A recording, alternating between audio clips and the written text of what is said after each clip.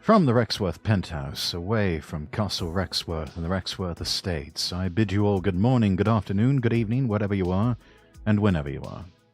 My name is Rexworth, Lord Rexworth, and I welcome you to our Thursday night stream. Going to do a bit of yapping about the news, because there's a lot to catch up on, and then we're going to be playing more Shenmue.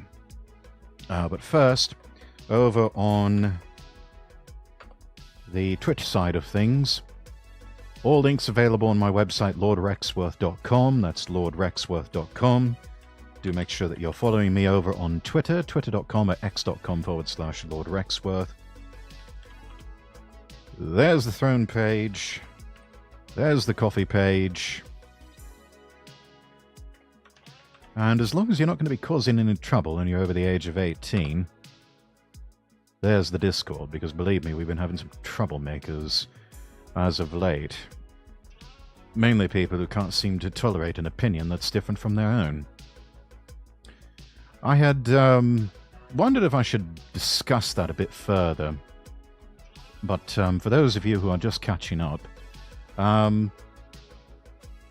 yeah, some things have happened behind the scenes and offline. I explained on Saturday, and even had to carry this over into Sunday, that no longer with a certain Vtuber group. And it was over certain creative differences of opinion, not only that, but yeah, effectively I got thrown under the bus because I publicly expressed an opinion that certain people took umbrage with. And it all started by just quoting a Bible verse. And what made the whole thing even more ironic was that the people who were so upset with me, they're not even Christian. I find that terribly ironic. And yet those very same people were trying to get me cancelled. I even had one person whom I no longer associate with go behind my back to a collab partner and go into their DMs and say, you shouldn't be collabing with Rex here because this is what he believes and this is somehow dangerous. To which they told that person to kindly fuck off. And rightfully so. And I'm extremely grateful for that. Other talents, people that I regard as streamers and content creators of integrity, observed the situation within my group and were quite disgusted with what was going on. And so those people who I regard as far bigger streamers than even myself said, yeah, Rex got done dirty here, so we're leaving. I just learned the other day that my now former Vtuber group is effectively closing its doors. So I guess somewhere along the line they realized that they really boobed up on this one, and irreparably so. They're sort of rebranding themselves, I think, as some sort of community hub or something like that. I don't really know. All I know is that they're closing their doors. So that did not last very long. In the meantime, I have moved on, and I am soldiering on and doing what I've been doing. Nothing has changed, except I'm now fully independent. I should say that we're now partnered up with Stack Up here on this channel. We're going to be raising money for Stack Up, which, if you'd like to know more information, scan that QR code on your screen, or we've got a link over on the Twitch side. Actually, I put this up on all of the chats for Twitch and for YouTube and for Twitch, YouTube, and Kick, which we're simulcasting across all three platforms tonight. So yeah, the current goal, starting off a bit small, $100, but I believe that's doable. So, whatever you can give, always appreciated. No pressure on anything like that. But it's a good cause. And you can learn more by clicking the link that's posted in chat or has been pinned to chat. Right. So, a little bit of good, a little bit of bad, and a little bit of life goes on, I guess. So, anyways, that's what's happening. That's what's happening in my world. Been another busy week in the day job, and glad we're getting closer to the weekend. Let's see. Why don't we do the thing that's been getting me into the most trouble, chat? Let's do the news.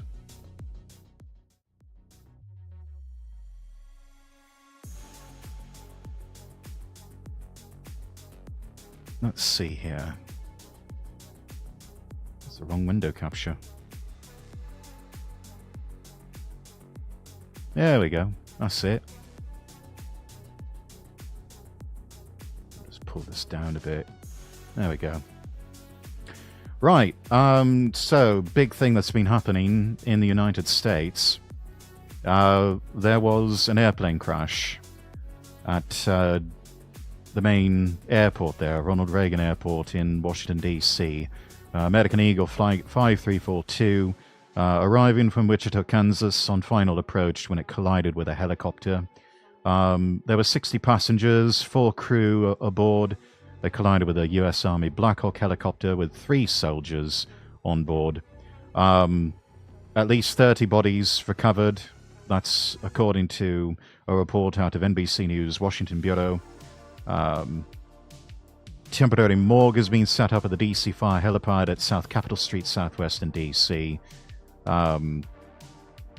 Unfortunately, and very sadly, no survivors on this one. It's really sad. Such a catastrophic accident, and it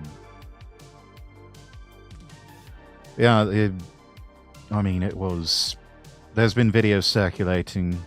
I think someone had a dash cam going, and they caught what happened in air, and it was just big ball of fire in the night sky. Now the information's coming out that the air traffic control tower at Reagan National was understaffed at the time of the mid-air collision between a commercial jet and a U.S. Army helicopter that killed 67 people. CNN cited an aviation insider who said one air traffic controller at Reagan Tower was working 2 different tower positions at the time. The source describes the setup, which had one person handling both local and helicopter traffic, as not uncommon. The Reagan National Control Tower is only 85% staffed, with 24 of 28 positions filled. Separately, the New York Times, citing a preliminary FAA report that also said Reagan Tower staffing was not normal during the time of the mid-air accident. President Trump addressed what was going on, calling out the FAA's DEI push, I believe either a year or 2 ago, to hire people with severe intellectual and psychiatric disabilities. Libs of TikTok tweeting about this, saying this is what Trump was referring to when he called out the FAA for their DEI hiring practices to hire people with severe psychiatric and intellectual disabilities. It's real. Can't make this stuff up. Current job listing for an air traffic controller on the FAA website open to people with disabilities, including psychiatric and intellectual delays. And Libs of TikTok asking the question, doesn't it make you feel safe knowing your air traffic controller can have an intellectual disability or have a seizure while directing your flight? The DEI will get people killed. DC Fire Chief John Donnelly confirming at a press conference that there were no survivors aboard the American Eagle flight.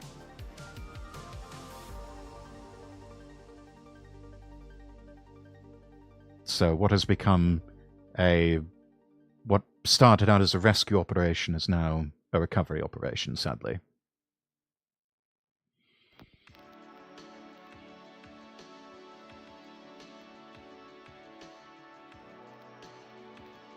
More on the president's comments at a White House press conference. He said, "I put safety first.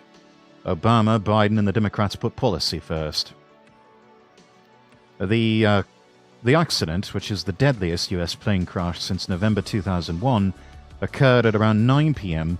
on January 29th. President Trump accused former President Biden of weakening hiring standards for air traffic controllers, alleging the Transportation Department, led by former Secretary Pete Buttigieg, prioritized hiring controllers with severe disabilities. He alleged they put a big push to put diversity into the FAA program. He also said the FAA is actively recruiting workers who suffer severe intellectual disabilities, psychiatric problems, and other mental and physical conditions under a diversity and inclusion hiring initiative spelled out on the agency's website.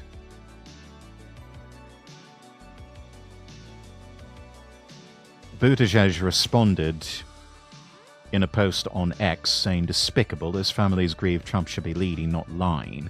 But where's the lie, Pete? Where's the lie? And it doesn't appear that you're putting safety first. And looks like the fruit of your policy is that close calls have not driven down, air traffic control has not grown, and yeah, now we've got this commercial airline crash. One of the worst in over 20 years.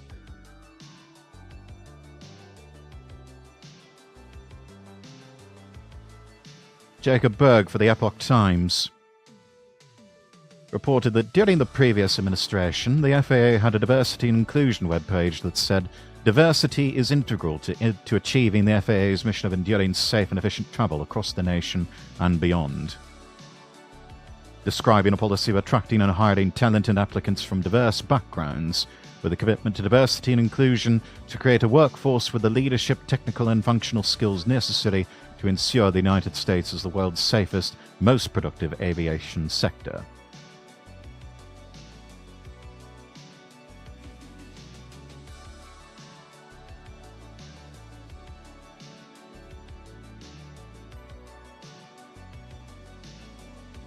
President Trump later said it might not have been the fault of air traffic controllers or the FAA's hiring practices. We don't know that necessarily.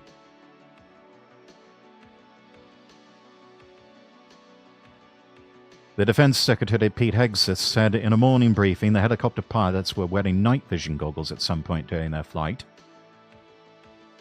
And the president said night vision could have affected the pilot's view of the incoming American Airlines jet.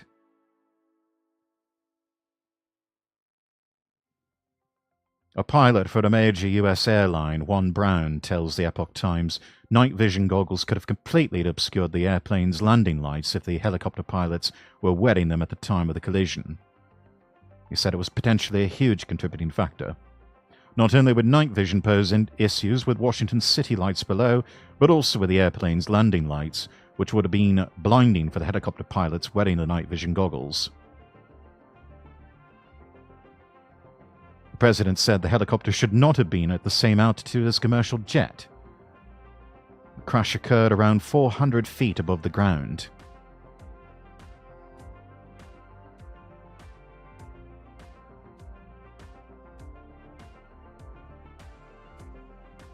The Transportation Department and FAA did not respond to requests for comments on whether the military helicopter was operating within the authorized altitude. The Pentagon referred that question back to the FAA. National Transportation Safety Board has yet to release any official causes for the accident.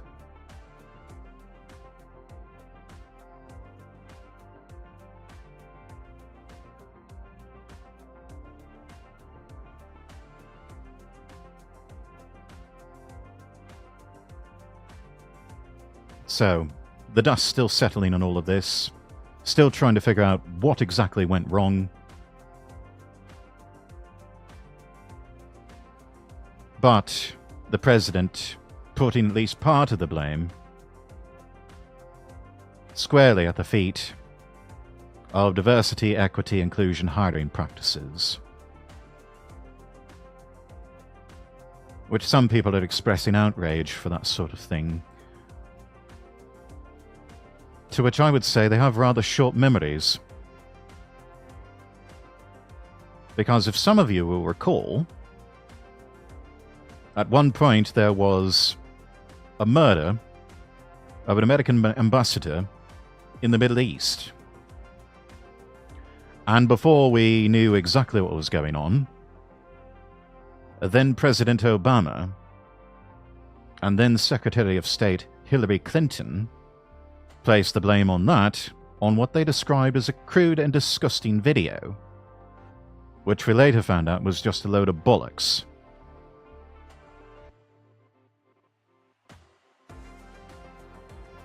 And that it had nothing to do with a video that was posted on YouTube. One of the things that I believe led to nearly a decade of censorship, silencing and oppression of certain dissenting and even dissident voices on the internet and on major platforms.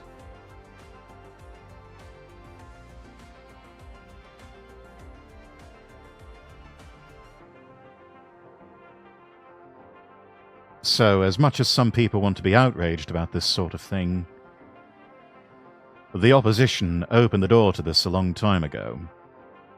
And as I have said, in politics, turnabout is fair play. And let's just be real, the opposition would be doing exactly the same thing if the roles were reversed.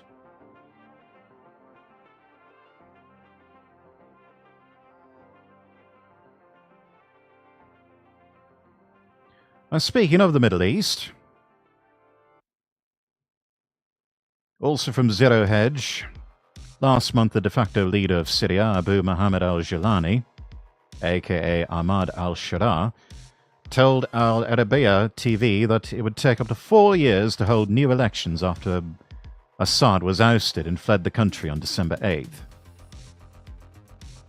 This obviously undemocratic pronouncement met with silence among Western leaders who had long supported the anti-Assad revolution and regime change efforts.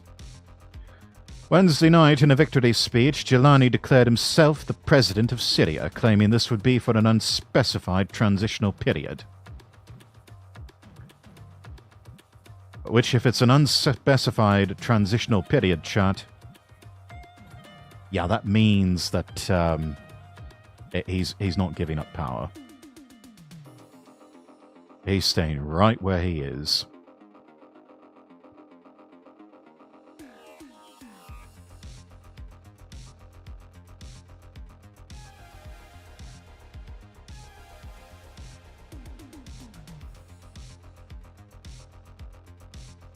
A statement from his office said he'll form a temporary legislative council for the transitional phase, which will carry out its duties until the permanent constitution is enacted and put into effect. Of course, that's assuming that they ever do. The statement further confirmed the cancellation of Syria's 2012 constitution and the dissolution of the former government's parliament, the army, as well as security agencies. All armed factions which previously fought Assad in the Syrian army have been declared dissolved and will be integrated into state institutions. Western mainstream media spent years whitewashing the hardline Islamist-led regime change war, as was also backed by US intelligence, NATO allies, and the Gulf states. Al-Qaeda-linked militants were presented all along as somehow being enlightened Jeffersonian Democrats. And yet even CNN is admitting that Jilani himself, Syria's new self-appointed president, is a foreign fighter with clear past links to ISIS.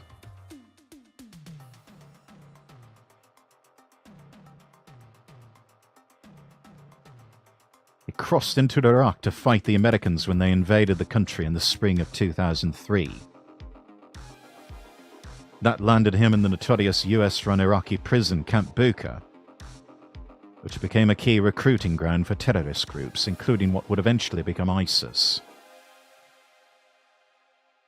After he was freed, he crossed back into Syria, started fighting against the Ba'athist Assad regime, doing so with the backing of Abu Bakr al-Baghdadi, who would later become the founder of ISIS. In Syria, he founded a militant group known as Jabhat al-Nusra, the Victory Front in English, which pledged allegiance to al-Qaeda, but in 2016 he broke away from the terror group, according to the US Center for Naval Analyses.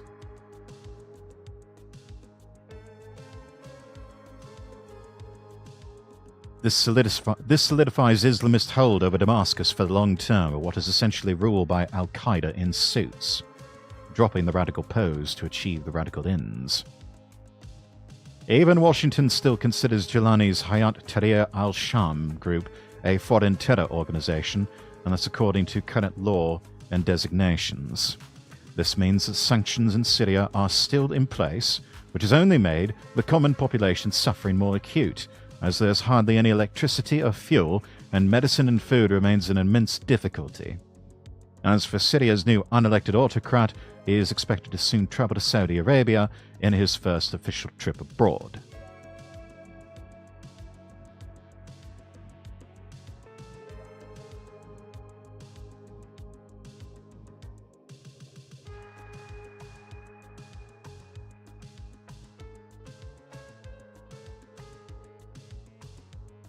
Tariffs are on the way. President Trump announcing today he'll decide whether to impose sweeping 25% tariffs on Canada and Mexico related to their failure to regulate the flow of fentanyl into the United States, and said his administration is in the process of formulating tariffs for China as well.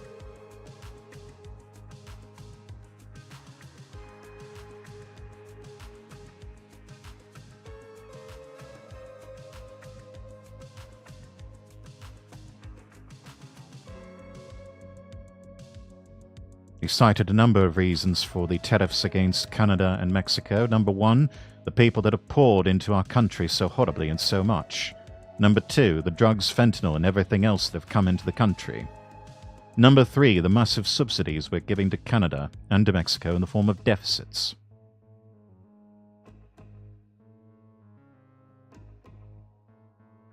Bloomberg reporting, Trump added the tariff levels may or may not rise with time. Trump reiterating the pledge while speaking with reporters Thursday in the Oval Office as he signed executive actions related to Wednesday's deadly airplane collision.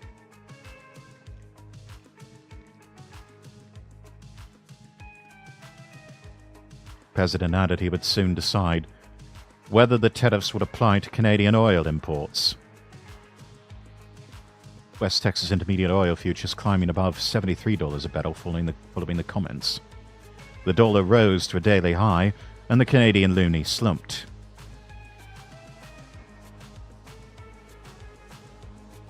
These tariffs should be taking effect on February the 1st.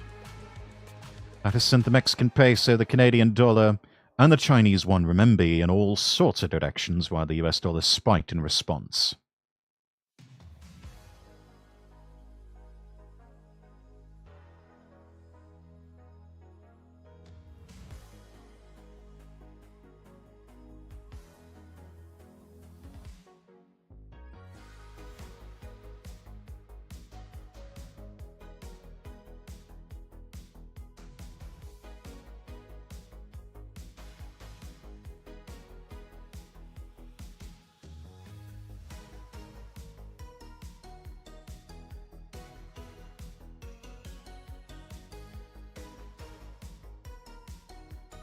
Something interesting over here from Zero Hedge.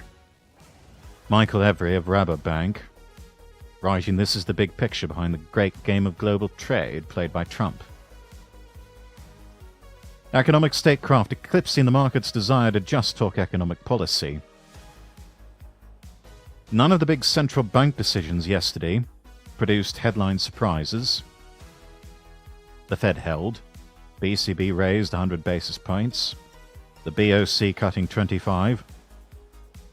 But statecraft was deeply entwined in what they said.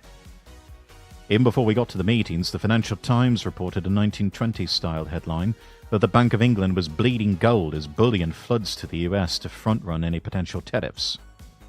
Gold bugs were pointed at Trump inflation risks and nod, but gold was running to the US and away from the UK, where Chancellor Reid tried to sell the markets on her go-go growth policies just months after what was seen by business as a slow budget.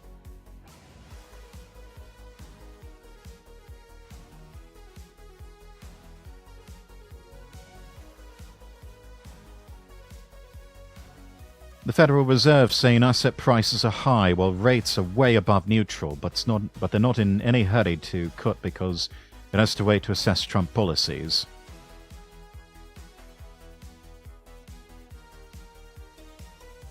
One analyst has now pushed back his latest, believes the Fed will push back their last presumed cut in this cycle to June.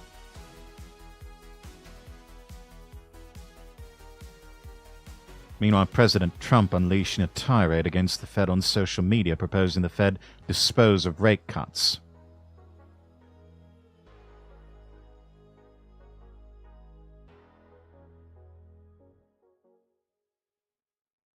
The White House would approve of Powell saying the Fed has no problem with US banks helping their customers with crypto and not being averse to innovation.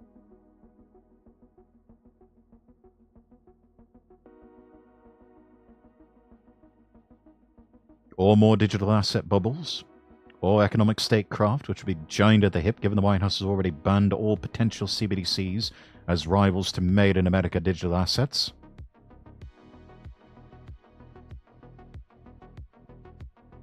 Fiscal policy-wise, we've seen huge planned tax cuts and spending cuts, which is good.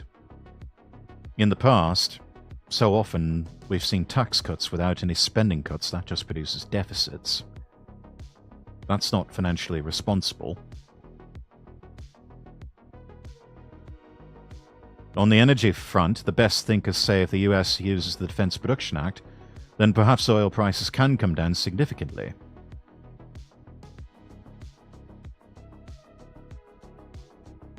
The Secretary of the Interior has just been added to the National Security Council because his remit covers mining and critical minerals. On trade, the Commerce Secretary, the nominee, Howard Lutnick, backs universal tariffs to return manufacturing to the US. But he said that Mexico and Canada can avoid 25% tariffs if they act quickly. In the Canadian case, they can do so by opening their protected domestic agricultural market to US farmers. And note that lower energy prices would moderate any inflationary impact from higher tariffs. On the labor front, President Trump will send up to 30,000 illegal immigrants to Guantanamo Bay, which should incentivize the end of what he sees as the national security problem of an open border. And note that firing lots of federal employees might fill some, if not all, of any gaps in the labor market that open up as a result of the immigration crackdown. On the Forex front, that policy mix would imply a much stronger dollar. But lower US inflation, and thus lower US interest rates, might moderate the impulse somewhat. But the dollar, and only the dollar, would be tied into a US Western crypto network to support its usage.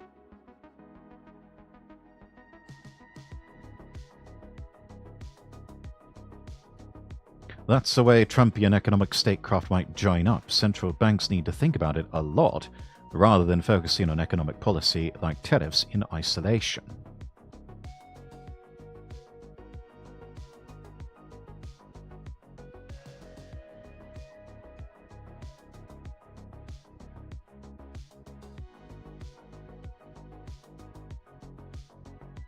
It's no secret that housing is unaffordable for a lot of people. Many people are worrying whether they'll even own a home someday.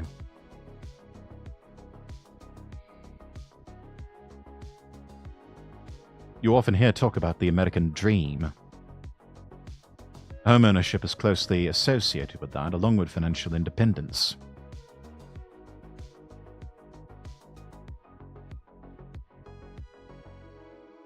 This graph here shows the median price of home sales exponentially outpacing real GDP per capita, not even taking into account that individual purchasing power trails far behind the real GDP.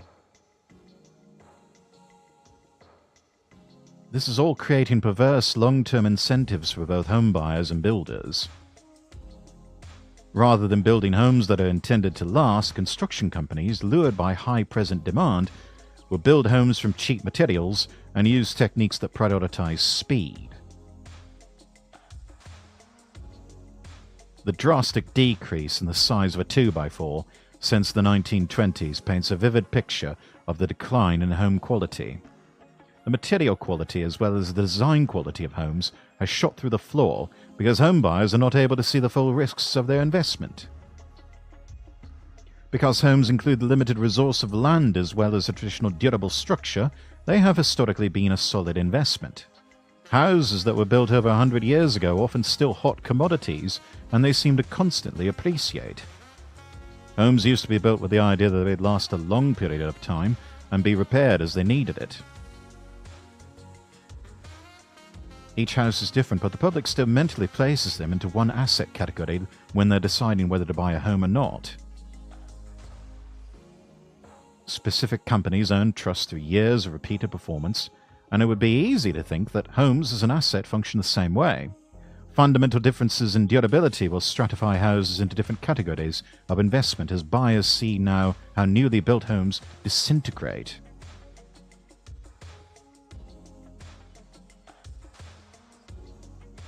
Many home builders in recent years have planned for their investment to peak shortly after they build it, counting on housing shortage and buyer indifference to keep home prices in general high. It's a good strategy for maximizing profit in the current market, but people will slowly start to become more critical of new builds as they see their young homes disintegrate. Literally, it's becoming, they don't build them like they used to. And it's just going to drive more people towards older structures, which in turn are just going to become more expensive.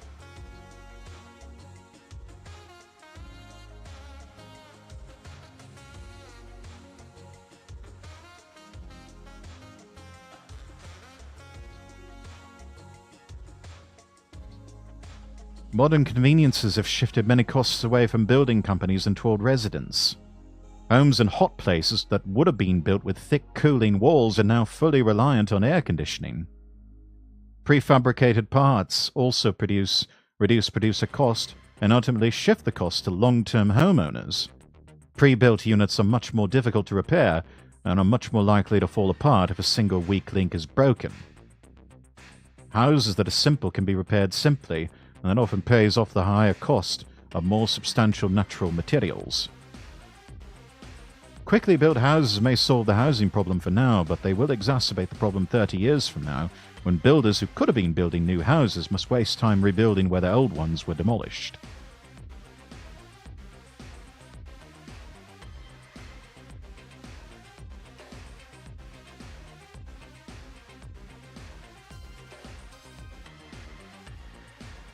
So even if they manage to bring down the cost of homes,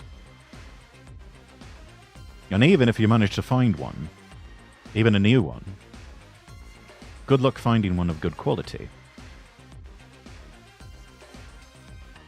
Your job on that front just became a lot harder.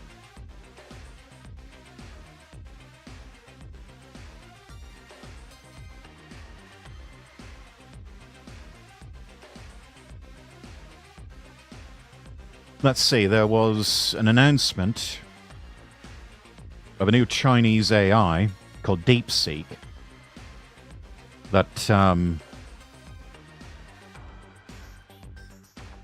does the job of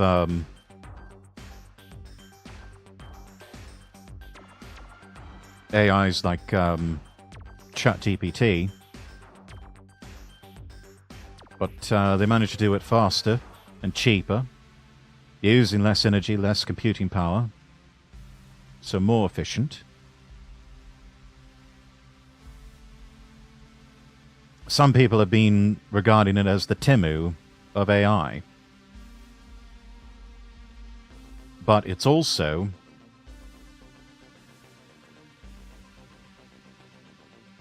been made at least partially or completely open source. So there's I think a white paper or something like that essentially gives the blueprint of how to build one yourself. So it can easily be reverse engineered and modified for whatever you want, basically.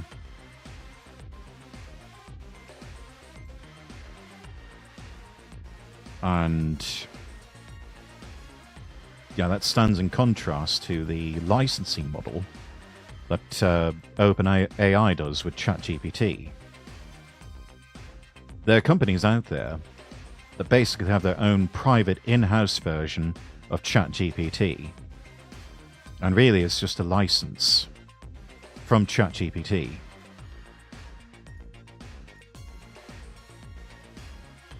So, ChatGPT going with the Apple model. Closed ecosystem. Limited controlled usage. And DeepSeek going the Google model. Making things open source, effectively.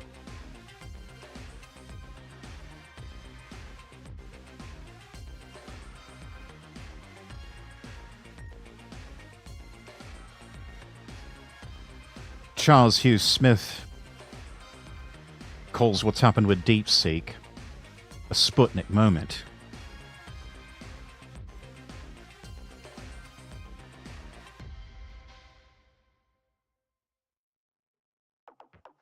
And some people wrote him on his Substack saying, "I've always had a hunch that there are simpler methods to achieve high-performing artificial intelligence. Of course, we should note that the chips that China did this on are vastly superior than anything prior to the year 2000, let's say.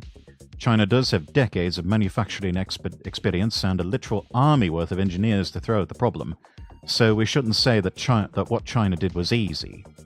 It was just easier than throwing a mountain of money at the problem, which is what Silicon Valley did, effectively. You can't fake scarcity that easily, and the Mag 7, as you call them, will continue to struggle, while the smaller teams, given freedom to try anything with their limited resources, will continue to find success. All that mountain of money might end up working, who knows for sure till that happens."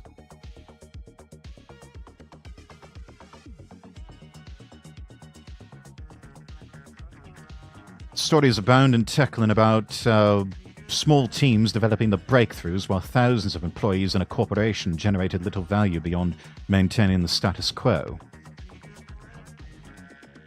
So each big tech has, for example, 175,000 employees. Presumably they're all smart, all dedicated, but a much smaller team just blew the 175k teams of the Mag 7 away. Steve Jobs famously kept the Macintosh team isolated from corporate Apple and exerted obsessive control over the development team. He knew better than to let corporate do the corporate thing to the team, which would be to ruin it.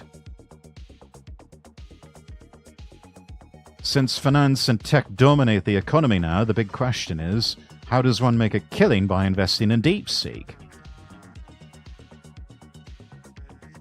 It's made a little more difficult because there's no owner of the software techniques DeepSeek has shared with the world. So what do the tech monopolies and behemoths do with their 175k teams now? They could try to replicate DeepSeek, but does that really require 175,000 employees? And since everyone else has access to the same concepts, techniques, and approaches, where's the scarcity value that generates revenues? Well, there isn't any. And it all leads to the sobering conclusion that there's little justification for these huge headcounts going forward. Someone else writing, "I'd appreciate correction if I'm wrong. I believe I've read that the DeepSeek models are strongest on maths and physics. In fact, aren't LLM, that's large language models, and image-generating AI playing in a universe that is immensely less specific than math and physics, and thus really just playing with words and images without any real insights?"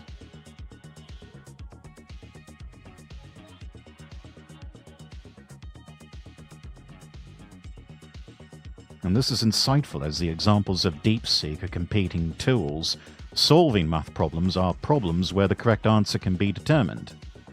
The answer to the question, we're using a lot of air quotes here, such as write an essay on Charles Darwin for a class assignment, doesn't really have an equivalent correct answer. The AI bot can hallucinate a response that might pass muster if the hallucination is not too wild.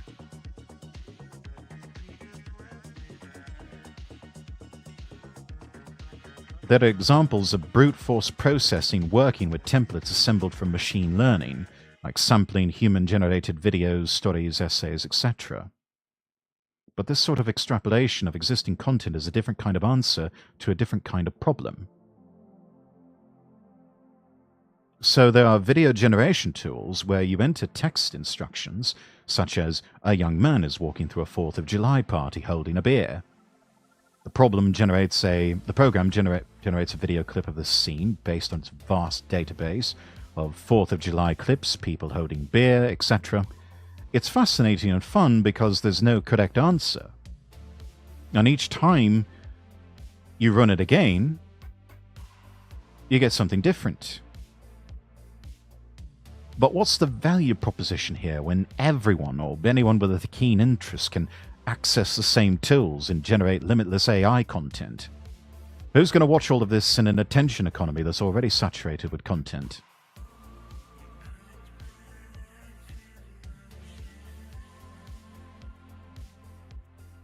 These structures may well be superior ways to solve problems that have testable correct answers. There's this key concept in high-end machine learning that's estimating the accuracy of an answer, the probabilities of various potential solutions being correct.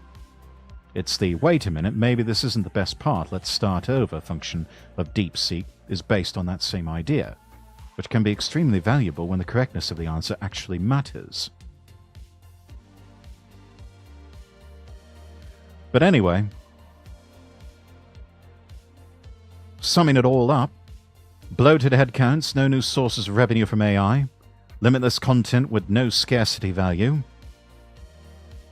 This, apparently, is the state of affairs for DeepSeek disruption.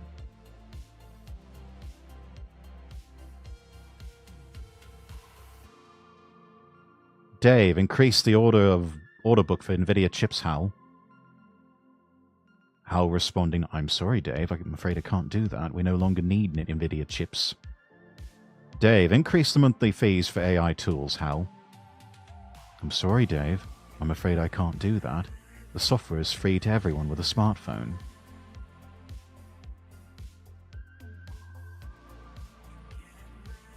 As disruptive as that is, it's a good thing. And honestly, it's where things would be headed anyway, just accelerated.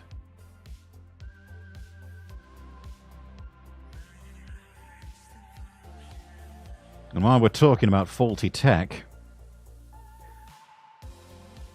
in the American state of Maine, they've got school buses that are all electric.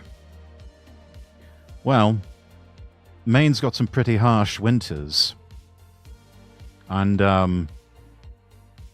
it would appear that the electric school buses have gone wrong. The top producer of all electric school buses is now bankrupted and is facing multiple school districts where its green, so-called buses have broken down. The Yarmouth School District in Portland, Maine told CBS 13 News its 2 Lion electric buses are severely underperforming, about 1.5 years into service. The district superintendent said, we're trying to work with Lion to have these buses replaced or to receive compensation for these buses, but really we're not making much progress at this point in time. The move to switch out the buses could be a costly one. I mean, I can imagine it's already been costly just to buy the bloody things. He said, we run them for a day or so, then we get error messages about engine failures or battery failures. One has to wonder if they didn't do that on purpose, just to get more money out of these school districts. It's almost like the ice cream machines at McDonald's.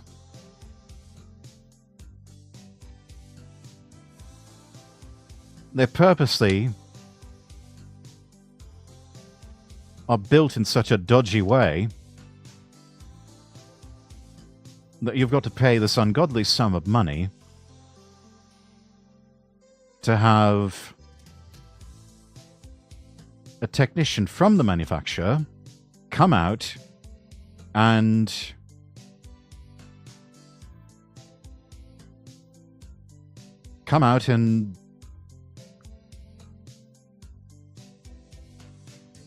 fix it for you. Now I have to wonder if that was what was going on here.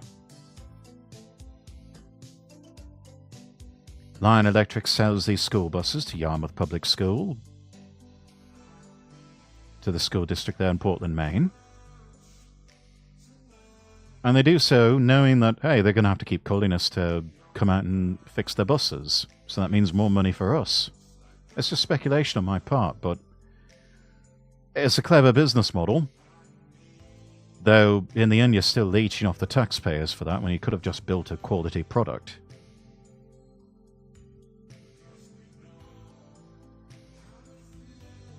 The all-electric school bus is purchased through the EPA Clean School Bus program under the Biden-Harris regime. Yet another brilliant way to destroy taxpayer money. Local media noting Yarmouth Schools is one of 6 districts facing significant troubles with Lion Electric school buses. They were awarded $38 million by the EPA Clean School Bus program to produce 97 electric school buses and charging infrastructure. And it's not immediately known how many of these buses are operating nationwide.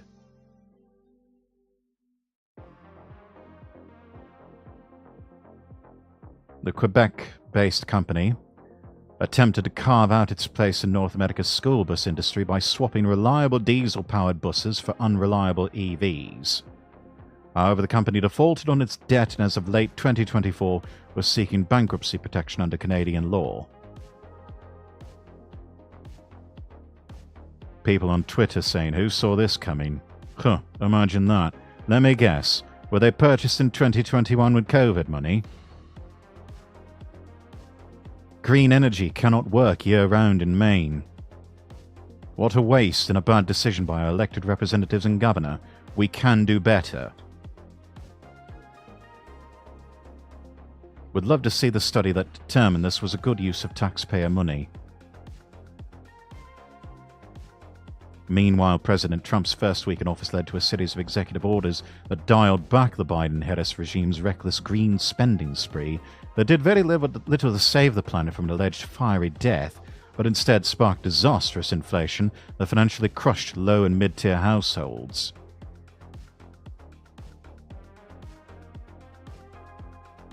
And thus it appears the climate grift is coming to an end.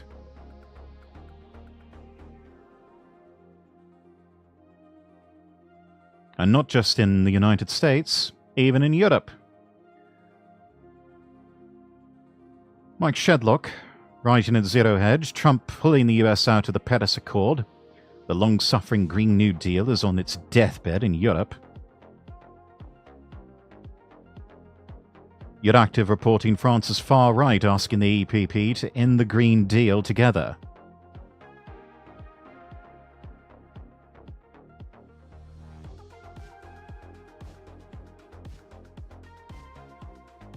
French far-right leader Jordan Bardella is sensing an opening for the right-wing coalition to tear down the European Green Deal.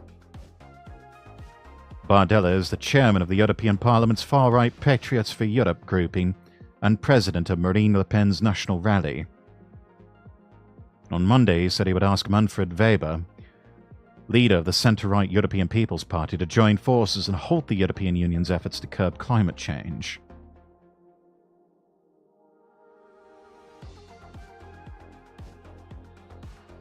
Bardella's comments come after several leading EPP figures, as well as France's centrist government, demanded revisions or outright repeals of core Green Deal legislation last week.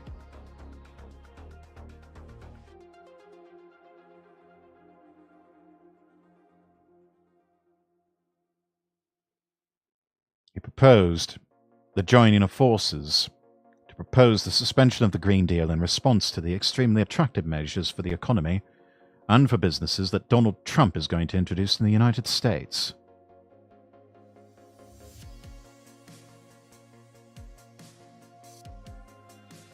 France pushing to delay EU rules requiring companies to report on their environmental footprint and exposure to climate risk, and to check that their suppliers comply with environmental and forced labour rules.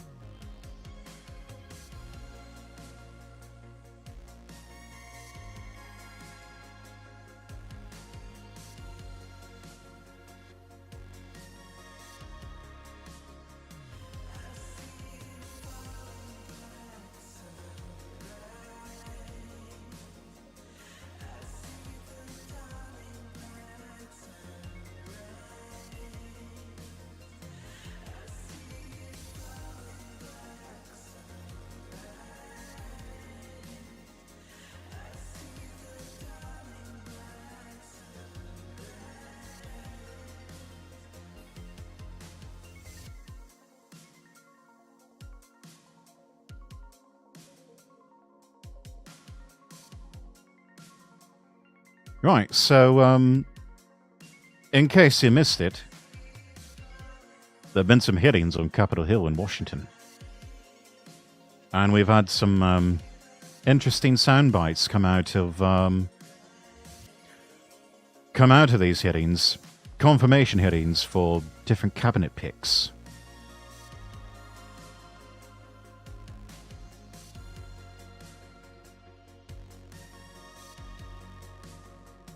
Bernie Bros, you're not going to like this one. RFK Jr., nominee to be Secretary of Health and Human Services.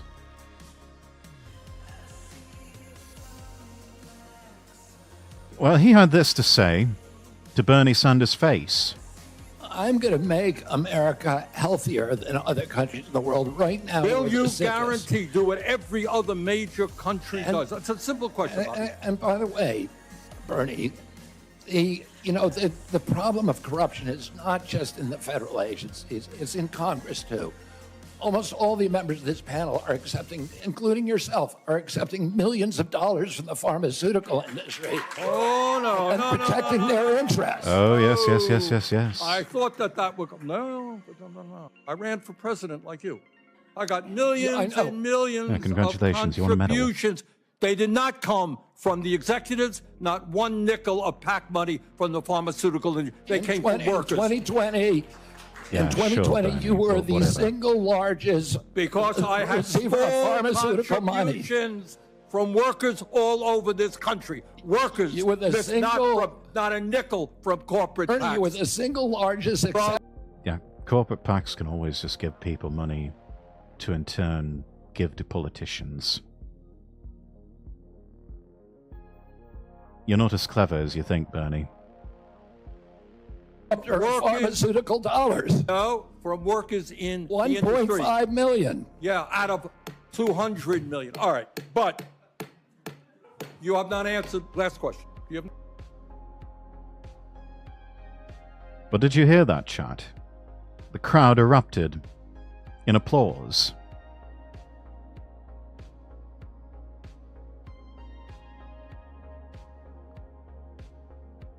Rip Bozo, trying to backpedal so hard, Lamau.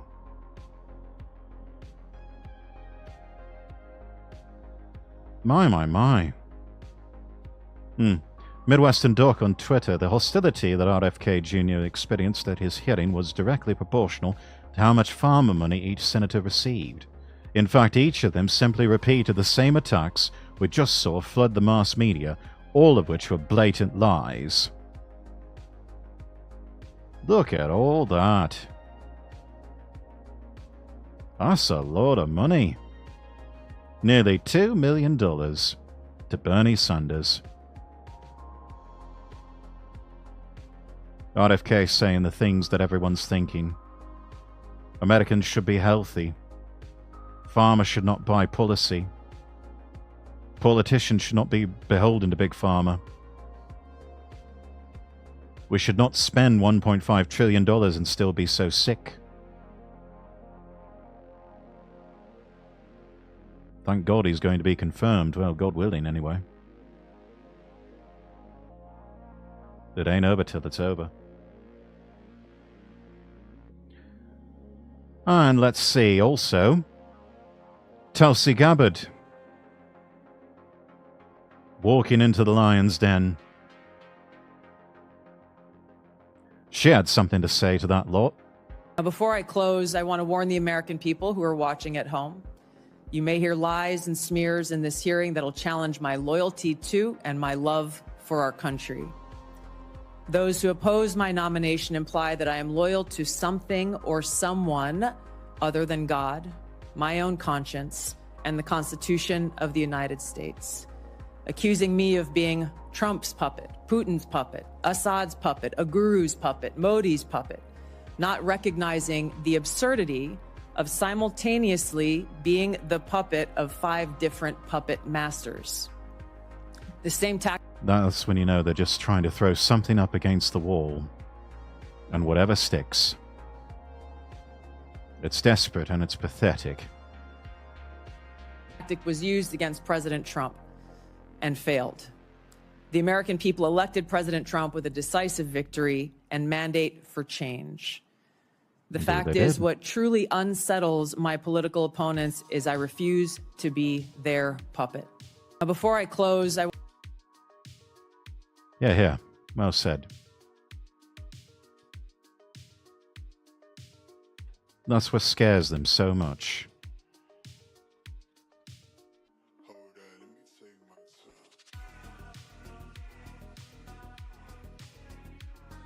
I can relate. I refuse to back down from any of this.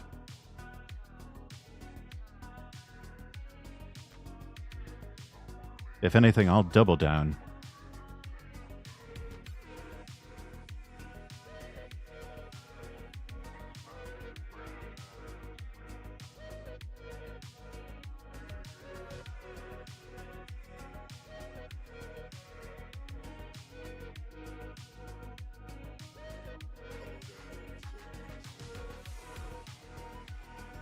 If you're so bothered by what it is I have to say,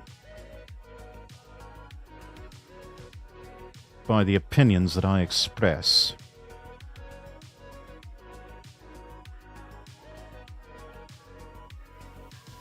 and by the content that I create, maybe that's a you problem.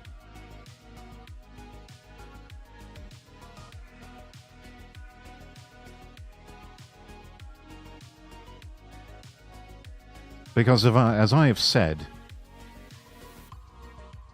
the free expression of speech and ideas is a universally recognized human right. You don't have to agree with anything I say. No one's requiring you to listen or consume my content. You've got choices.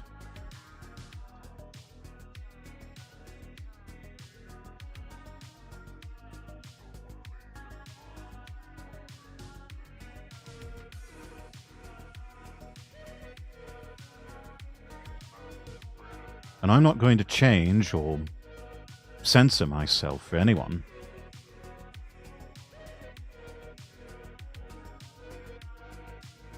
I've had people effectively tell me to do just that.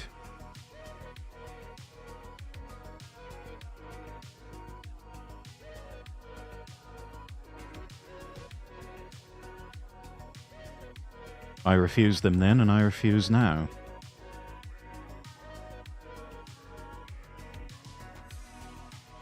Because I believe I'm on the right path. I'm leaning into my strengths.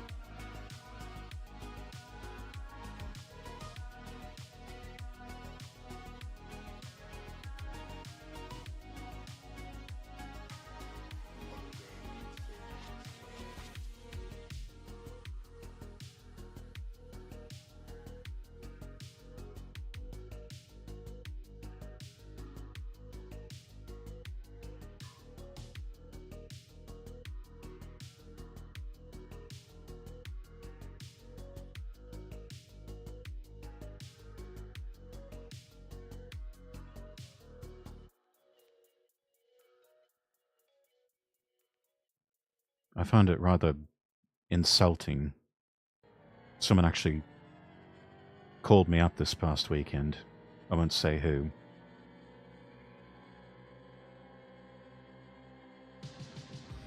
And told me that because of their lived experience, somehow that invalidates my personal beliefs. And then also said something just equally patronizing and insulting. And that is that opinions are like arseholes, everyone's got one. Which I think is an expression these days that's started out. Karma Addicted, thank you so much for the follow. Well, hello, good gear early morning. How you doing, sir? Doing all right, all things considered. Hope you're doing well. But yeah, the phrase opinions are like arseholes, everyone's got one, I think has degenerated from a rather crude way of saying everybody's got an opinion on something to basically just a sort of sideways way of saying your opinion really doesn't matter. It's sort of a way of insulting you, but giving the insulter some plausible deniability.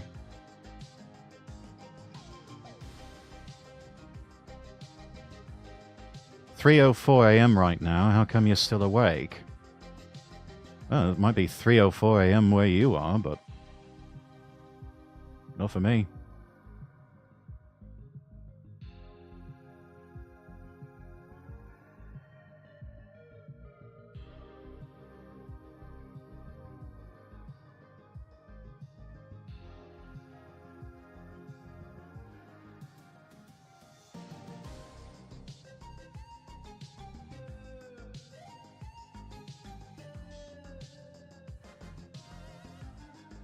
Should be 2:05 a.m. with you, sir. Should be, but it's not.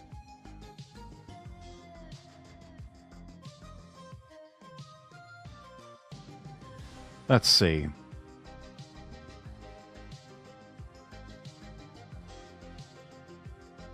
Thought I was in Britain. No?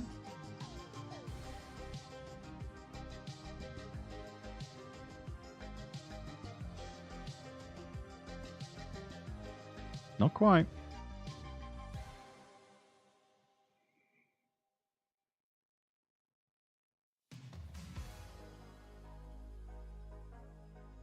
Let's see, then there's this little 17-second clip of madness from a Senator Hassan. Because sometimes science is wrong. We make progress. We build on the work, and we become more successful. And when you continue to sow doubt about settled science, it makes it impossible for us to move forward. Because sometimes... Wow, talk about talking out of both sides of your mouth.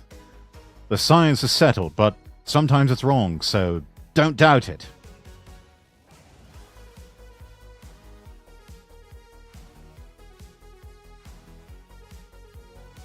Senator, are you quite all right? Perhaps you should have some warm milk and have a lie down. You don't sound well.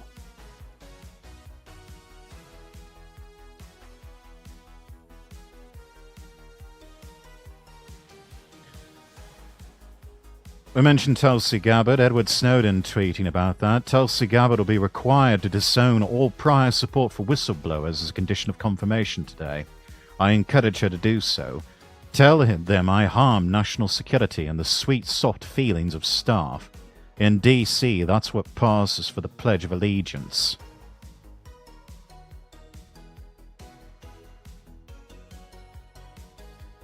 Then photo here, US court mass surveillance program exposed by Snowden was illegal.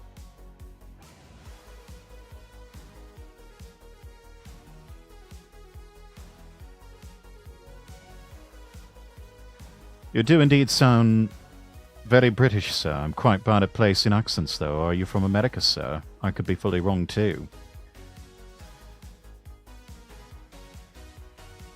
Well, currently living in exile in America.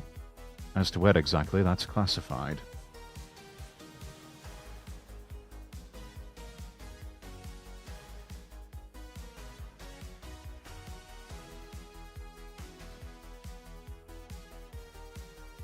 Let's see.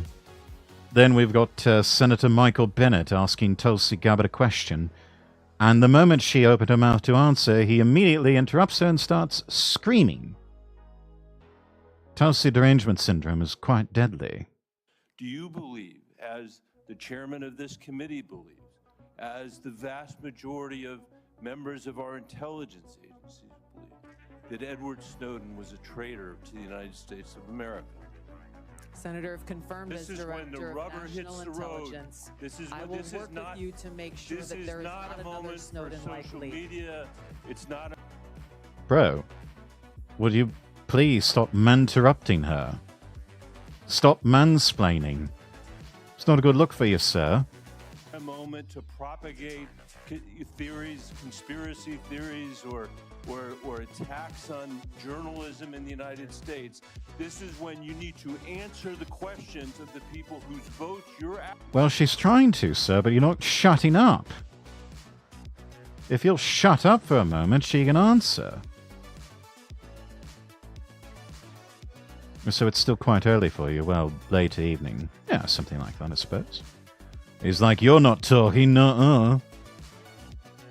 Asking for to be confirmed as the chief intelligence officer of this nation. As my colleague said, this is not about you. It's about the people that serve the No, it's not about her, but clearly you want to make it all about yourself. Agencies of the United States. Is Edward Snowden a traitor to the United States of America? That is not a hard question to answer. She's just smiling. Patience of Job with this woman. And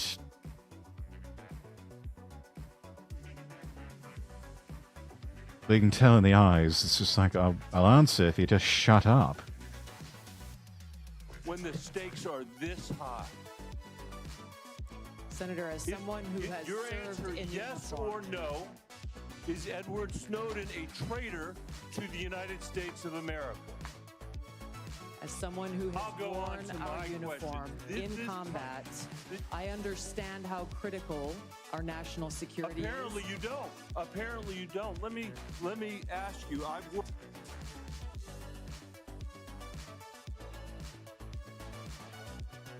Like passive aggression, stay calm. I hate those kind of people not letting you speak. Do you believe? Reminds me of my teachers back in school. Yeah. Yes, he's this manlet version of a middle-aged manlet version of like a shrieking harpy.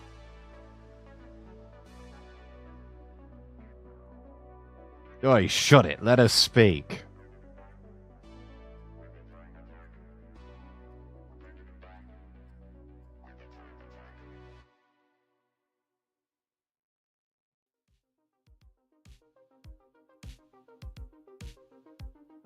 Juanita Broderick tweeting they are buffoons. Tulsi derangement syndrome of their brains. Embarrassed that this geek is my senator.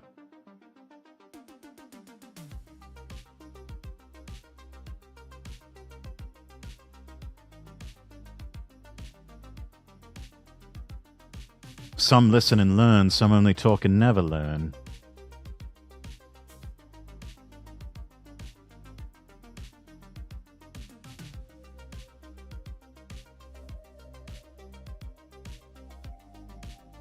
He's the version of my old German female teacher back then. You try to explain, you can't even go mid-sentence before you get cut off. Yeah, someone like that. They're not interested in what you have to say.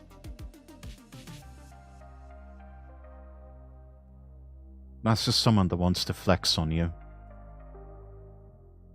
Show off how much smarter they are. How much cleverer they are.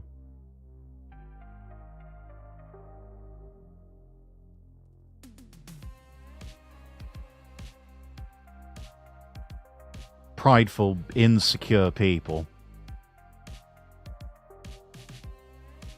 Even worse so, because that's a teacher doing that with children. So in a way, it's kind of punching down. But then again, weak and insecure people tend to do that sort of thing.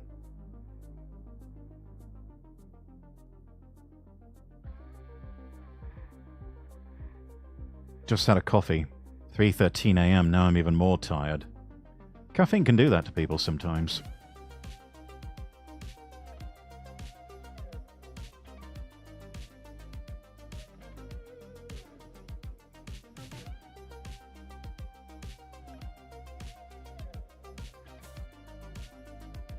Oh. Do need to get this in here. There's a gentleman, part of the Anglican Church, or he was. His name is Calvin Robinson, Father Calvin Robinson. He gave a speech not too long ago.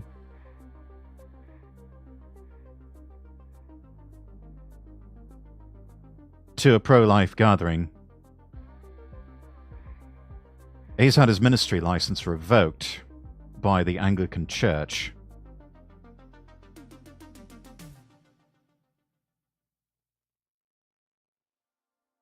Said of his last stand for the West, last stand for Christendom. The whole of the old world is crumbling. Every European country is embracing death. America the only one fighting for life. And then he did that. Yeah. Won't show the whole thing. And for that little joke,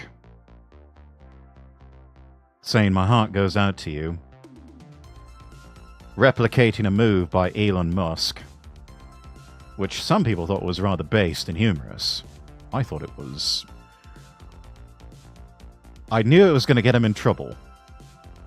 I saw it and I'm just like, oh, Calvin, it's like, I see what you're trying to do, but, oh.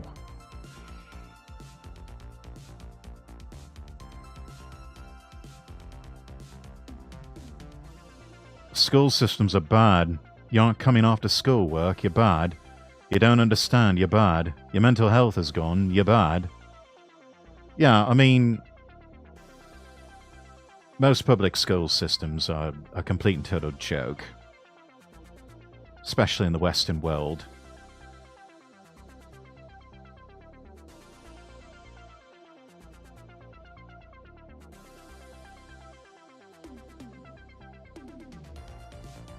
Which, I mean, is it any wonder then, like, in America that we saw the growth of homeschooling?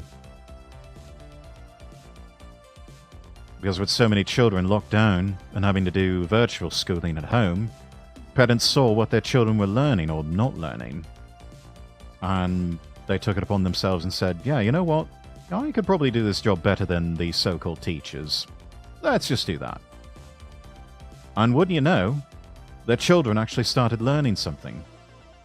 And families started growing closer together because mother and father were teaching their children. And in the process,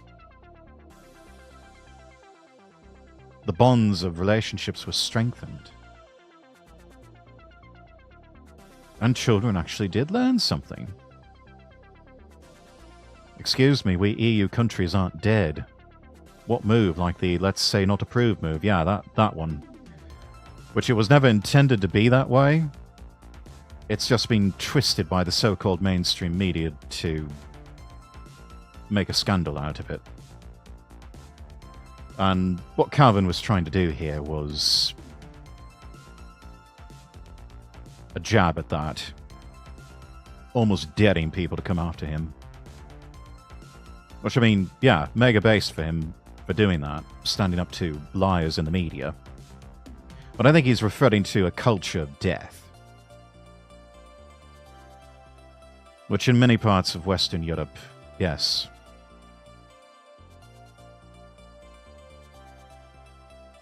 We can safely say that has permeated the environment there.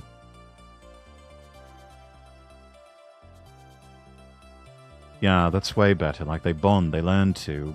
What else do you want? Exactly. I mean, that's what any good parent would want for their children.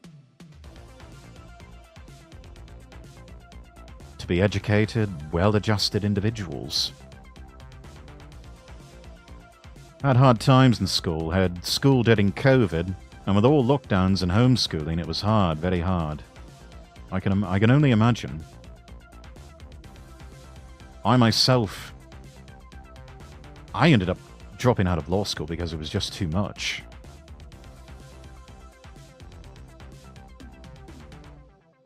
It was such a stifling, oppressive, chilling atmosphere.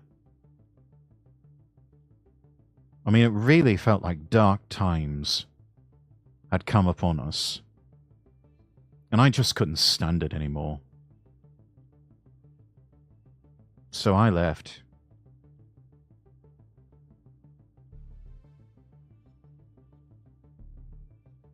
Don't get me started on school during COVID, man. I hated it. Jedi, welcome in. Good to see you. How you doing?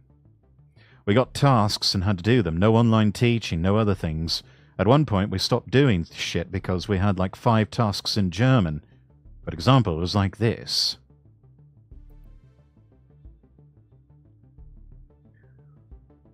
While you outline that, Karma.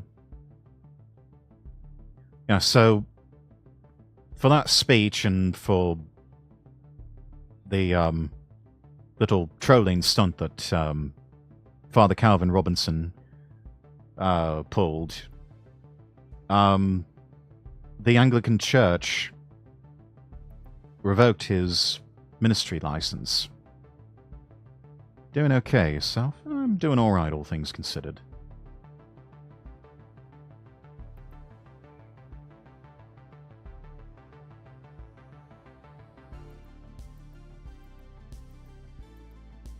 Father Robertson responding on Twitter saying, for the record, in case it needs saying, not a sympathizer with the Austrian painter. Gave a talk at a pro-life event that seemed to go down well. Pleased to have contributed to what I believe to be the most important of causes. The enemy hates that, of course, and the attacks have been plentiful. That's fine and to be expected. The joke at the end was a mockery of the hysterical liberals who called Elon Musk an Austrian painter sympathizer, for quite clearly showing the audience his heart was with them. Context is key. Sometimes people ignore context to confirm their own prejudices. People see what they want to see. My attempt at dry wit in that typical British way, Father Robinson is British, by the way, was not a joke at the expense of World War II, nor an admission of my membership in the party of the Austrian painter. That would be an incredibly ignorant and bad faith assumption to make. The responses are very telling, though. The people who understand and cheer, those who have eyes to see, the people who do not want to understand, they reach for their pitchforks. They found a new channel for their hatred. They remain in my prayers. May the Lord soften their hearts. Amen. Do not let the liberals distract from the real issue, the matter at hand, that we are allowing and enabling infanticide, and it must stop. Whether a silly old cleric like me makes a poor joke is irrelevant. Do not be swayed and distracted by the enemy worshipping and whispering in your ears. Focus on the light. All human life is sacred. Imago Dei. I will take the consequences as they come. Those of us in the pro-life camp adorn the full armor of God. You can consider my joke crass, but I ask you to consider if your responses have been proportionate. Now, I dare say no, they haven't been.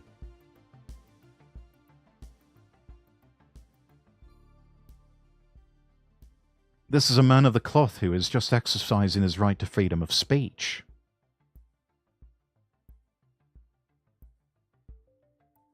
And admittedly, yes, his sense of humor has been a bit edgy as of late. But,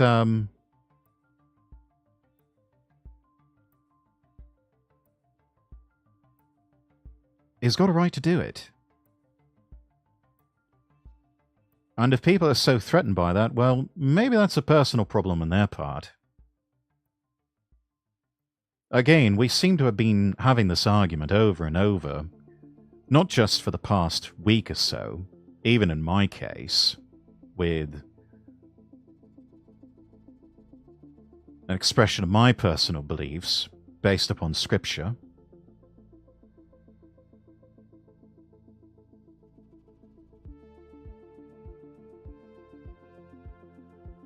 But it's happening to Father Robinson. It's been happening to a lot of people for a long time. And it really just needs to stop.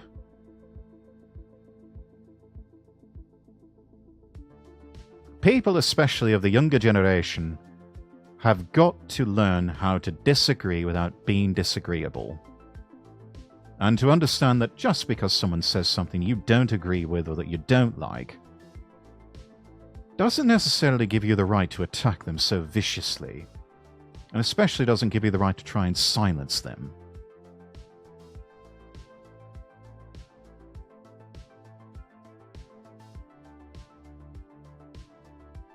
German, book page 50 to 150, textbook page 25 to 65. Good God, that's a lot of pages.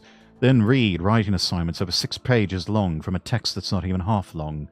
Math and English lessons, like, yeah, 2 small tasks is enough. This every single week. German teacher said that's what we usually do in 1 week. Me and my class, Mum, we barely manage 3 pages a week. Yeah. That's that old boomer mentality of, oh, well, you're at home, so clearly you're not doing anything, so we're going to punish you for working from home. Never understood it. In the end, our task got grades. Most of my class, including me, did fail in German because we didn't do it.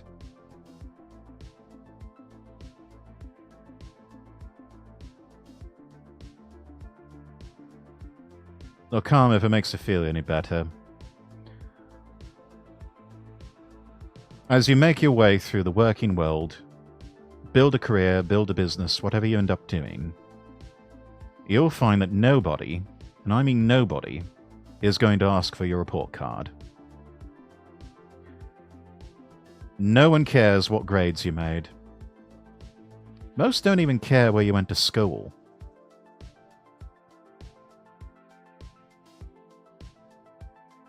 Like, most people don't care where you went to university.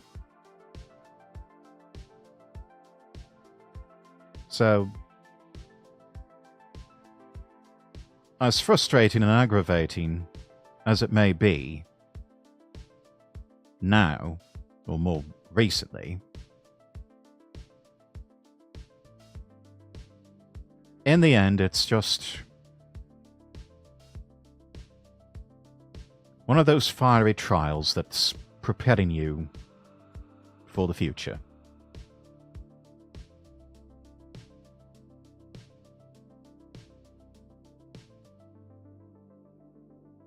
Optimus Prime said it best. I only believe it applies to those who are law-abiding. Freedom is the right for all sentient beings. True. True and real. I do work already. And it's true, they didn't care. They don't care what grades I have. All they cared about is if you're good mentally and healthy, so yeah. Well, not every place is going to care about your mental and physical health. Believe me, I've worked for plenty of places that they could care less if you drop dead one day.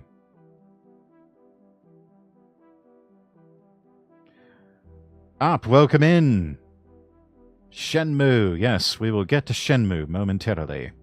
Speaking of work, might end up getting sick because I had a bad stomach virus. Oh dear. Something you ate, Jedi.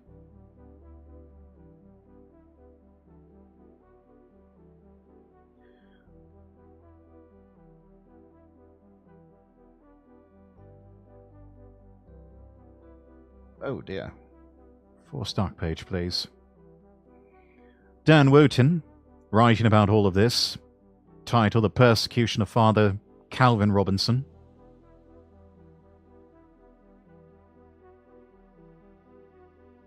Like Jesus Christ himself, the persecution of Father Calvin Robinson for being a man of God is unrelenting. with even his own church now expelling him for a joke mocking the left's insane reaction to Elon Musk's heart salute. Now, I'll take you through this ludicrous response to what was very obviously a joke, which received a rapturous response at the pro-life conference in just a moment. But before that, I must say that this egregious mistreatment of Calvin is personal to me. He is the most loyal man you could wish to be your friend. Remember, he lost his show at GB News for supporting me. A very comfortable salary gone because, unlike most of my former colleagues, he was not prepared to stay silent when he saw a great injustice and so-called mainstream media beat up in action, so I won't stay silent now. I also note it's very telling there appears to be far more outrage over Father Calvin's salute gag, albeit one many would consider in bad taste, than today's resignation of the Bishop of Liverpool over sexual assault claims. That should tell you something about the state of our society. Yes, this is what he's referring to, chat. Handling safeguarding terribly. Reverend blasts church after resignation of bishop over sexual misconduct allegations.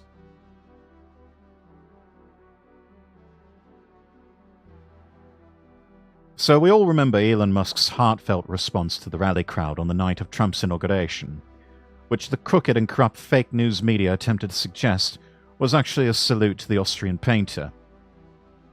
To end his speech, Father Calvin was making a very obvious reference to the mainstream media, so-called, over their overreaction to that. We've already seen a clip of that. It's clearly cheeky, right? And within context. Now, if you want to suggest no one should ever make a joke involving a salute to the Austrian Painters Party whatsoever, that's a fair argument. But to lose your religious role, a calling for life over it, that is insane. And yet that is exactly what's happened. Just after Father Calvin had finished recording yesterday's episode of Outspoken, and I'm not cancelling him from that, you won't be surprised to learn, a statement from the Anglican Catholic Church dropped online. It read, quote, "At approximately 3 p.m. today, members of the College of Bishops of the ACC were made aware of a post made on X showing the end of a speech made by Calvin Robinson at the National Pro-Life Summit in Washington, D.C. In it, he closed his comments with a gesture that many have interpreted as a pro-Austrian Painter Party salute. While we cannot say what was in Mr. Robinson's heart when he did this, his action appears to have been an attempt to curry favour with certain elements of the American political right by provoking its opposition." Gasp. Oh dear, we can't have that now, can we? Mr. Robinson had been warned that online trolling and other such actions, whether in service of the left or right, are incompatible with the priestly vocation, and was told to desist. Was he? Was he really? I wonder. Clearly he has not, and as such his license in this church has been revoked. He's no longer serving as a priest in the ACC.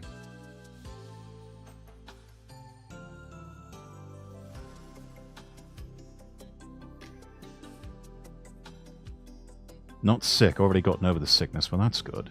Glad you're on the mend. Liverpool? What's going on? I think a lot of people would like to know the answer to that question, Karma. It's Walmart. They wouldn't care if I only had half a body as long as I came and worked. True. True and real.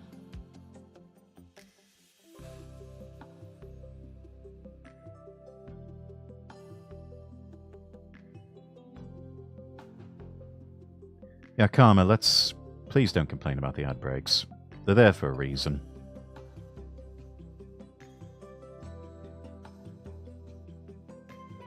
The response has been one of fury from good people, many of us who had gathered in a London church to see Calvin's pride on the day of his ordination. Alison Pearson writing, "Calvin Robinson is a deeply good and holy man. He loves his job as priest at Grand Rapids, Michigan. He would never give a salute to the Austrian Painter Party. Upset to hear the Anglican Catholic Church has cancelled his license. Pray they reconsider." His close friend and Fox and Father co-host Lawrence Fox was equally outraged. Made this video. The left, ironically the very anti-Semitic left, have seized upon as a gesture of some sort of support or sympathy with the right or some sort of Nazi group. Very obviously a joke to anyone who even has a modicum of good faith thinking. And I just want to say to the bishops that, did you consult your congregation? Did they know what Calvin was doing? Because it's pretty obvious to literally anyone with a brain before you take this bad faith action against a truly, genuinely wonderful and honourable man. I don't want to say anything that will prejudice whatever moves forward from him, but we cannot live in this world of cancel culture, and Calvin has been cancelled more than anyone I ever know, and has shown courage in amounts that no one I've ever known has shown. So please, if you are listening, Anglican Catholic Church, the Lord is merciful, and whether you think it's a joke in poor taste or not, that's fine, but please don't take the worst possible bad faith interpretation of what was quite clearly a piece of mockery and ridicule of the way that Elon Musk originally said. It's a direct copy of what Elon Musk did, and therefore it would seem really unwise to pander to the very anti-Semites who can't bear Jews. Got a task for you, if I may. Yeah, Karma, I don't want to dox anyone, so I'm not going to play that game with you. I take that sort of thing very seriously. I wouldn't want anyone to do it to me. But I have a good idea. Professor Norman Fenton posted in a response, I have disagreements with Calvin on some issues, but what Lawrence says here is spot on. Bad enough Elon Musk was wrongly accused of being a sympathizer with the Austrian painter for his gesture. Cancelling Calvin for jokingly mimicking it is beyond ludicrous. P.S. My dad was a Holocaust survivor. And it's worth remembering why Father Calvin was cancelled by the establishment.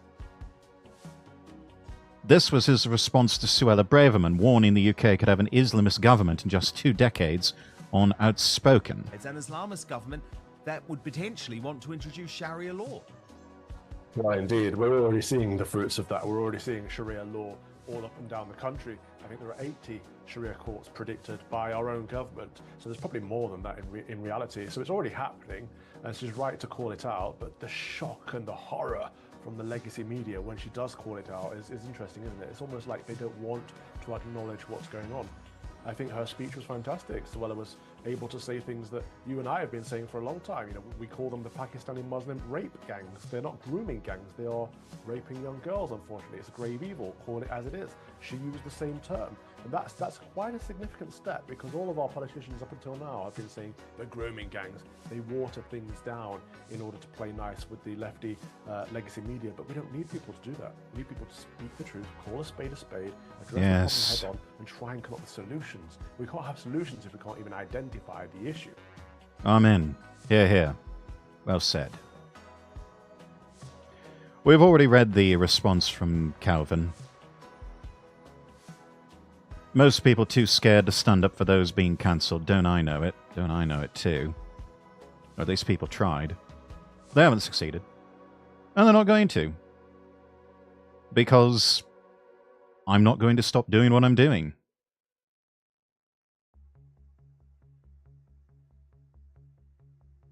I part ways with my group that had the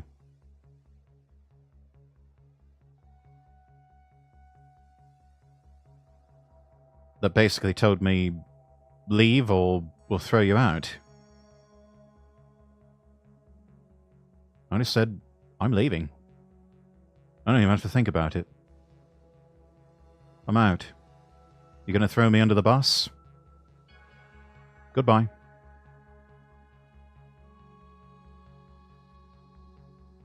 And then come to find out,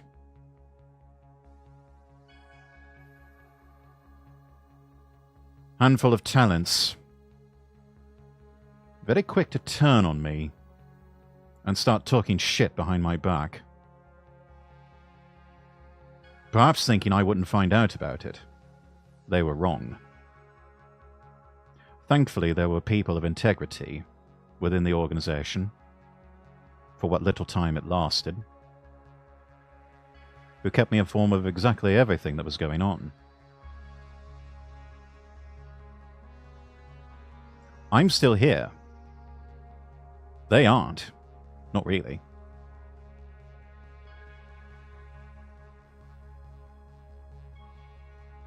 Always kind of feel sorry for people like that. I'll tell you something that really bothers me in today's politic in my country. Go on then. There are obvious parallels between the treatment of Father Calvin and Tommy Robinson, who has now had virtually all visitors banned at H&P Woodhill, where he's a political prisoner in solitary confinement. I feel some responsibility for this because it was my Substack report from Tommy behind bars in December where he revealed to me that Axel Rudakabana was a practicing Muslim at Belmarsh Prison. They had been housed there at the same time. That appeared to have sparked this crackdown. The governor banned 2 of Tommy's close friends, Richard Inman and Liam Tufts, from visiting already, writing your visit has not been approved based on information that content from that visit is likely to be used on your social media platforms. Social media. So the so-called mainstream media is dead, as we have seen from the collapse of Sly News this week. So now they're targeting the people's platforms, no doubt in part because people like Elon Musk have now agreed to pay Tommy's legal fees. Ezra Levant of Rebel News, who has previously paid Tommy's costs, put it this way: Tommy's in solitary confinement. That's meant as a short-term punishment for misconduct in prison, not as a long-term sentence. Denying Tommy the right to visit with his friends simply because of their politics is illegal. They're mentally torturing him, just like they're now mentally torturing Father Calvin Robinson. Whether you agree with all these 2 men say or not, we must stand up against this tyranny.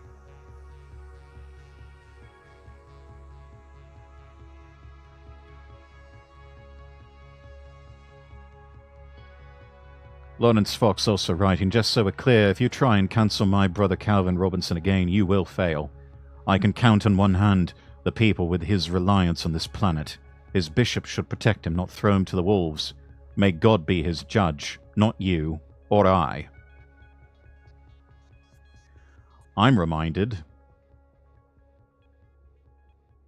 of the 15th verse of the 105th Psalm.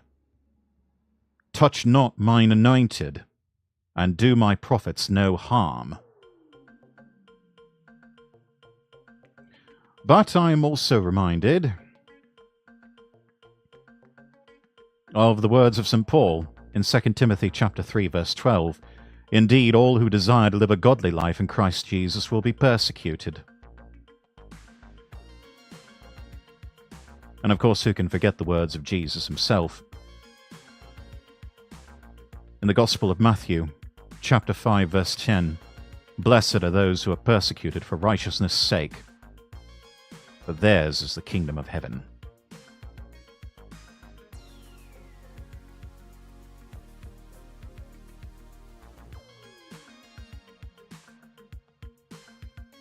Lately, we have new votings coming soon. The point is, politics right now see that they won't. The politicians see that they won't get voted again. Most people are waking up and see what they try to do. Hardest part is, as soon as they get higher votes, they say it's fake and all covered up. They call those who vote for them sympathizers with the Austrian painter. Yes, I gave away where I'm from. I think I know what you're talking about. We're not even allowed to show national pride. No flags are allowed, and you have to pay a department 10k for showing the land's flag. I don't understand anything anymore. I don't know who to believe. All I can say is trust in the Lord your God and lean not on your own understanding. We are not dealing with men, but powers and principalities of darkness.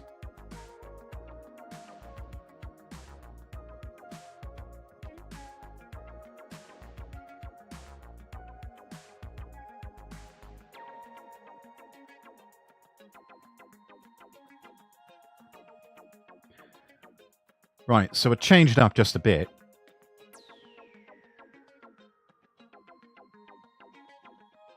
Little something on the science front.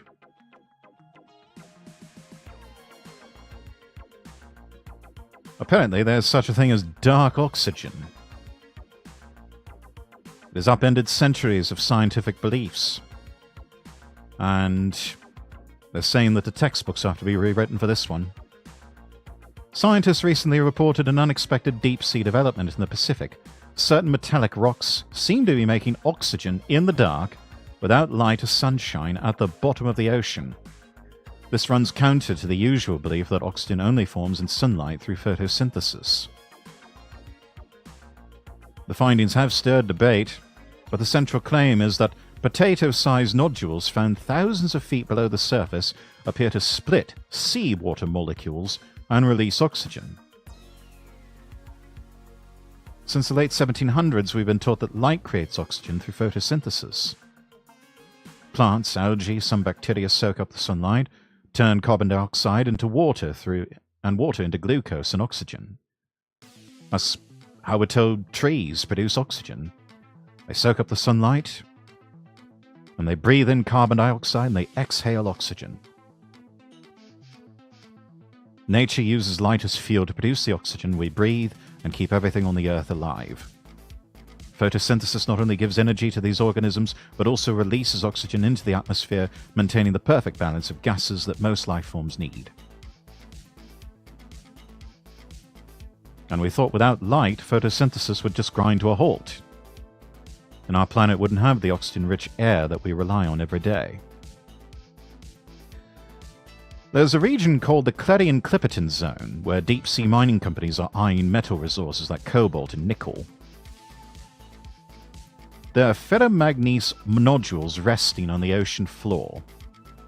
These are like little treasure rocks that settle on the ocean floor. They're packed with metals like manganese and iron. And they form slowly over millions of years as minerals from seawater build up in layers around a tiny core, like a shark tooth or a piece of shell.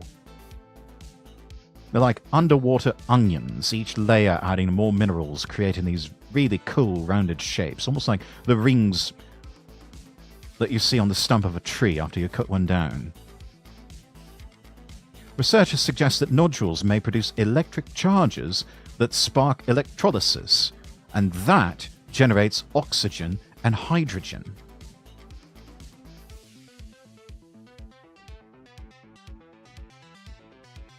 Andrew Sweetman is a professor at the Scottish Association for Marine Science. He's running a 3-year project to investigate how these nodules might form oxygen in the absence of light.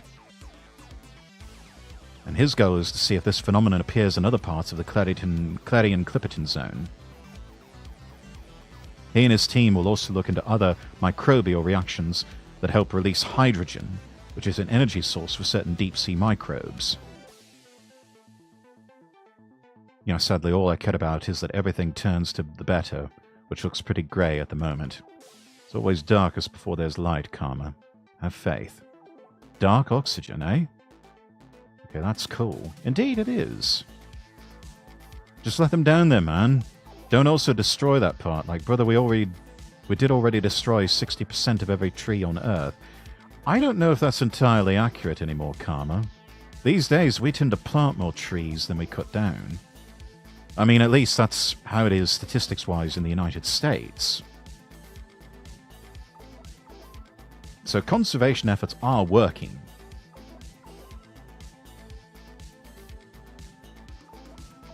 Only 40% are left worldwide, which is low, very low. Okay, that's damn cool rocks. I want to have one. I know, right? It's not easy to get down there. There's a lot of pressure down on the ocean floor. But it is possible to get down there.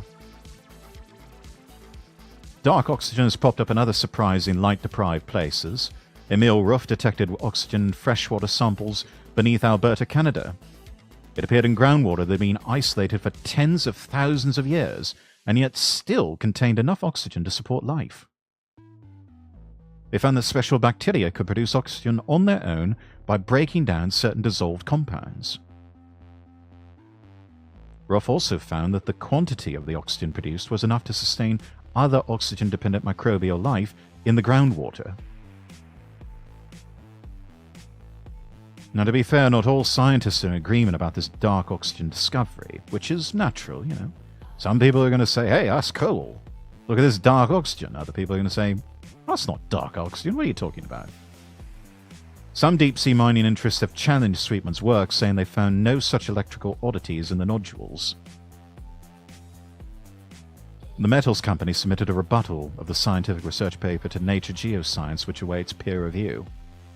It's all part of the process. This is a scientific process. Theories, rebuttal, peer review, back and forth and back and forth. Hello there. Hello there.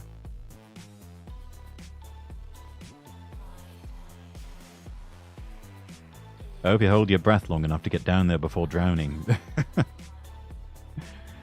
There's already submarines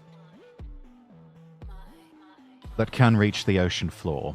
I mean, we've been down to the wreckage of the Titanic I don't know how many times. So, we've proven it can be done. NASA hopes that these findings might hint at life in places beyond Earth. Dark ocean worlds like Jupiter's moon Europa and Saturn's moon Enceladus are prime targets for research. So yeah, pretty cool.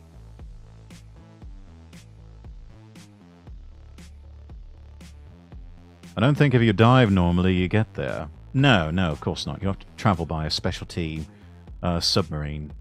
Something that's meant to withstand the tremendous pressures that you find on the ocean floor. You're trying to swim down there. Number one, it's going to take you forever. You're going to run out of oxygen.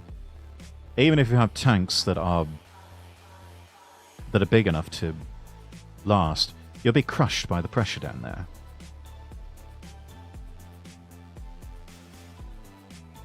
Let's end on something else that's rather positive.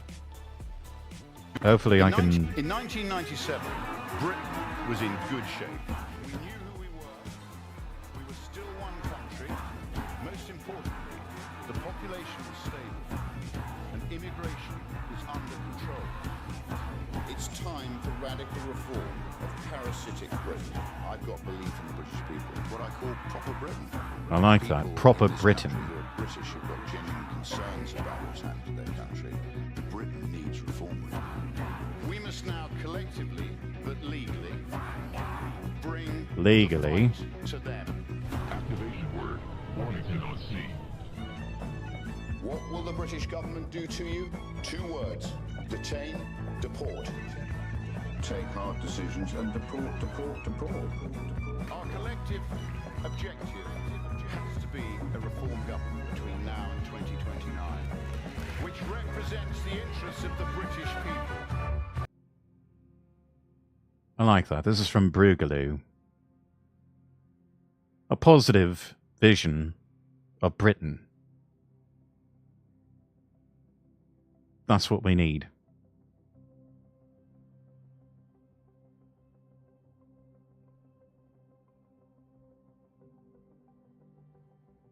Wanted to try that out, sorry. No worries. That's what they're there for. You got channel points, use them.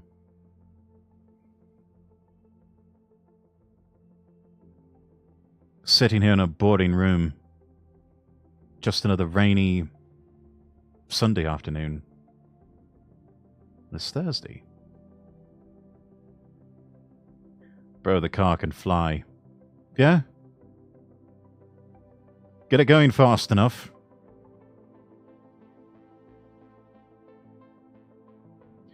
Anyways, hopefully YouTube didn't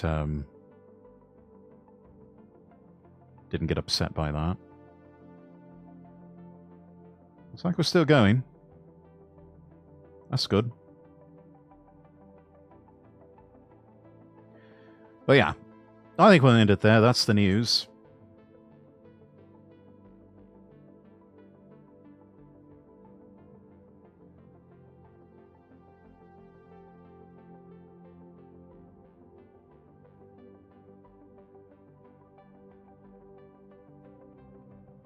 Let me change over the streaming category over on Twitch.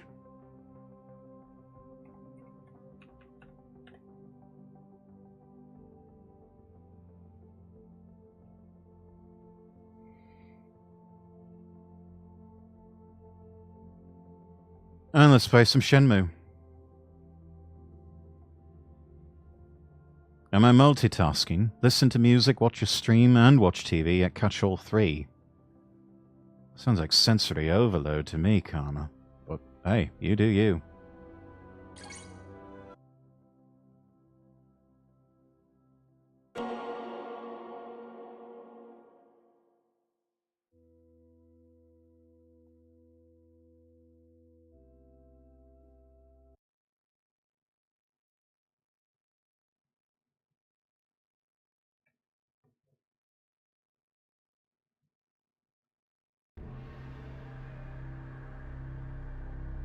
No, it's okay. I don't get overstimulated by those things. That's good. Better than me. I probably get very easily overstimulated by all that.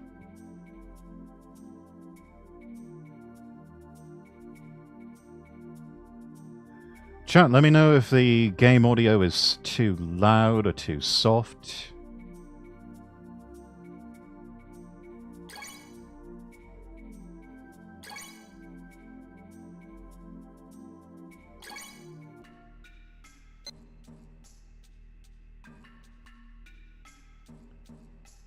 Middle of the afternoon. Let's see where we at.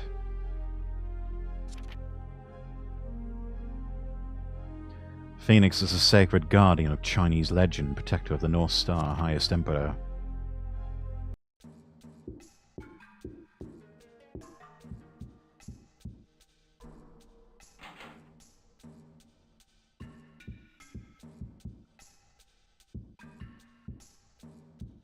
Oh yes, good old game. Love those. Yeah. Grew up playing this originally on the Dreamcast, and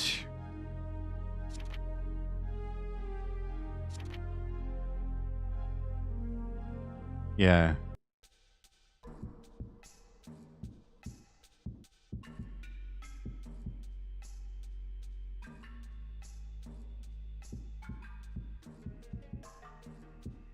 A lot of fun. Nice to see it having a little bit of a remaster in HD.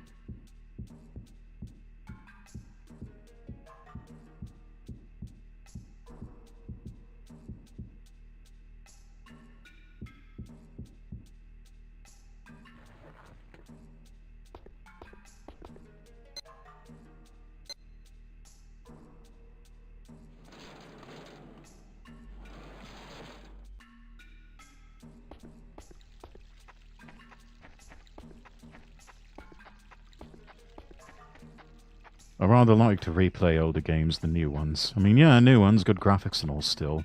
I like the older games. Like, my first game I ever had was back on a Game Boy.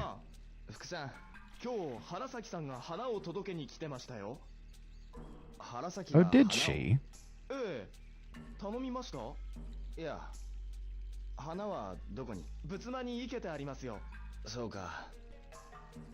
Oh, that was awfully nice of her. Always liked Nozomi.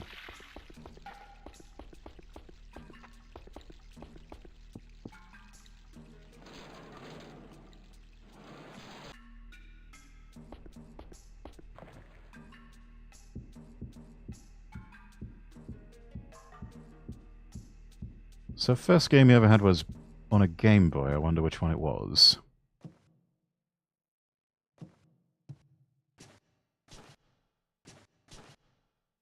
Oh, those are the flowers. They're lovely.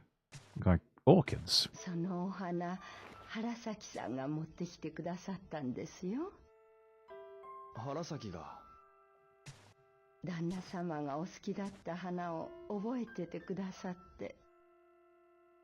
That's very thoughtful.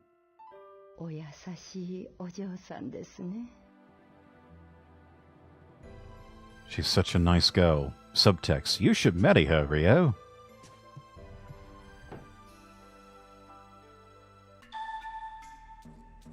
Pokemon Silver, very new back then. Ah. Yes, I believe my first games for Game Boy... Of course, I got a Game Boy Color much later in the life cycle.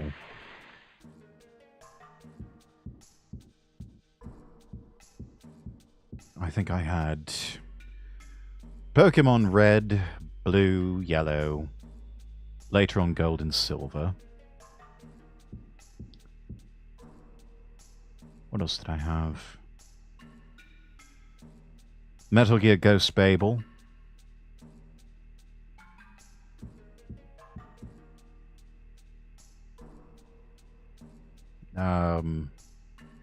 Which was rebranded as Metal Gear Solid.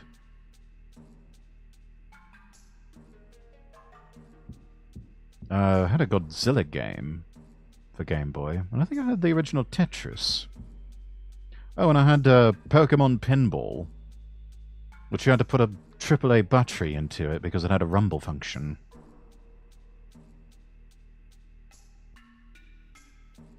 Also loved Tamagotchis. I had multiple. I had one or two of those. Again, being a Godzilla fanboy growing up, I had a Godzilla Tamagotchi, and I cherished that little thing. No, I had a basic Game Boy, a grey one back then, before the colours. Ah, so one of the OG Game Boys. I see.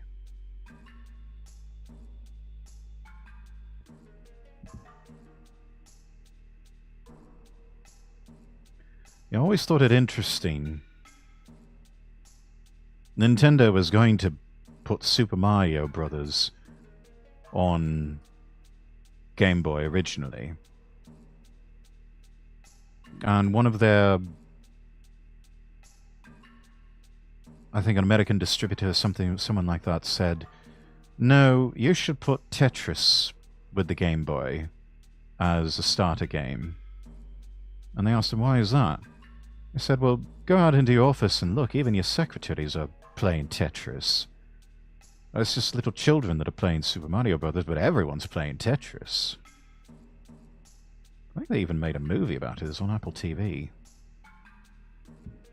We're supposed to be getting a phone call. Man from Asia Travel Company will contact me tomorrow.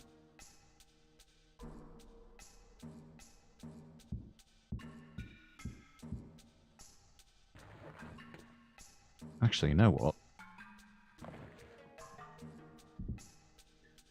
Let's see if we can...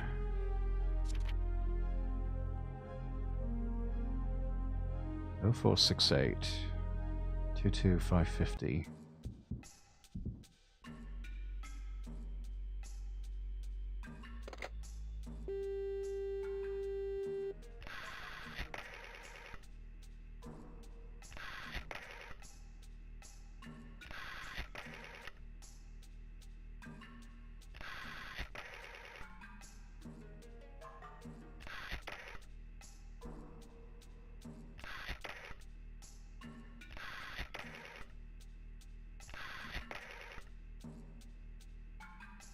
See if we can raise Nozomi on the telephone.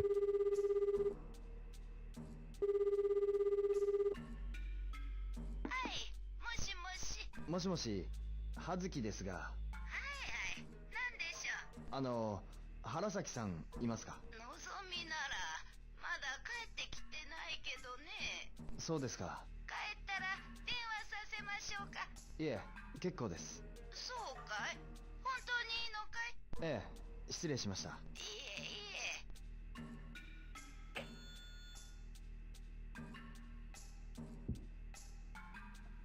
Still got time. Also remember the very first Nintendo, small ones.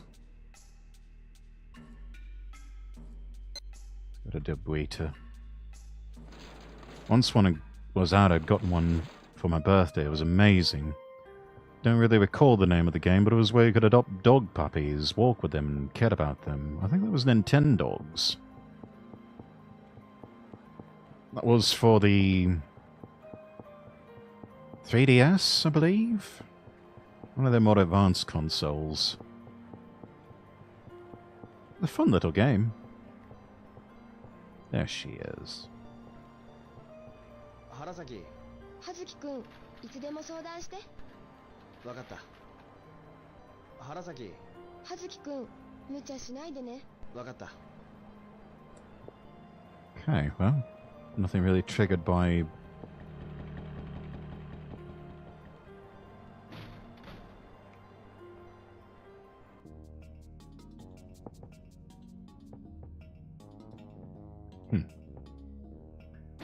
No one here.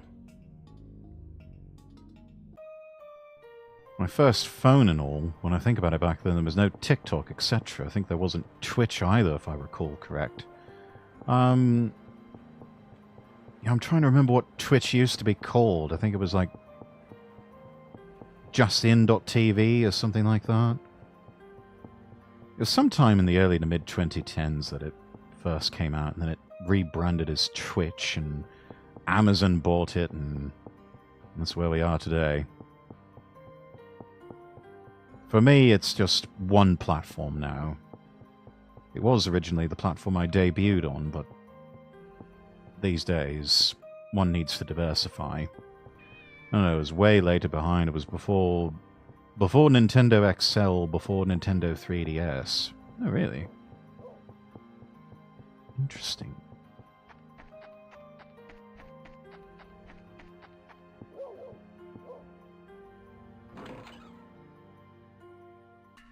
Hello, Lord Rexworth. Hello, Action Bastard. How are you?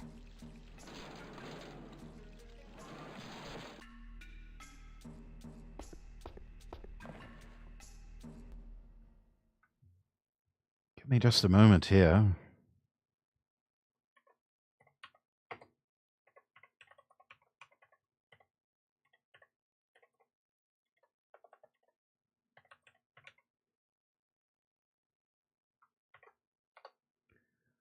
Get you some shout-outs, my friend.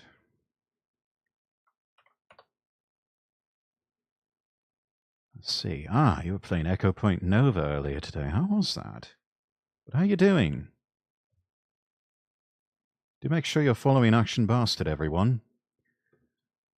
He is responsible for my recent highlight reel covering the inauguration of Donald Trump.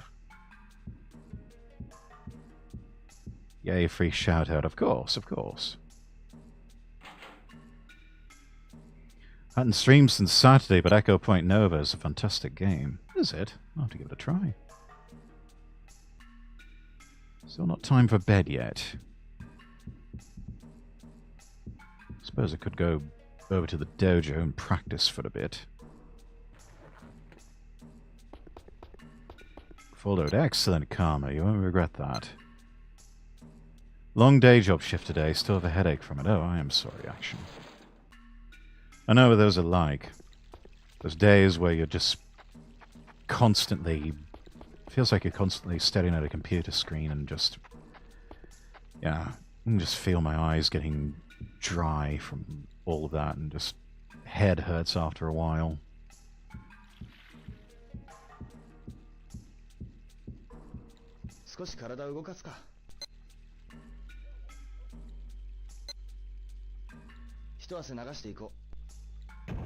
Let's get sweaty.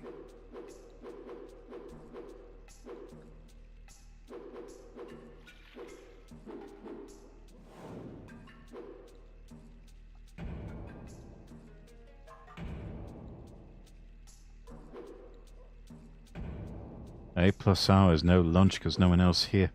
And barely a 15-minute break. Oh my. What's a break on work? I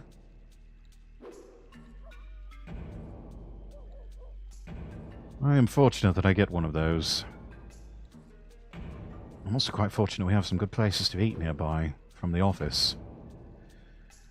But Thursday and Fridays are my work from home days, so... That's time to, prepare myself a hearty breakfast.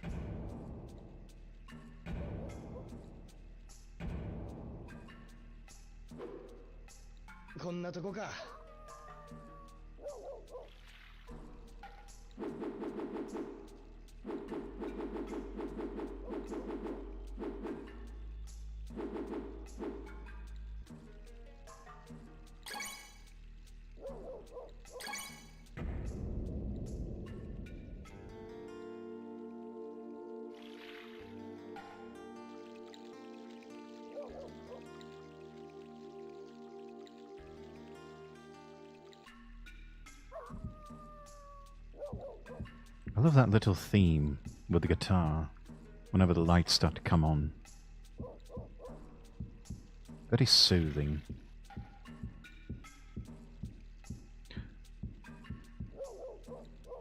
One day soon my books will sell more. I can become a full-time writer, a full-time editor. We'll see as time rolls along. Indeed. Usual shift starts at 11 a.m., ends at 9 p.m. Sometimes have a smoking break for 5 minutes. Oh, that's no good for your karma. You should really kick the habit. Mostly no food if we don't bring it ourselves. We can, but some it's quite expensive, yeah. No, everything's really bloody expensive these days, unacceptably so. We not only need inflation to go down, we need deflation. How goes the Shenab Moo? It goes rather well. We're just sort of getting into it because I wanted to prattle on for about 2 hours about the news. Lots to talk about, lots going on in the world. And if nothing else, it infuriates people who take umbrage with me even talking about these things and expressing opinions.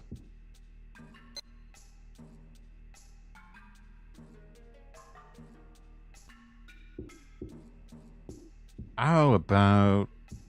Okay, well, I guess we're gonna kill a little more time here and play some video games.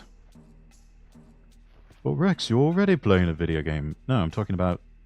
I have a game console here. I can play video games. I think we shall put Hang On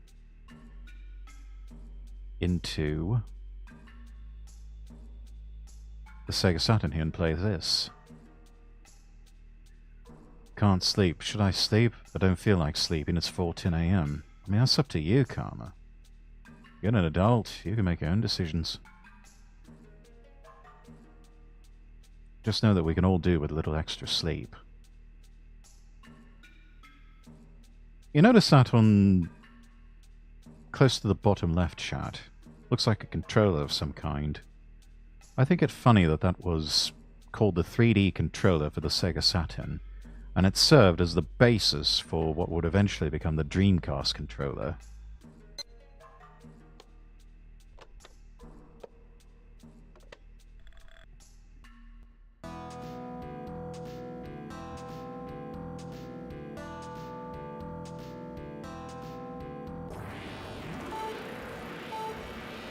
I should sleep somehow. I don't dream like I sleep in black. Wake up. Sounds like you're not getting deep enough sleep.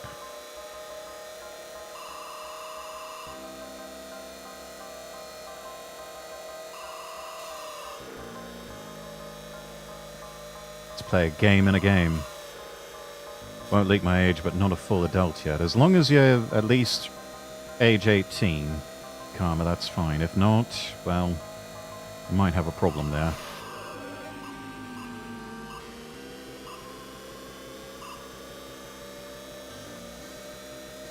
Actually, we definitely will have a problem there because this is an 18+ stream. Yes, yes, alright then. Shall have to take you at your word.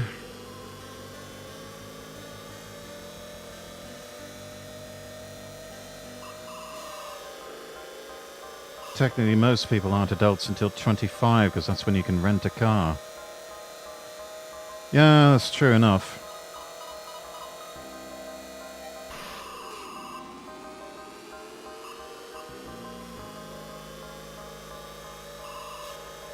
Lord knows there's plenty of young 20-somethings who still act like a bunch of bloody children. As I've discovered the hard way. Past week or so.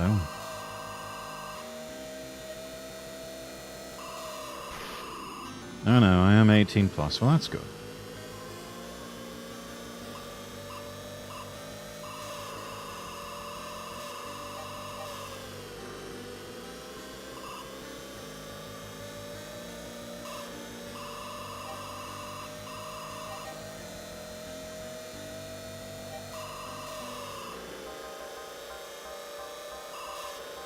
We're gonna make it. Are we going to make it?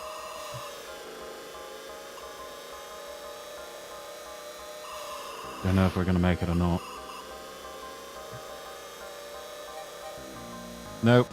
Didn't quite make it. Oh, we were so close. Oh, no.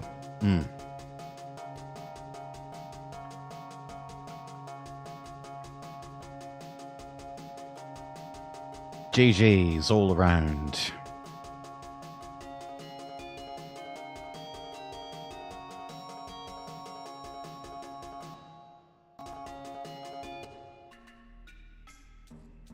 You can rent a car whenever you want and have the money here. Driving license would be good, though, because otherwise, for what do you need a car? Fair point.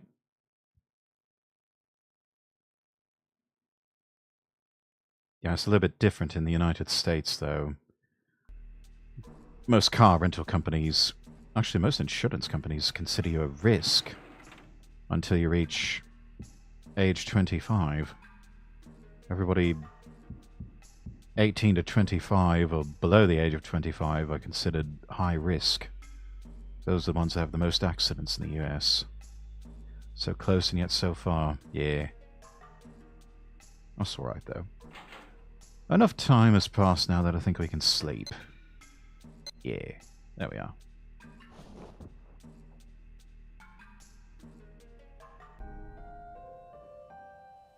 Oh. A Shenfa.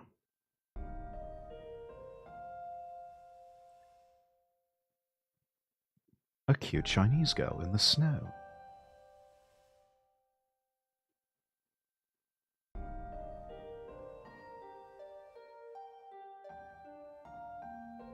Sort of looks like the dreams I have sometimes. Hey! Yeah,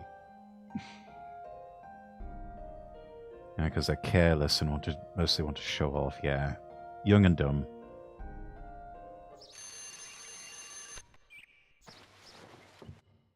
Well, that was a good dream. I have that here in Germany, too. Many accidents with young drivers. 18 plus dream. No. It'll say so. There we go. There's the phone call, chat. Give me that. ちょっと待ってください。もしもし。アジア旅行者のジミーです。チケットが手に入りました。それでお手数ですが、葉月さん直々に取りに。昼12時、ドブ板のゲームセンターへお願いします。The U Arcade. Now なんで why? す今の電話。チケットさ、香港行きの。そうっすか。出かけてくる。はい。The voice from the person on the phone, yeah. Jimmy called me to the U Arcade at noon. Hang on, let's go save our game first. Have you seen the tech demo for Virtua Fighter 6? Was suddenly reminded of it just now. I saw a teaser of some kind for the latest Virtua Fighter. I don't know if there's a new one or not. But yeah, feel free to post it in the Discord. Rain. Yeah, it's a rainy day. Now I feel randomly sick for no reason, lol. What? Stomach hurting or something like that? You should try eating something with ginger if that's the case.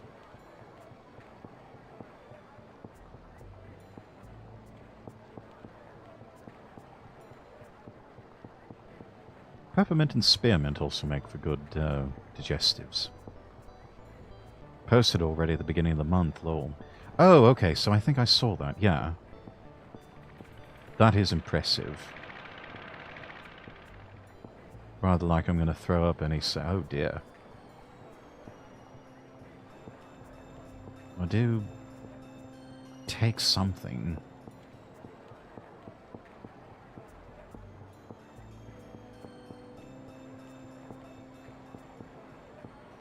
Yeah, get some ginger ale. There's, ginger ale or ginger beer. One of the two.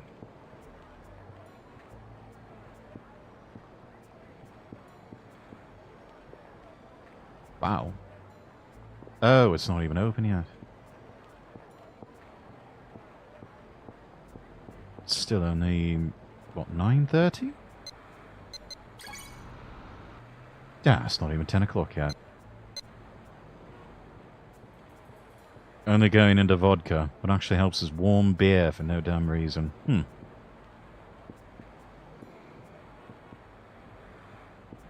Interesting remedy, but whatever works.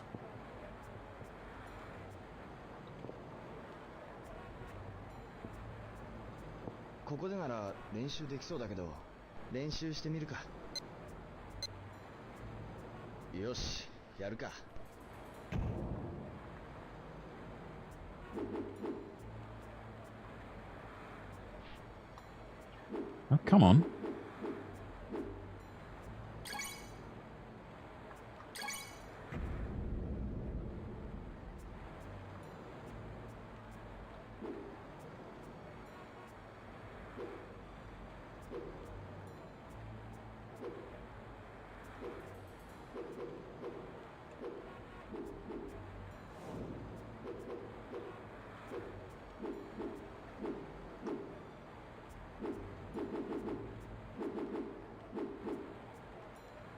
Let's see. Right, left, A. Left, A.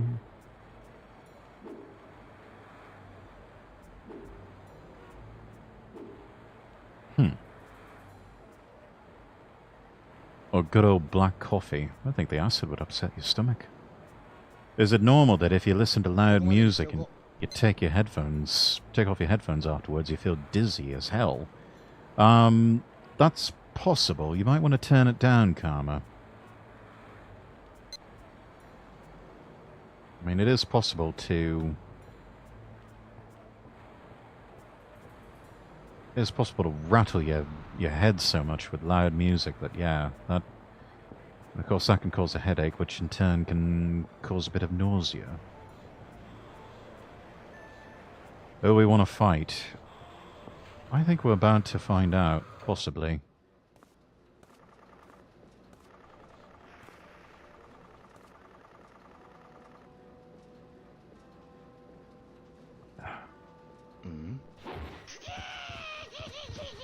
Oh, this asshole.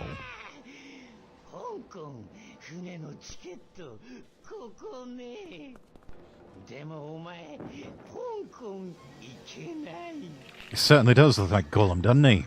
Oi! That's my ticket!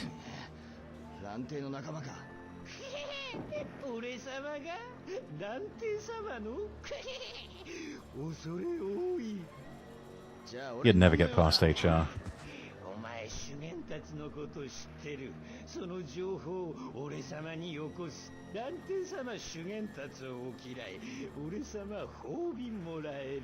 Ah, well, sucks for you. I don't know anything.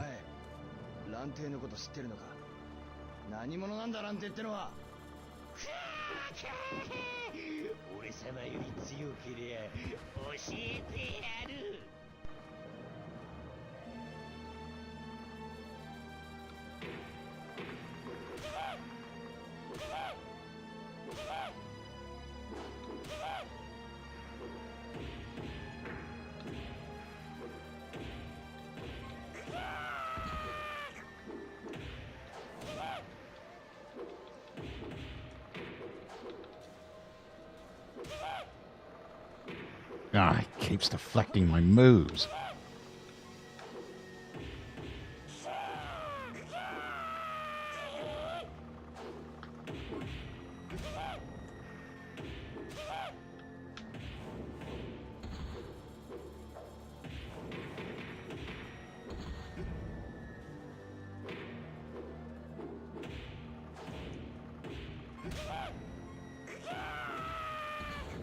Come on, come on.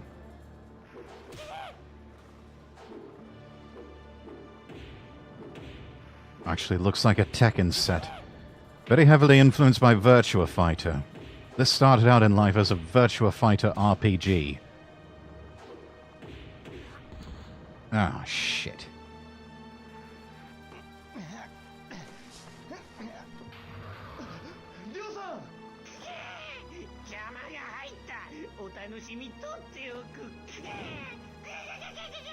If I remember right, this fight was nigh on impossible to win. Even if you were to win, they just run away.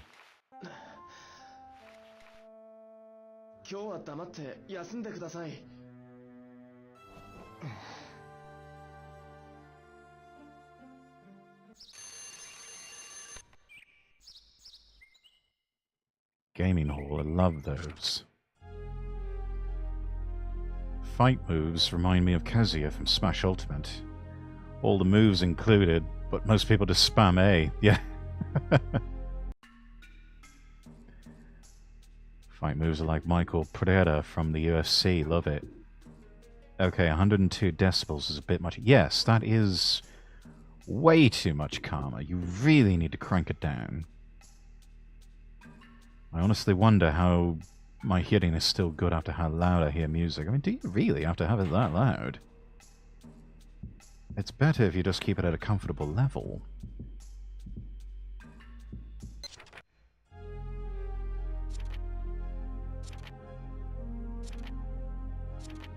You know what? I've got a bone to pick with Asia Travel.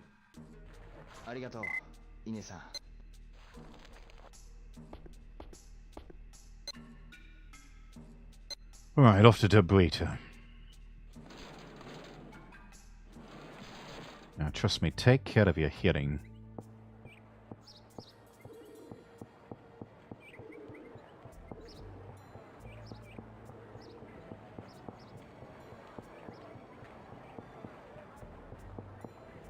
I have family members who are extremely hard of hearing, and it never really gets better over time.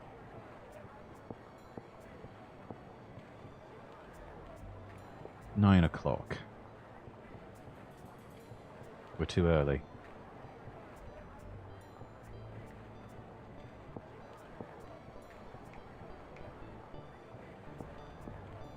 Fun fact, that's only my tablet's max. My headset's max can go to 200 decibels. Yeah, I don't think anyone needs to be listening to anything like that. That fight sequence is required aboard Spirit Airlines or Ryanair. Oh gee, Spirit Airlines sounds like a punishment for losing the fight, yeah. Or Ryanair. BRB got a beat into the oh, he just doesn't sleep, I swear. Hopefully you're talking about proverbially, not literally.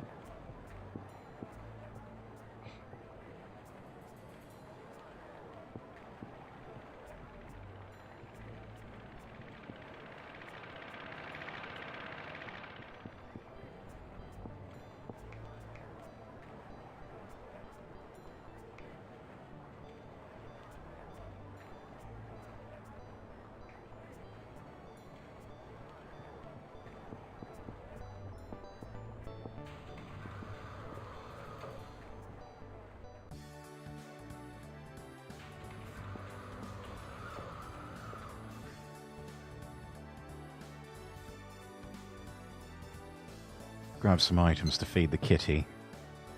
Random Santa. Well, it is December in the game, so...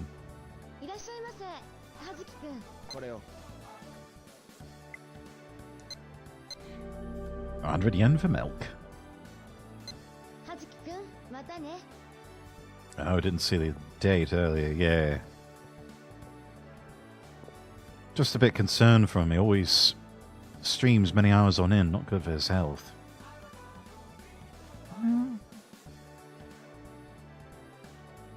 Got to be concerned, but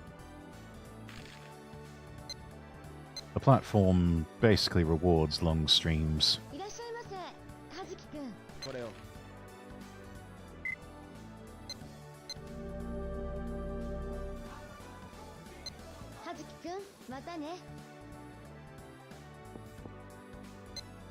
Let's see, what else do we have? Got the milk, we got the dried fish.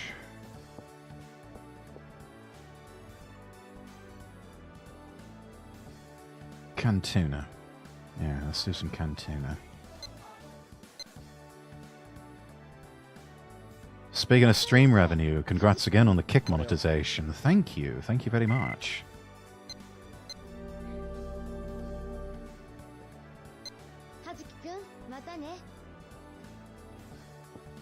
Yes, chat, I promise you, in the coming weeks we will have our spicy stream where I attempt to eat chicken tendies coated in 7 million Scoville rated hot sauce, assuming I can find an alternative hot sauce. I don't know, if they don't put it back in stock soon, we may have to either go up to 9 or 10 million Scoville or something. I don't know. We'll figure it out.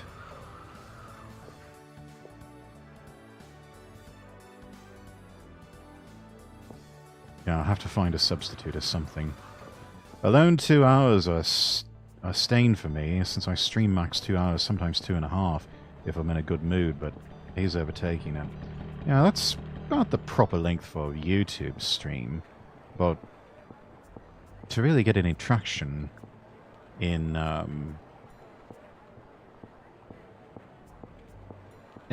with Twitch, sometimes it requires you to go like 4 or 5 hours.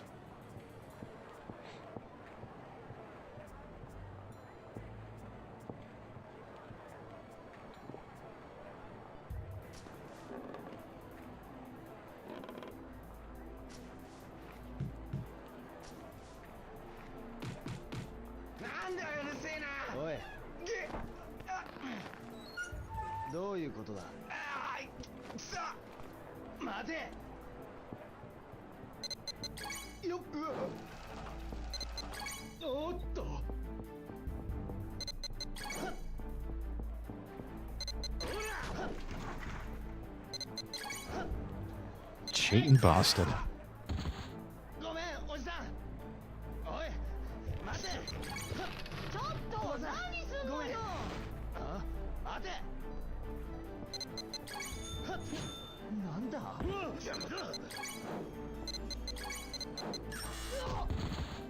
Damn it.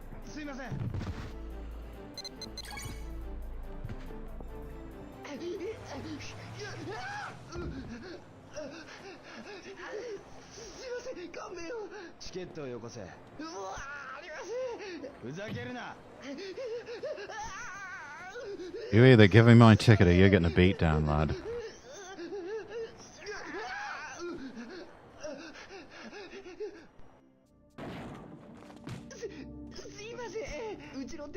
Now we're gonna have a nice little chat. Not my problem, pal.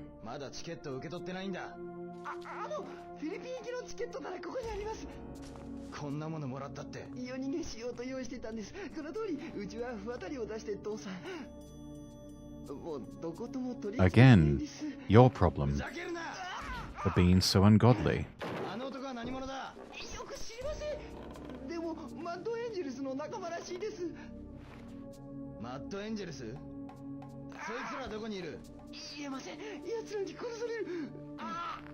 And I'll kill you if you don't.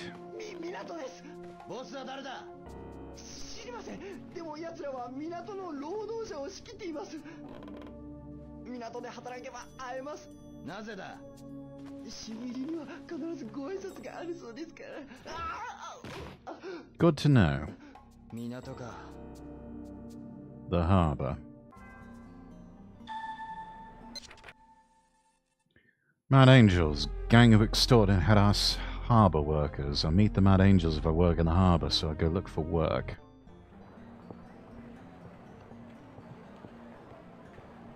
I won't say how that sounded very wrong. You're gonna meet my friend Mr. Floor and your relationship will be intimate. Exactly.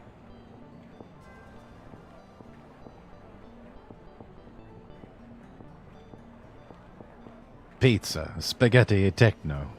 best Italian song ever.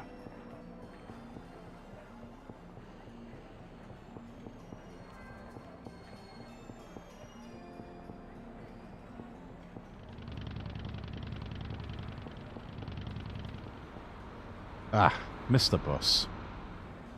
I'll have to wait for another one to come by.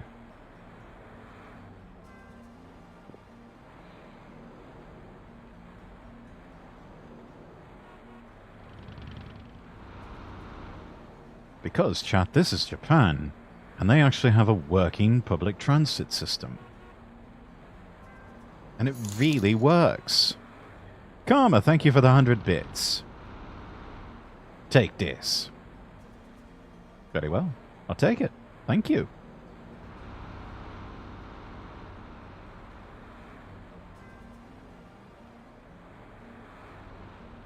Looks like that puts you up on the leaderboard. Well done.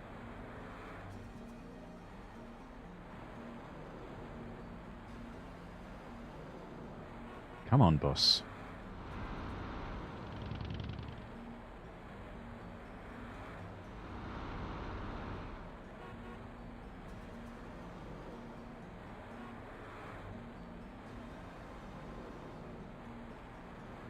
A working transit system, so you know it's a fantasy realm.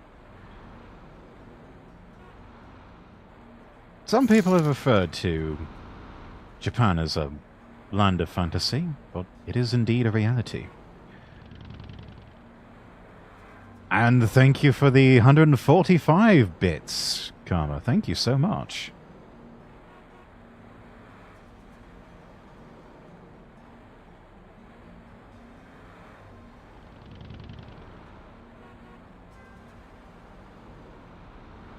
There we are.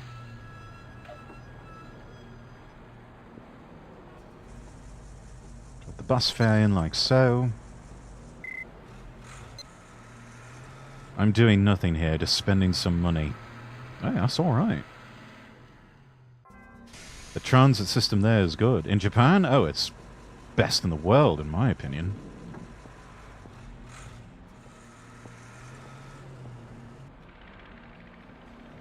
Buses and taxis everywhere. Lots and lots of trains.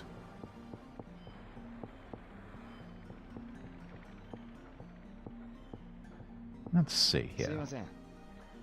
何ですか。この辺でバイトできるところ知りませんか。バイト。警備員ですか。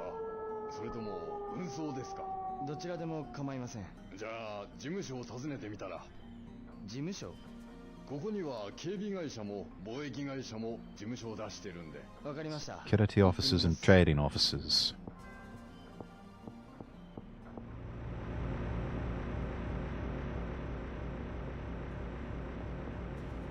Been there myself, it's pretty good. Just got to avoid rush hour because it basically turns into a sardine can. Yeah. Noticed it was the same way with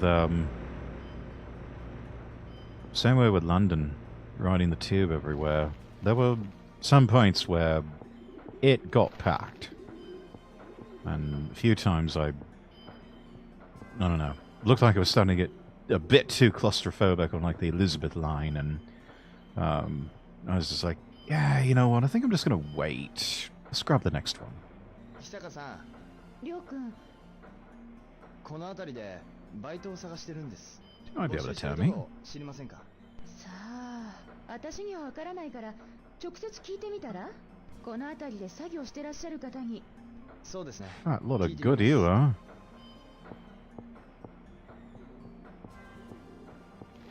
すいません。ちょっといいですか。巡回中なんで他の警備員に尋ねてくれ。そうですか。 Alright, alright.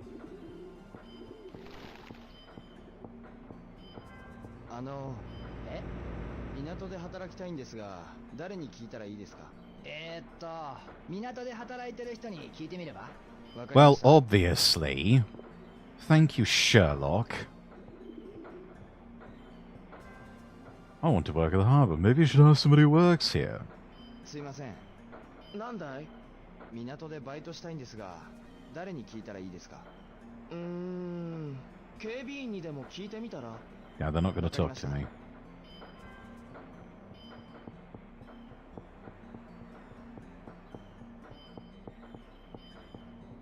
すいません。何です？アルバイトを探してるんですが。僕に聞かれてもちょっと、僕もアルバイトなんで、実際厳しいんですよ。Lousy. It's the mid to late 80s, man. It's a good time. そうですか。 Don't know what he's on about. System here in Germany be like trains, always too late or way too early, so you miss them. Bus system, never take the bus. Either it won't come without any announcements for it, or it comes too late and just speeds past you when it is. Seems to fly in the face of German efficiency, doesn't it? Fun fact, I still don't know what a stevedore is. Neither do I. A harbour worker position, only heard it once during GTA 5, never bothered to look it up. 24 minutes before I go off. You'll make it, Karma. Sorry. 今ちょっと急いでる。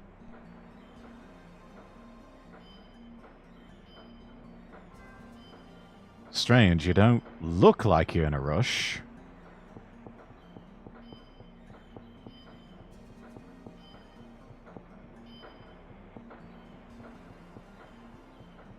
Huh. 港で働く方法を探してるんですが。そう言われても、他の人に聞いてみたら？そうですか。Right. Starving artist. What was I thinking? すいません。え？港でアルバイトを探してる。These office workers. バイト？今うちの会社にはないと思うけど。Damn. アルバイトは女の子しかいないの。ごめんね。そうですか。 Only hiring women? That's discrimination.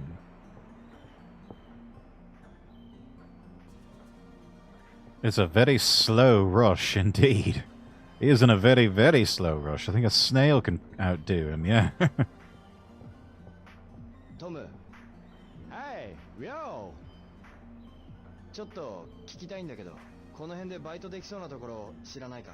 だったら、トムのところでバイトするね。Hey, good この man. 辺の倉庫か船で働きたいんだ。No. トムのフレンドの船はもう行ってしまったね。そうか、惜しかったな。他にできそうなところ知らないか？ Sorry. わからないね。わかった。ありがとう。Well,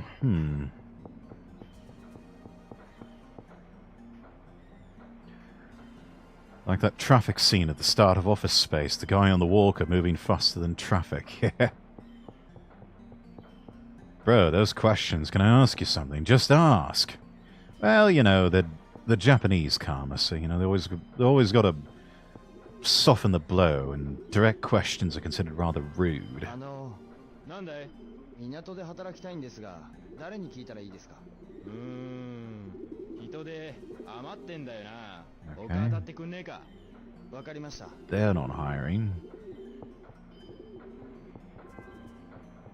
すいません。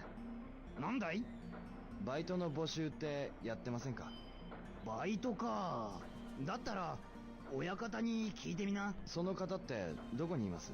ああ、昼頃だったら12番倉庫にいると思うから。Warehouse number 12. できねえけど行ってみなよ。わかりました。Okay, warehouse number 12.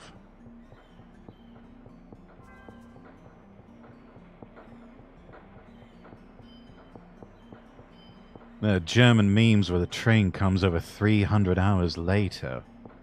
Goodness gracious. I would have thought in Germany if a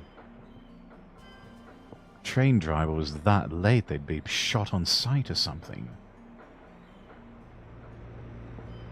That's Alpha Trading Office. Let's see, number 11. Warehouse number 12? はい。港でバイトしたいんですが、誰に聞いたらいいですか？人で余ってんだよな。他当たってくんねえか？わかりました。There was also a case where trains started in Berlin and ended up in fucking Spain. In Spain? How can someone have such bad navigation?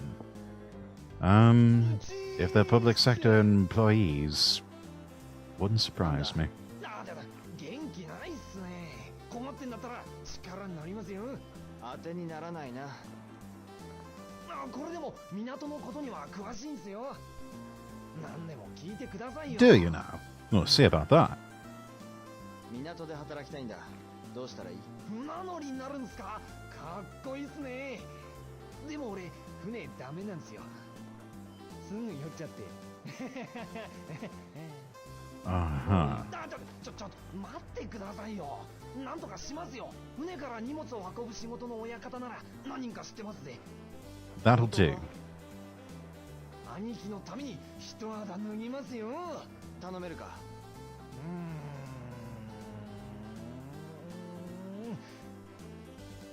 じゃあ明日の昼12時に第一倉庫の青い大扉の前に来てください。 Warehouse number 1. 昼12時、第一倉庫の青い大扉の前だな。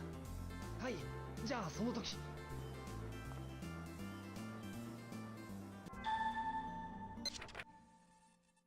Goddard says he'll find a job for me tomorrow at noon. Warehouse number 1, the big blue door. Alright, so we got our ticket to employment. Love this guy's haircut. Yeah. That was the, it's referred to as the Yankee style. Back in the 80s and 90s, that was... They were like, I don't know, like the equivalent of the beatniks or the hippies or something like that in Japan. Styled their hair in that weird look and rode around on motorcycles, basically looking like a American 1950s biker gang.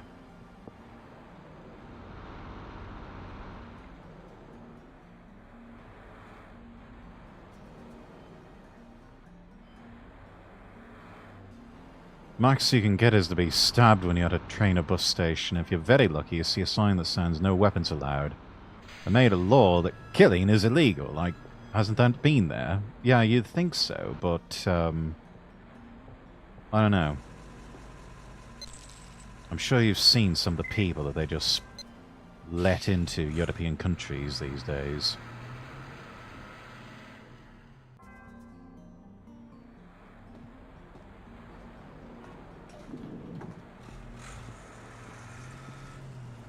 Hey buddy, hydrate. I have been, but I will take a sip here.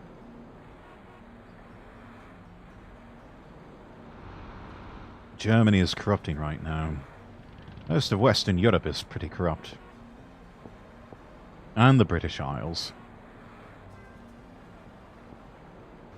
And still to a certain extent, North America. And Oceania.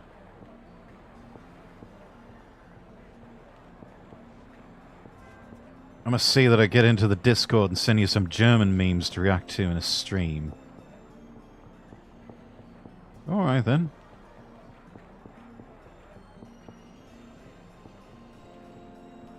Just tell the US government England just discovered oil on the island.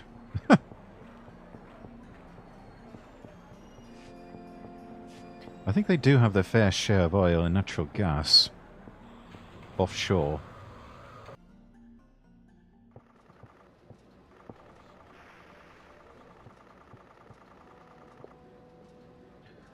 You know, I don't know why I come in here. I've got Hang On and I've got Space Harrier at home.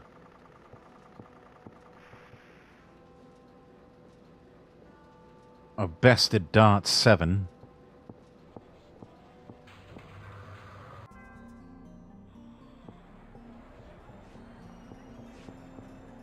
German memes. I don't know, it sounds like German memes could go hard. Because there's nothing like the arcade experience. Yeah, I suppose so. Oh no.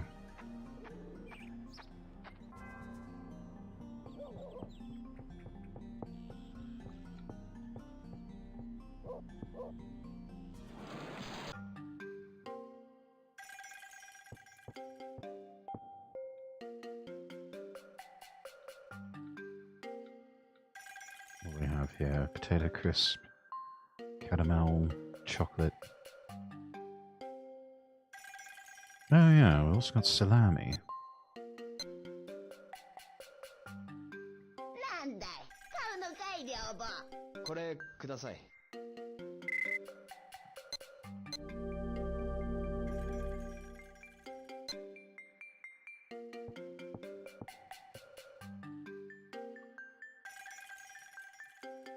Try some squid legs too.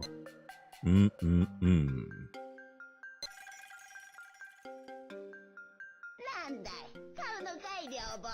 これください。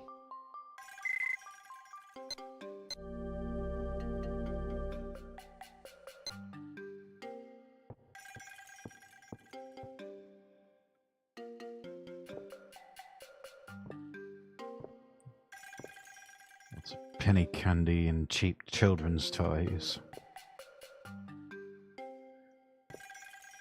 Prizes.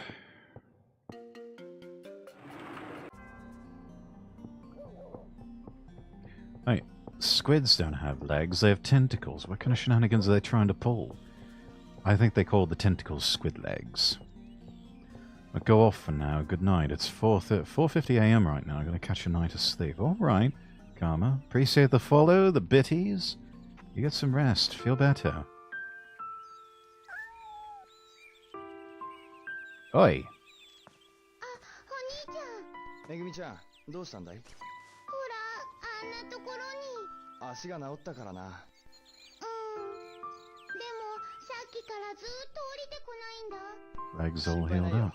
Good. 猫は高いところが好きなんだ。そうなの？は？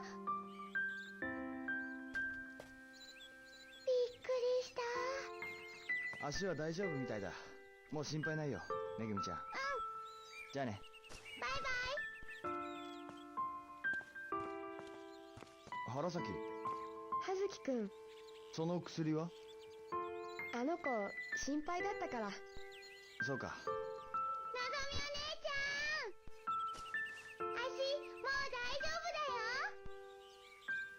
よかったな。 Good night, Karma. Sleep もうい well. らないわね。じゃあ、お店の手伝いがあるから。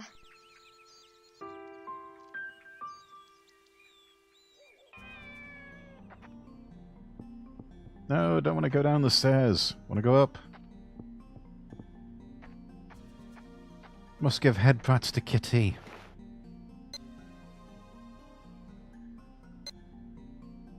Mimi, 元気そうだな。じゃあ、またな。 She looks ready to pounce. ほら、気持ちいいだろ。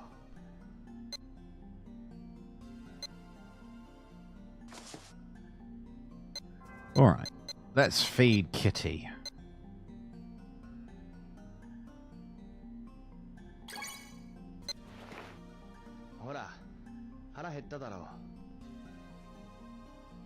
Fresh fish.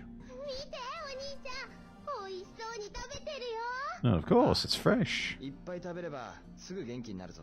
そうだね。ありがとう、お兄ち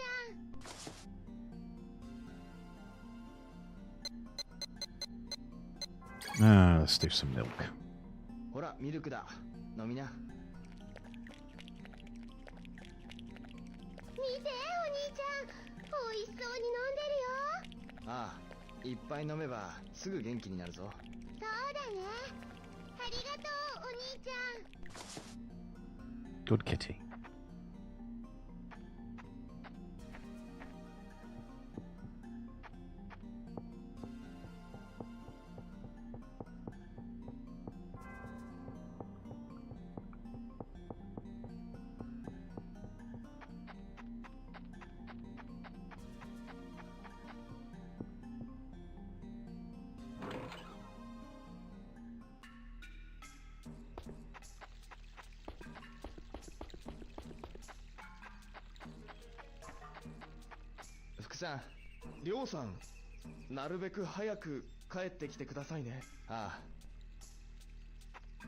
It's not even 5 o'clock, man.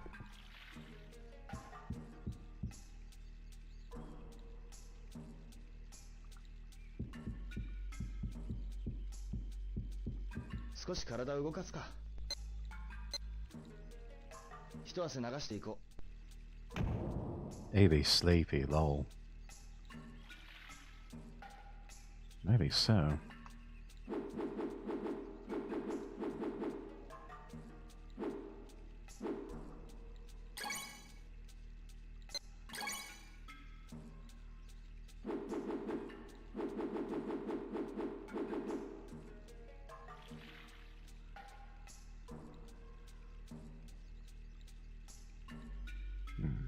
Left, right, X and A together.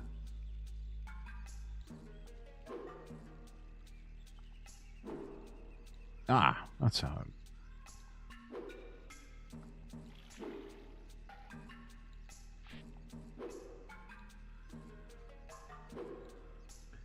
Some days it's like that, though. You go 170% and want to sleep at 4 in the afternoon. I've had some days like that.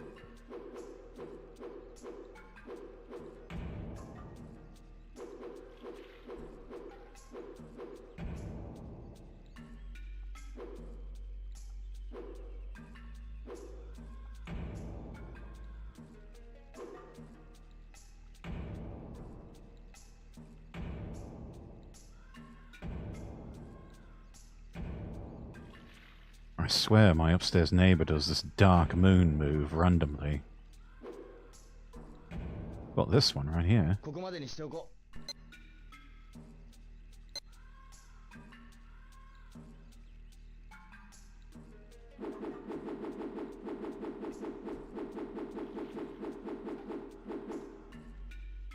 Oh, that one.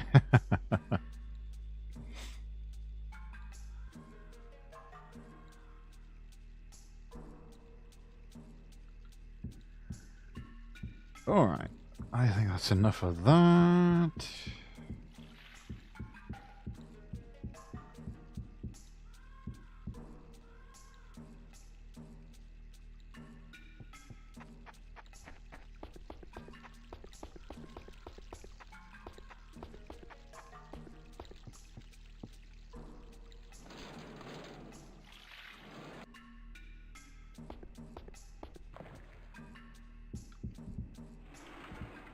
Upstairs neighbor have a tendency to just sort of fall out of bed, eh?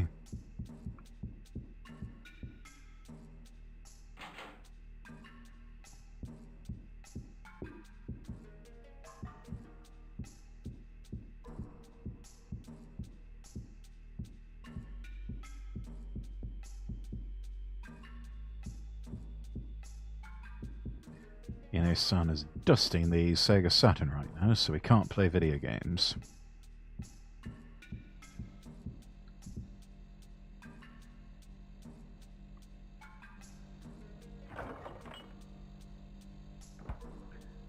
Nothing to eat.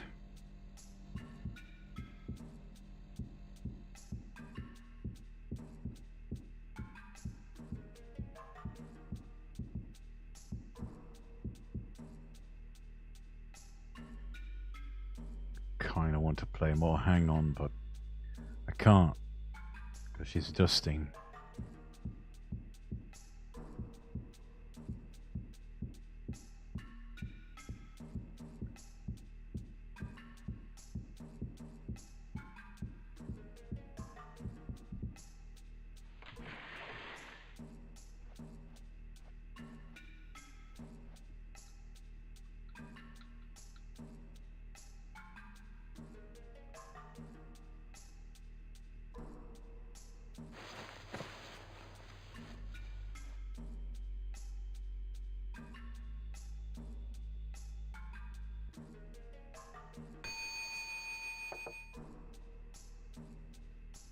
親父、俺、香港に行く。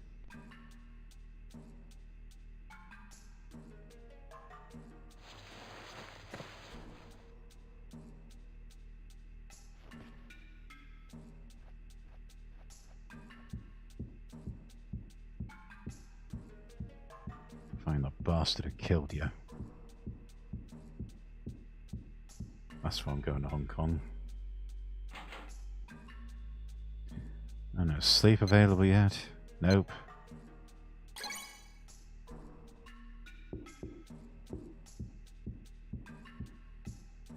Oh, good.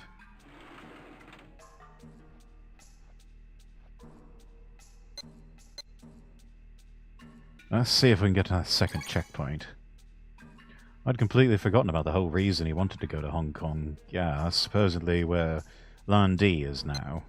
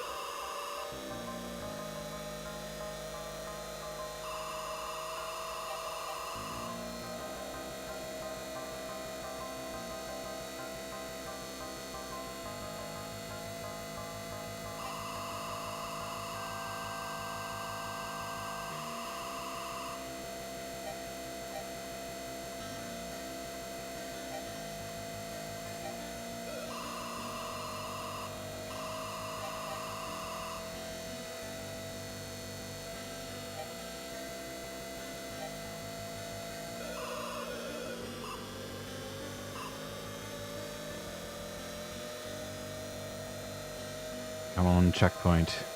There we are.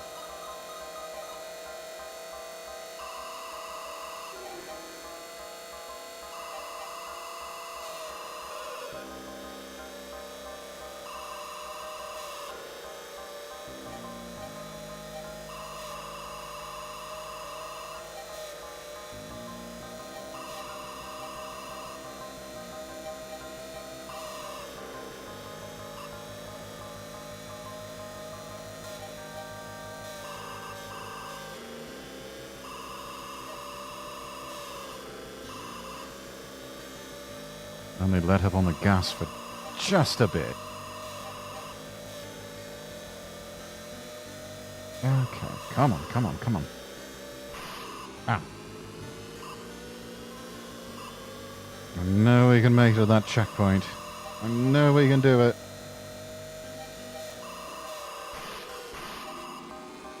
Ah.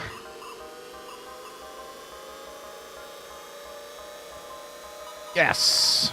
Made it.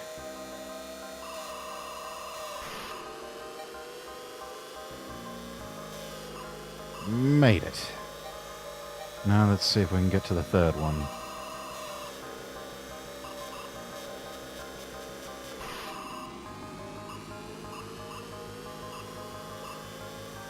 Come on.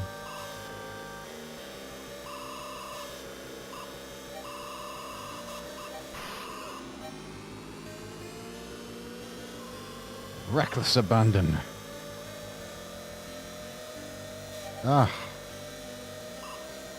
Ooh.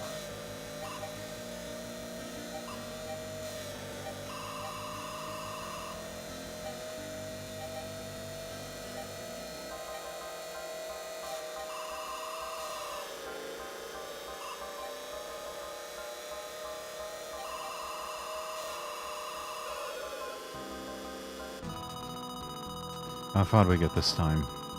Ah, almost there.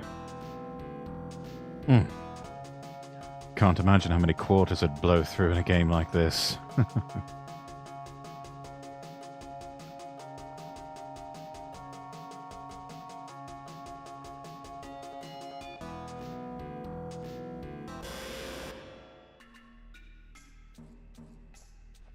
Yeah, that was the idea behind a lot of these old games.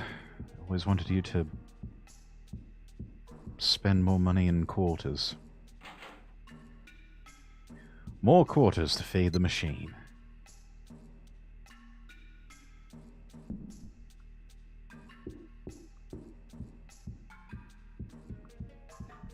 Well, still got time before bed, so guess we're playing some Space Harrier then.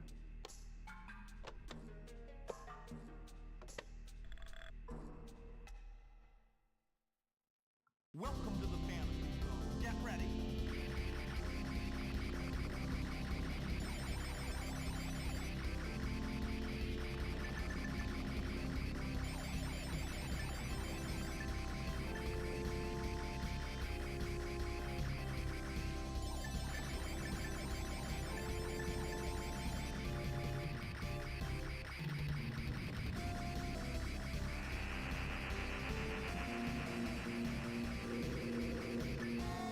Oh no!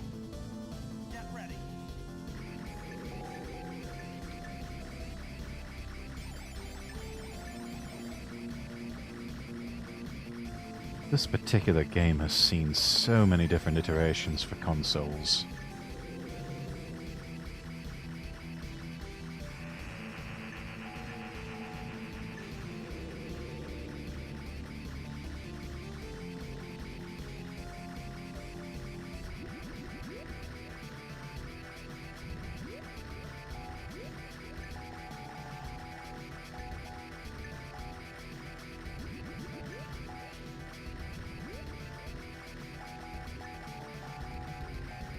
Almost got him.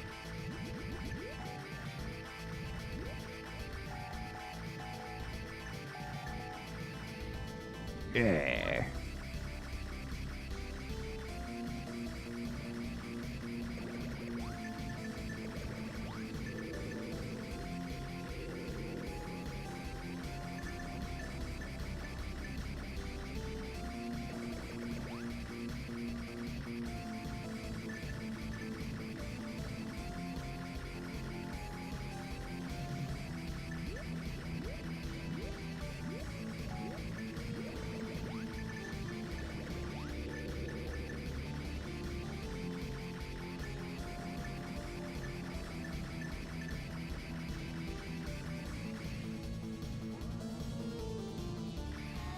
Ah!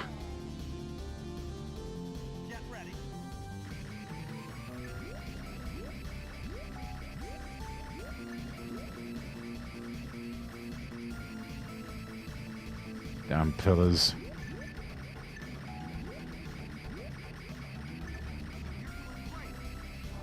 Nice. No! Get ready, it's game over, man.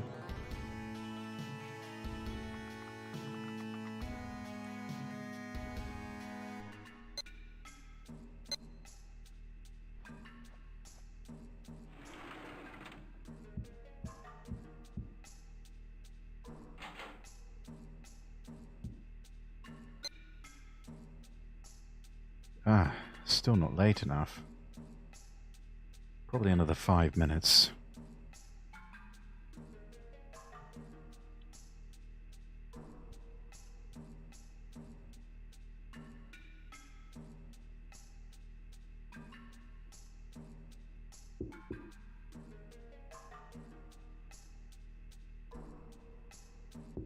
No, let's try. There we are.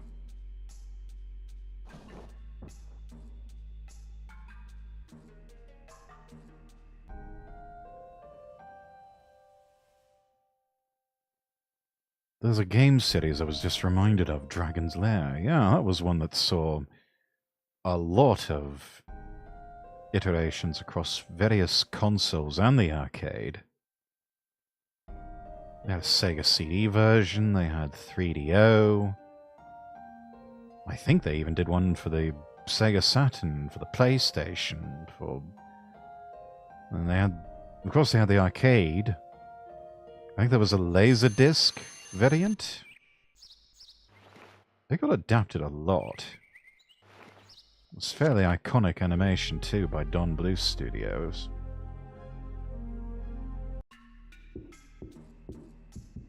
Alright, I am off to get a job.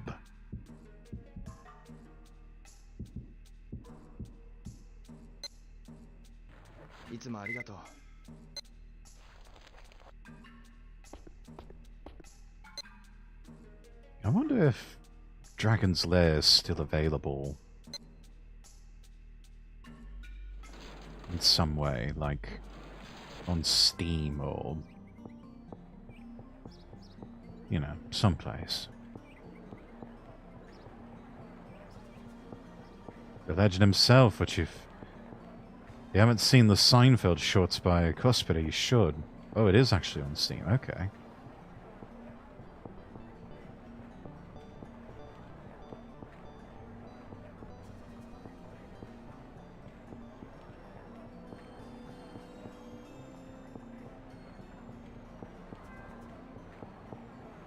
Yeah, I know they recently did an anniversary edition of Night Trap. Another interesting video game with full motion video.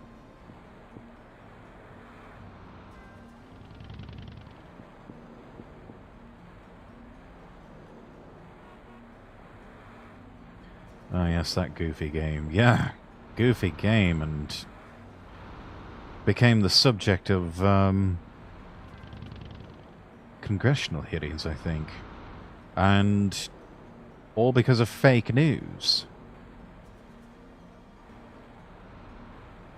It actually wasn't that bad.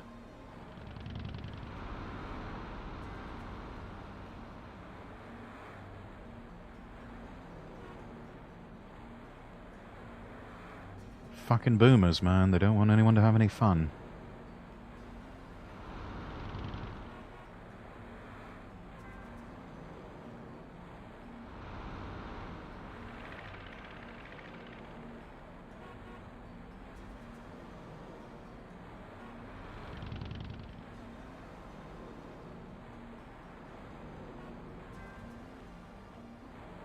Come on, bus. Come on, bus.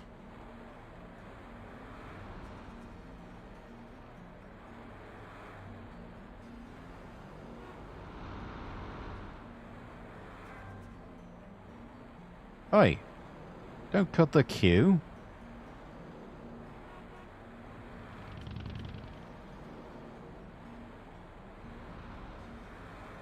Think you're so important just because you got your fancy pinstripe suit on?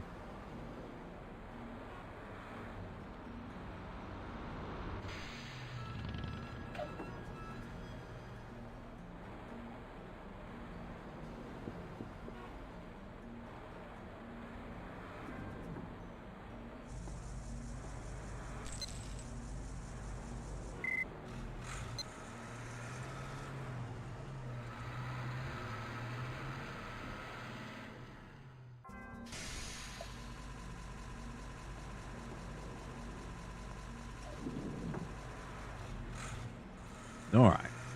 Let's go become gainfully employed.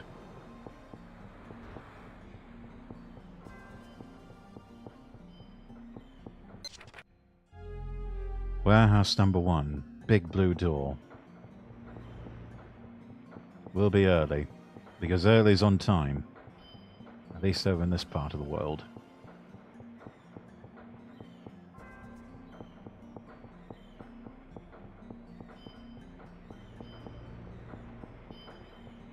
Warehouse number 1.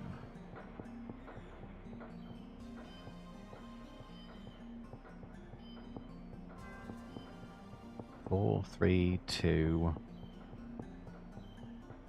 Number 1. This is it right here. ちょっと君、関係者以外は立ち入り禁止だからさっさと出て。 I have business here.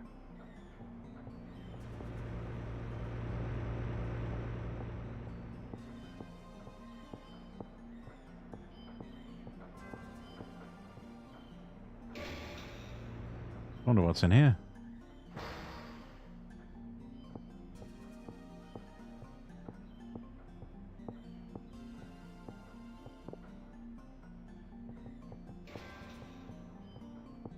Oh, just having a look around. 今忙しいんだ。話ならよそでしてくれ。わかりました。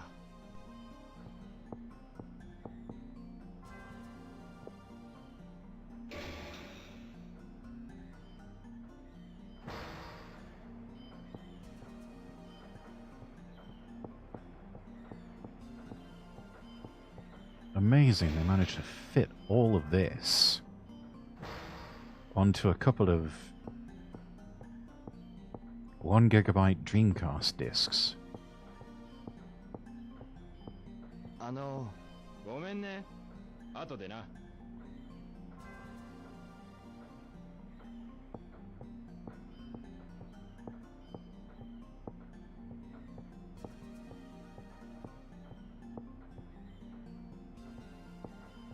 You think these squares will be important later on, chat.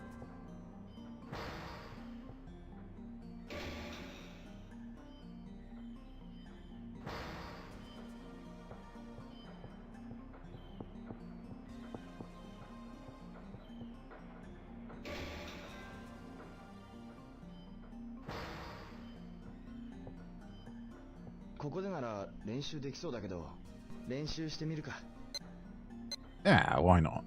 怠けたら腕が鈍るからな。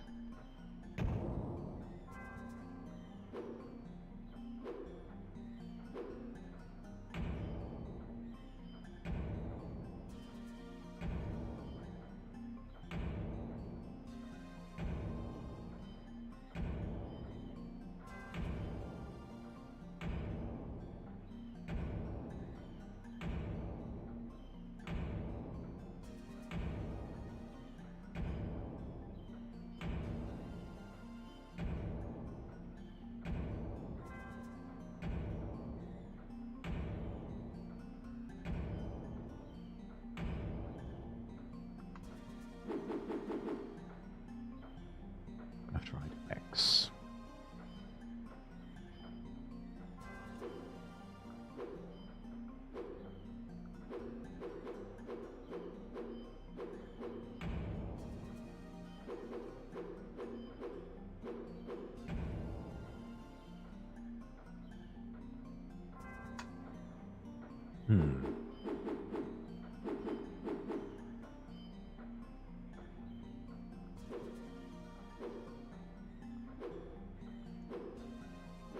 ここまでにしておこう。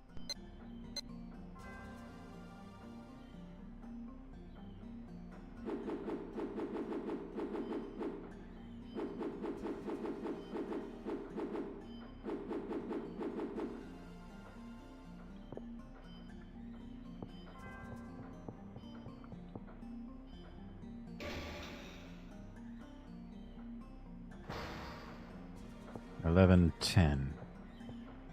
Not much longer.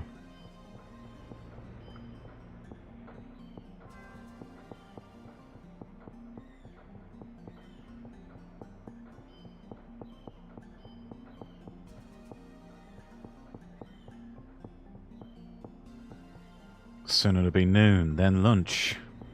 In my case, a job. I'll have a proper lunch break. I can even bring one of those metal lunch pails.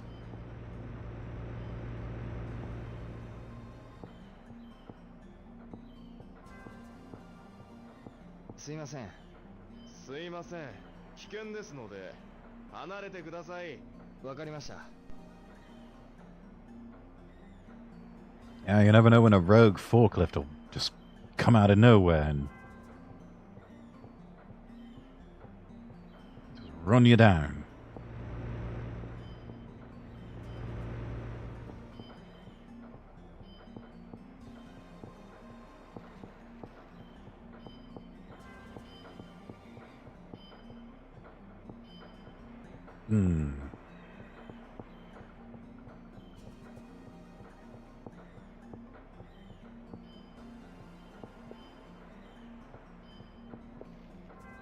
Should be safe enough if I hide out over here.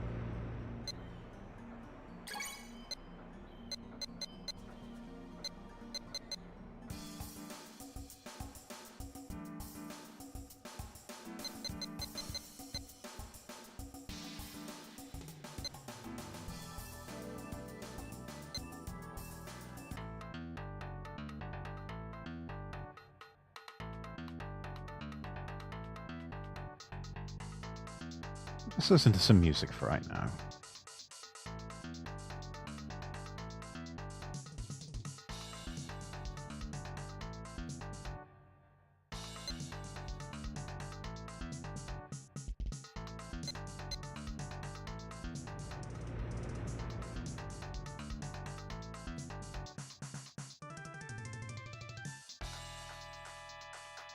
I'm told that Outrun makes an appearance in the next game.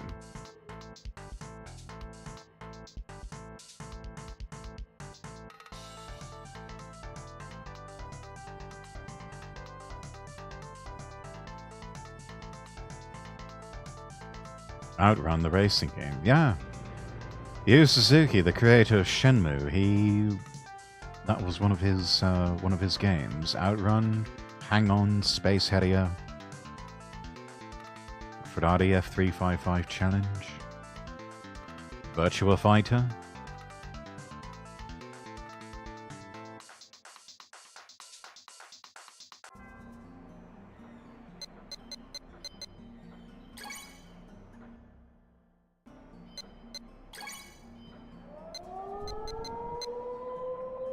There's the noon horn. 兄貴仕事見つけてきましたよ。そうか、ありがとう。この港の五郎が命がけで取ってきた仕事っすよ。 Oh, did you know? 何言ってるの？私が見つけた仕事でしょ。うるせえ、女が黙ってろい。舞ちゃん。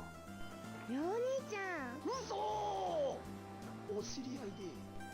ゴロのバカに頼まれて見つけてきたんだ。いつも販売弁当を届けてるから馴染みの監督さんに頼み込んだんだよ。そうそう、色目。 Good woman. おじさま、お願いしまーす。なんつってな。バカ。で、どこへ行けばいいか。昼2時までにアルファ貿易事務所の Alpha Trading Office, 2 p.m. 2時にアルファ貿易事務所の矢田さんだ。 Wait a minute, I think I remember where that was. そんじゃ。 The noon horn sounded like an air raid siren. Did sort of, didn't it? I think this is it over here.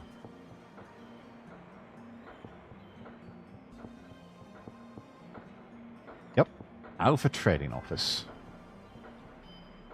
Let's go in and talk with, what is it, Yada-san?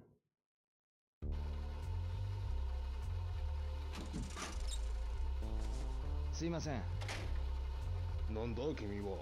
矢田さんですか。おう、そうだな。弁当屋の舞さんから紹介されてきました。おお、弁当屋のとこの舞ちゃん。聞いてるよ。じゃ、早速取り掛かってもらおうか。Why, yes I can.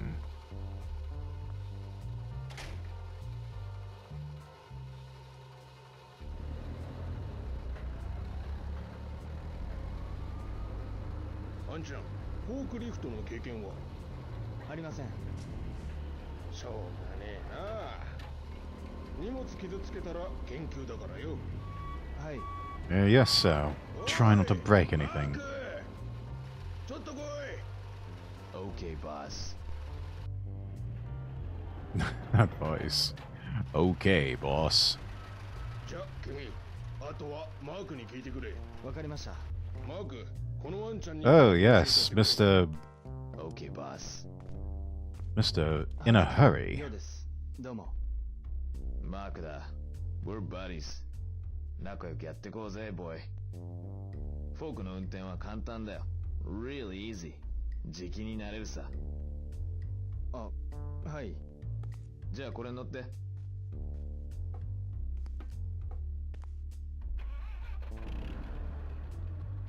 Magically roars to life.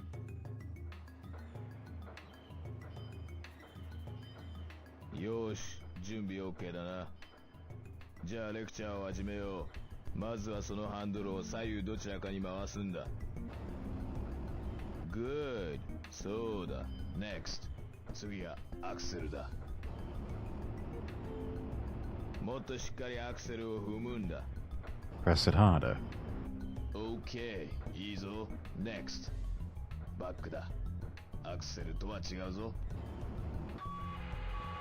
よーし、そうだ。最後はリフトのアップダウンをやってみろ。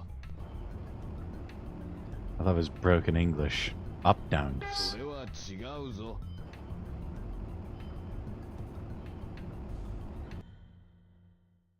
Oh, raise and lower. Press A. Okay. よし、まあまあだな。じゃあ次はそのボックスを運んでみてくれ。 Try moving the crate. そこにある第三倉庫にこの荷物を入れるん To だ。 warehouse number まず 3. ボックスの下にフォークを突っ込む。Next. Ah, yes, I sure am in a hurry. Move slower than the speed of smell.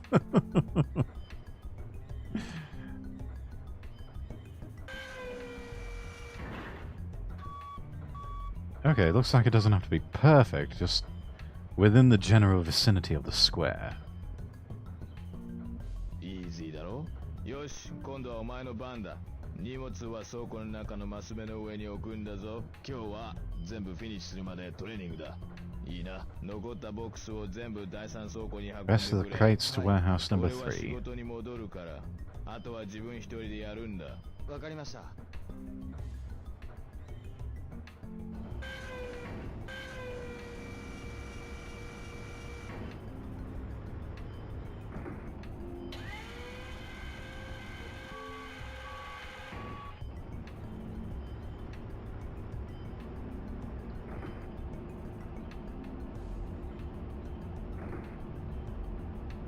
Let's get this stacked on top.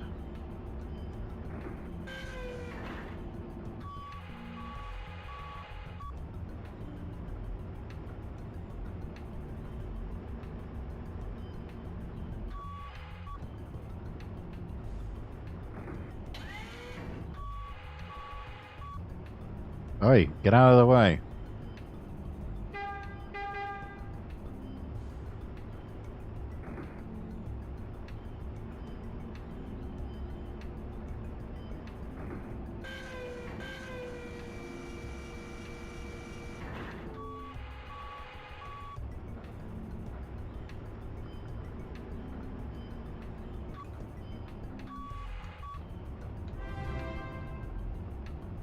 Simply 2, thank you for the follow.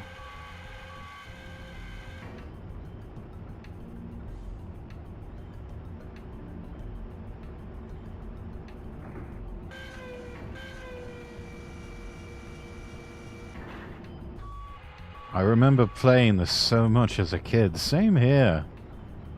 It's good they finally ported it over. I missed it. Terribly so.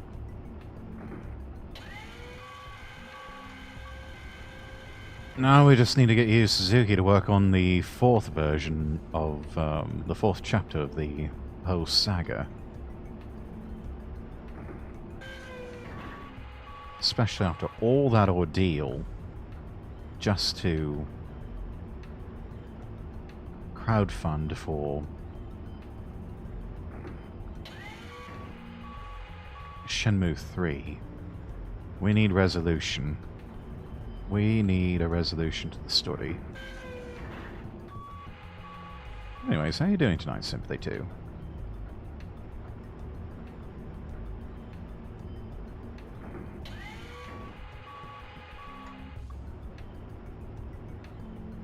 I'm good, you? I'm doing alright. Some fun for a throwback Thursday, you know?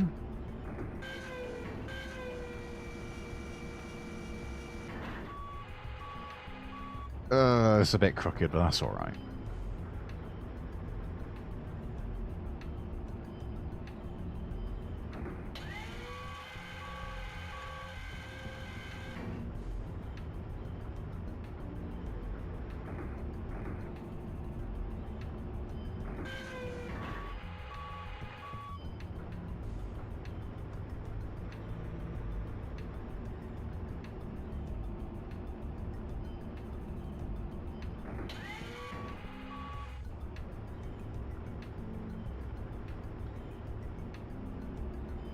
Hi Dragon, welcome in. Good to see you, how are you? Oh. We did alright. Oh, お疲れさん。お疲れ様です。フォークの運転は覚えたかい？ええ、なんとか。バイト代はな、最初は荷物を1 Hey, not bad, 300 yen per crate. 荷物には毎日ノルマがあるからしっかり頼むよ。はい。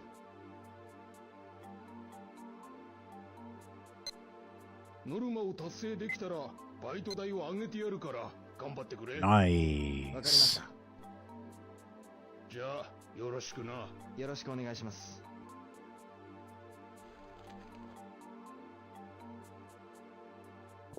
Not bad for a young lad starting out in the world. りょう、マークさん。明日は朝9時に来てくれ。いいな。 9 a.m. Got は it. い、わかりました。仕事を始める前にちょっとやることがあるんだ。仕事の前にですか？ああ、そうだ。まあ、明日来てみればわかるさ。遅刻するなよ。はい。No, of course not. I wouldn't dare be late. Gotta try and gather info about the Mad Angels who are working at the docks. What kind of gang is it? $3 a crate. How many crates, though? ちょっといいですか？なんだい？マッドエンジェルスについて何か知ってます？港の不良どもだろ？知ってるんですか？うん。あいつらうるせえんだな。海にゴミとか捨てんだよ、もう。おかげで魚逃げちゃうんだよ。そうですか。How many crates, though? I think the quote is fairly easy to get to. If I remember right.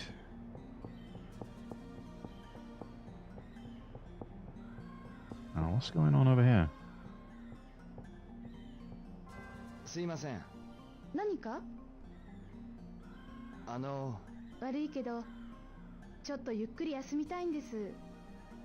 そうですか。Oh, sorry, love.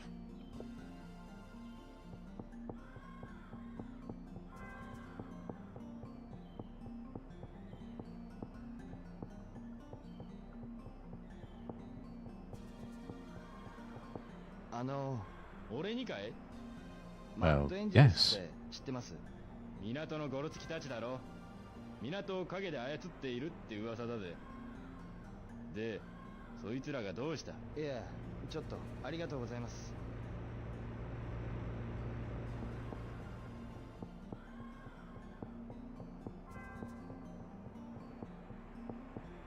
すいません。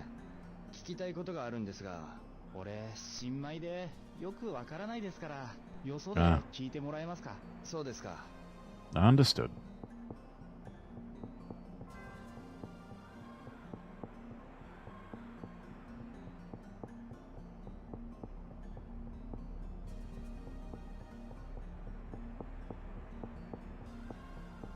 I remember seeing something. I think it was over here. Yeah. Some graffiti.「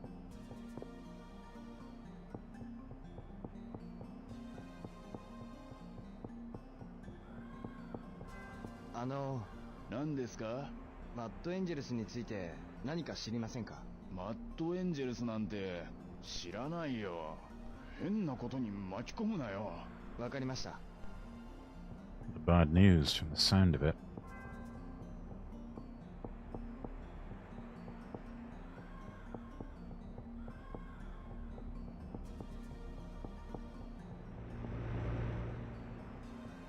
すいません。もうお仕事しないよ。ゆっくり休むね。Understood.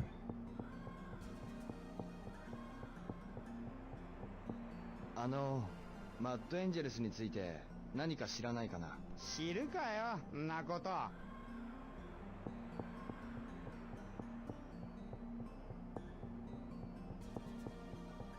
ちょっといいですか？おう。すいません。マッドエンジェルスについて何か知りませんか？マッドエンジェルス？知らないな。悪いけど。いえ、すいません。Alright, well, there's that.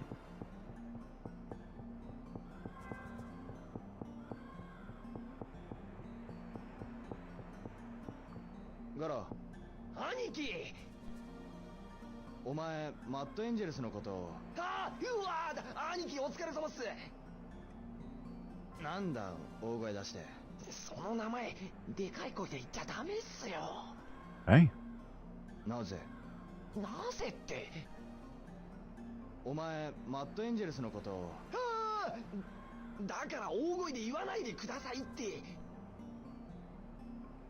ここじゃ禁句なんすから。 Is it really now? それは言えないっす。何の用があんのか知らないっすけど、あんまり大っぴらには探らない方がいいっすよ。マッドエンジェルスのことだけど、でかい声で言っちゃダメっすよ。 Oh, for God's sakes. かなりヤバい連中なんすから。そうか。じゃあまたな。ウィース。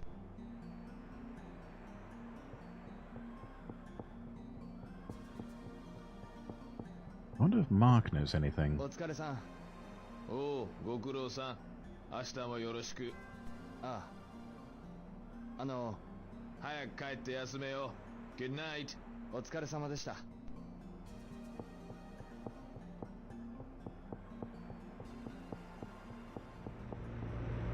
Oh, he might have a point.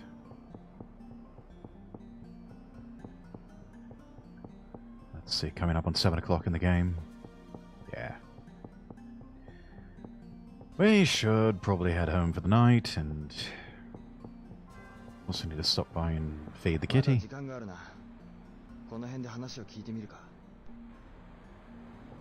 Okay, so apparently we're not leaving.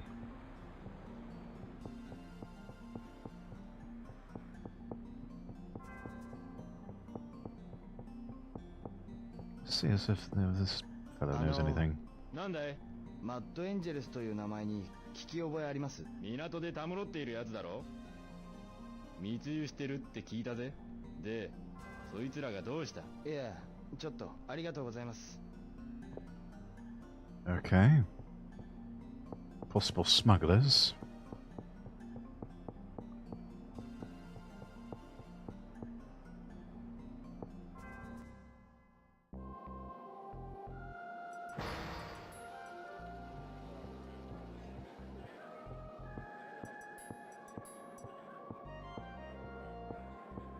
See if the local secretarial pool knows anything. マッドエンジェルスって知ってますか？何？港の作業員を仕切ってる奴らだって聞いたんだけど。聞いたことないな。そうですか。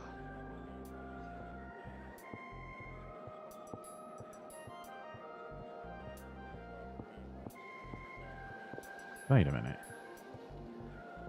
What about the lunch lady over here? すいません。はい。何？マッドエンジェルスについて何か知りませんか？マッドエンジェルス。野球のチームかい？いや。まさかとは思うけど。暴走族かい？Well, that, yeah. We'll just leave it at that.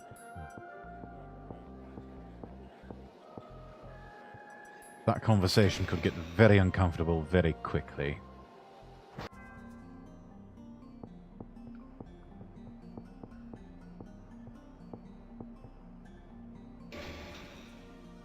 What a day, lol. I know, right?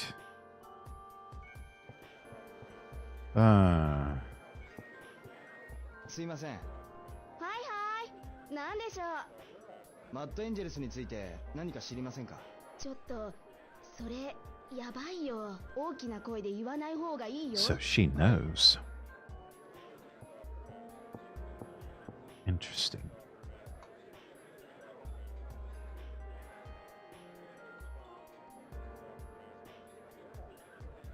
Let's see. What?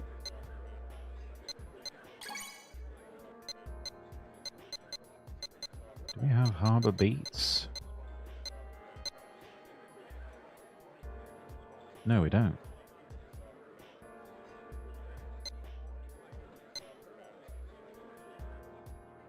Hi, hi. ありがとうございます。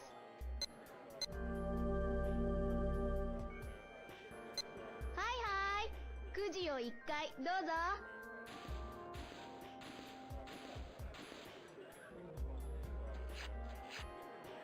外れか。残念でした。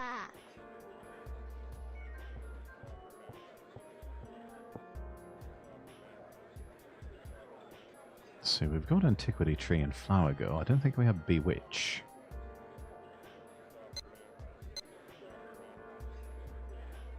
これください。はいはい、ありがとうございます。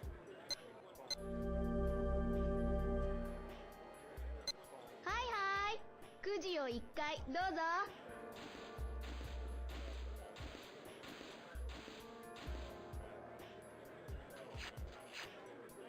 5等か。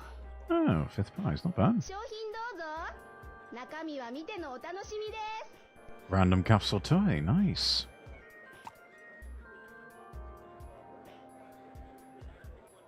It's a car! An estate wagon! Very cool. すいません。ごめんね。また来た時聞いてよ。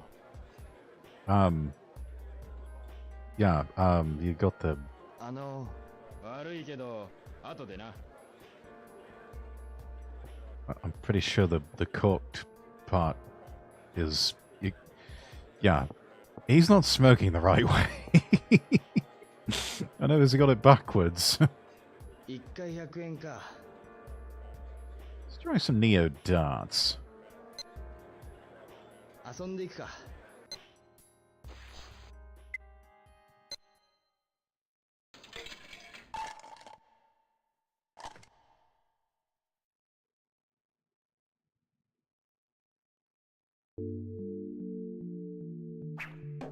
当たった。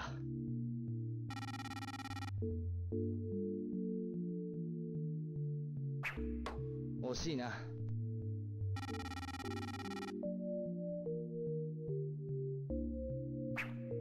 こんなものかな。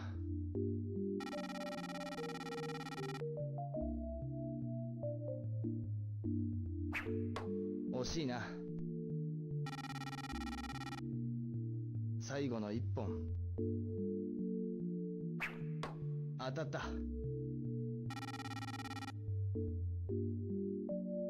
終わりか。Try another one. もう少し遊ぶか。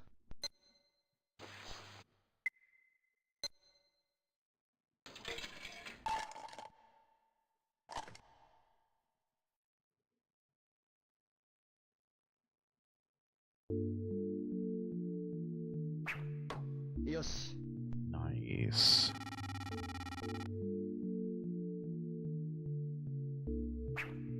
惜しいな。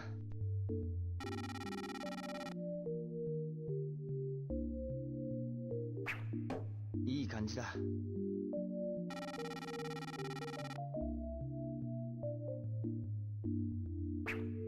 まずまずかな。I haven't played darts in ages and I remember how bad my aim is. Yes, same.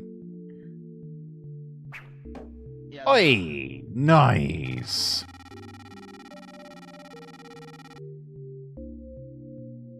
Not quite my high score, but... やめとくか。 Yeah, that's cool.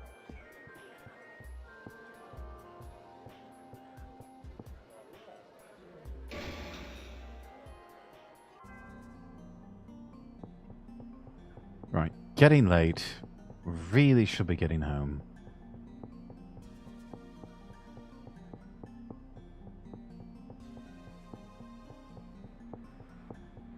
マッドエンジェルスのことをもう少し探ってみるか。 Bro, we've got to go home.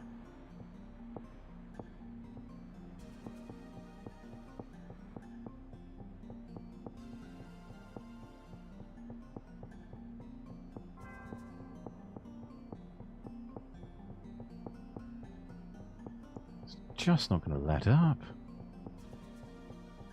Of course, Ine-san's going to be pissed.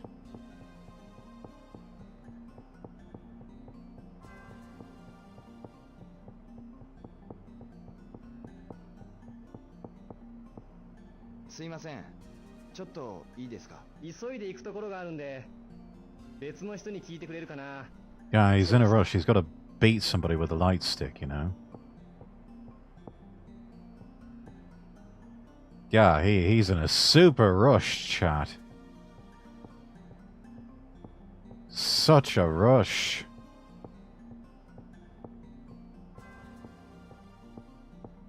He's breaking every land speed record to get there.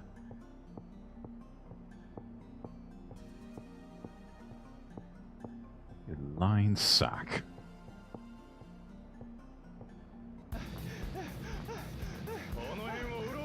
Oh dear.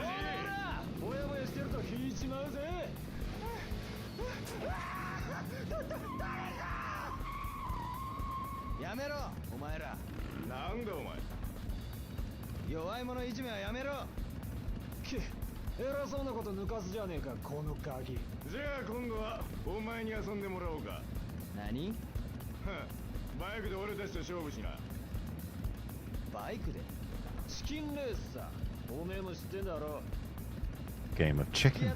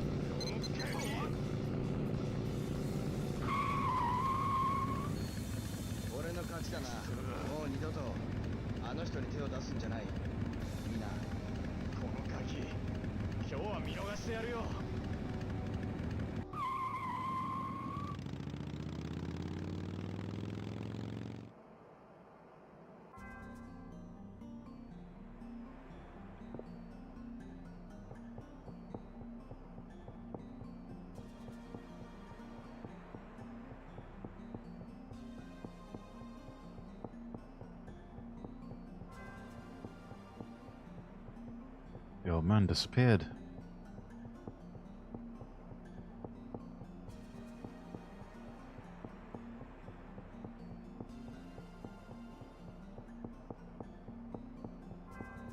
I wonder if he's in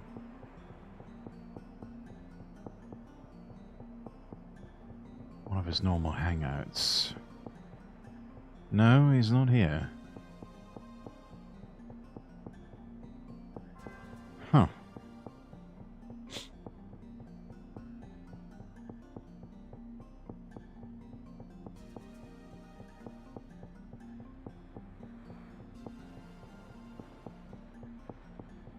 Looks like we're finally... Goro. Aniki! お前、マッドエンジェルスのこと。なんだその名前。なぜなぜって。 Guess we're both waiting for the bus ride home.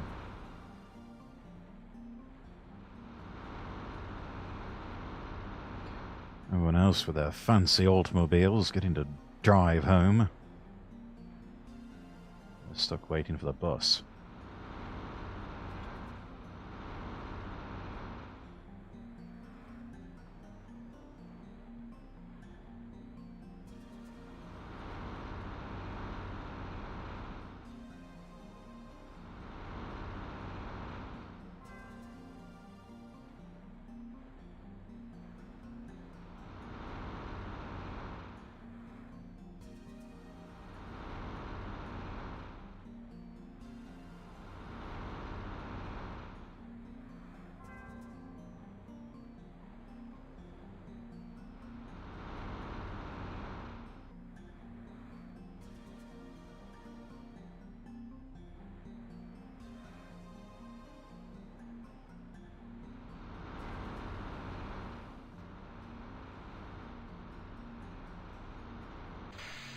Pepperoni, yeah. It's alright though. All part of being a working man now.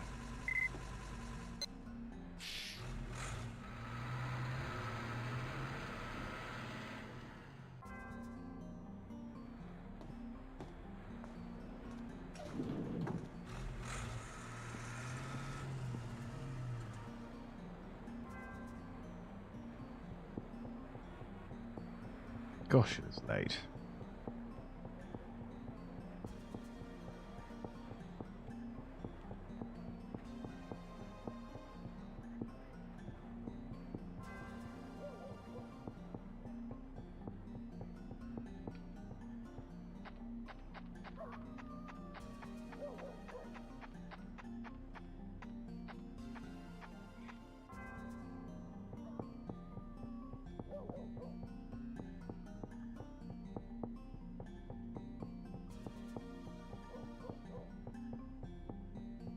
Let's get over and feed the cat.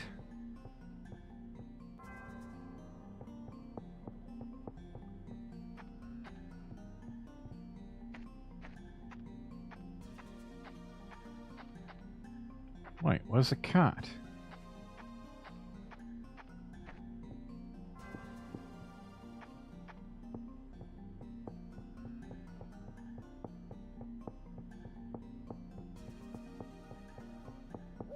Never mind.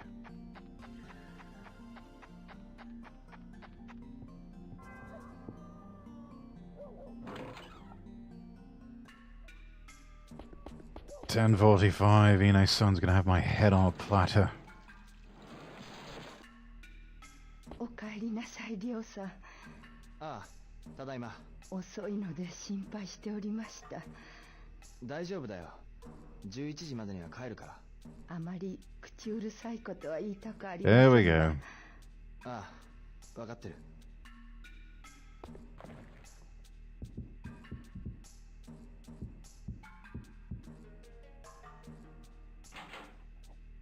Must feed Takite. Takite is gone, unfortunately.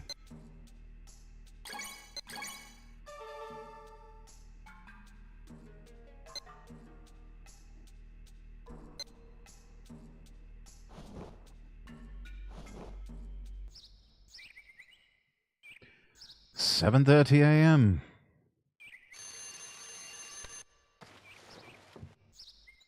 朝か。今日からバイトだ。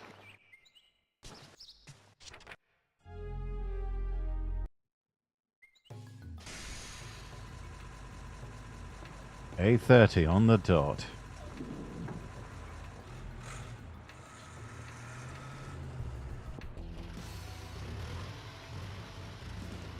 Oh, I love this. I remember this. Good morning, everyone.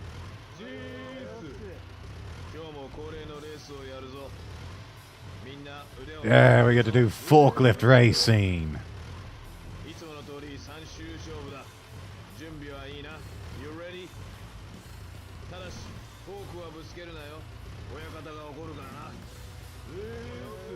No, where's the fun in that?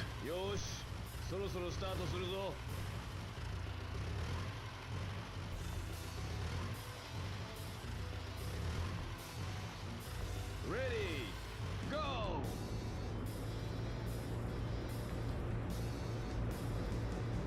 Come on, come on.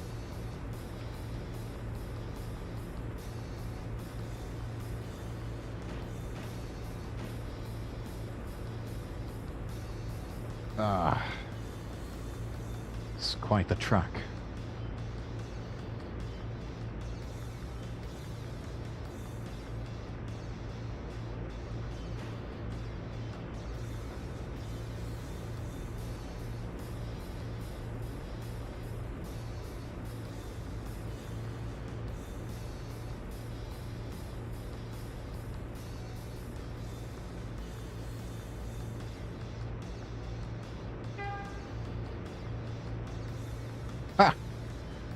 Found a little shortcut. They need to make forklift racing its own game, I know, right? Just under a minute for lap one. Come on.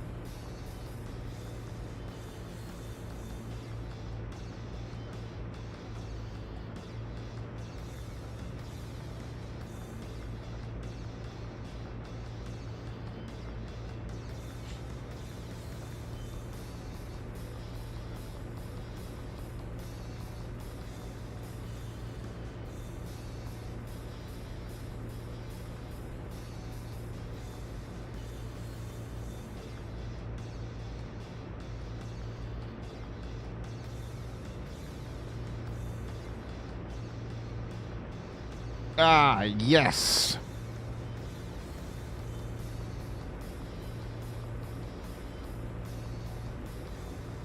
$55 seconds.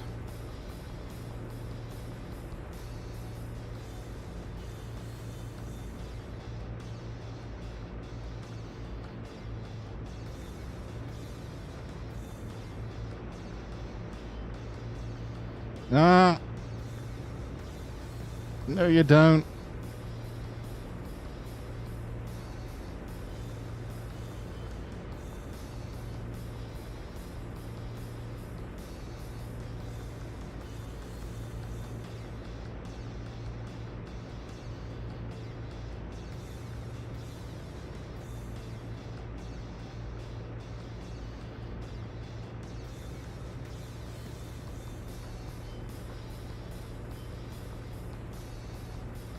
Almost there.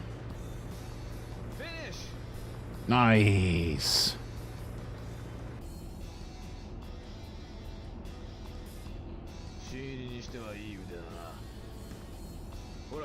Hell yeah, I'm good.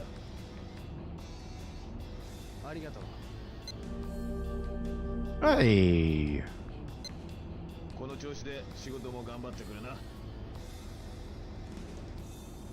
You better believe it. 今日からよろしくな、ボーイ。よろしくお願いします。早速仕事だ。この荷物をフォークリフトで運んでくれ。どこへ運べばいいんですか？ 18番倉庫だ。これがルートマップ。今日のノルマはそのマップに書いてあるからよく読むんだ。ノルマよりもたくさん運べばマネーはアップするよ。わかりました。荷物を傷つけないように気をつけるんだ。OK？Right, take these to warehouse number 18. I think we can do that.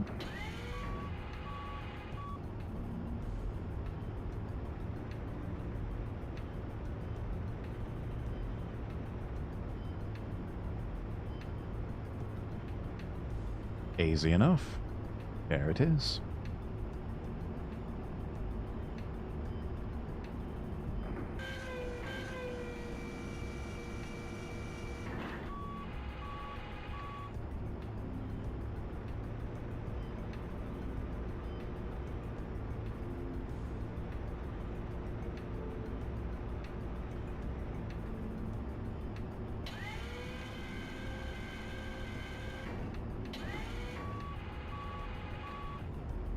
Yeah, when I think about it, it's a pretty sweet gig. A young lad who's fresh out of high school. Got himself a job operating a forklift in the harbour. Making decent money.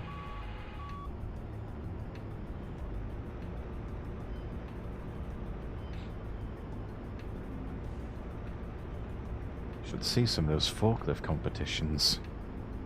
What, are those really a thing?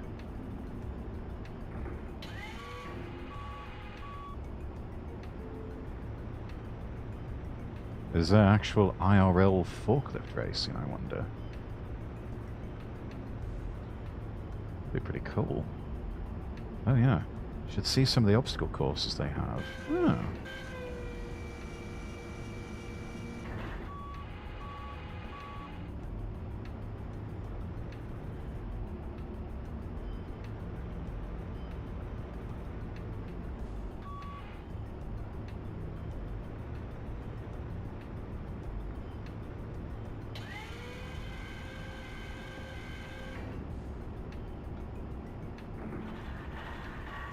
Oops. There we are.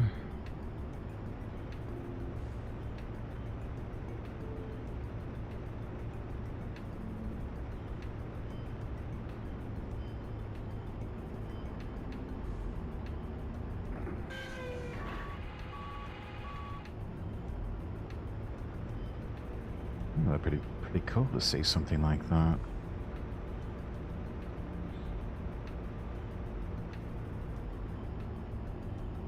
I do know when I was in transport, they would have similar games set up, but with a focus on safety.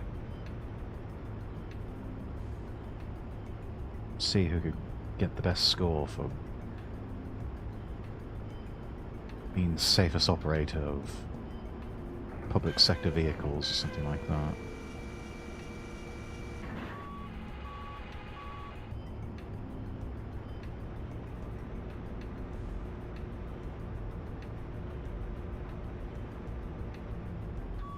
Oi, out of the way.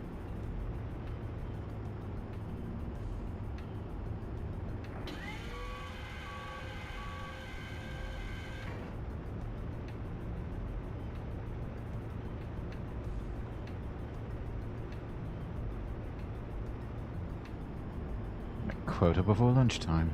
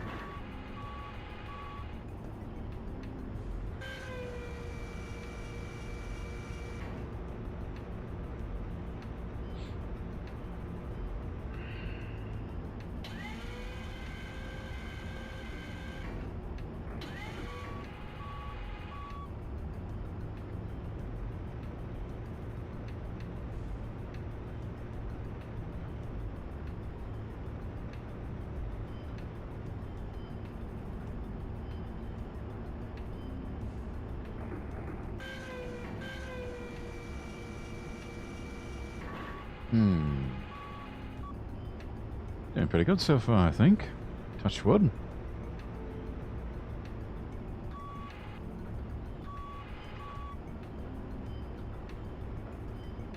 Oi, you!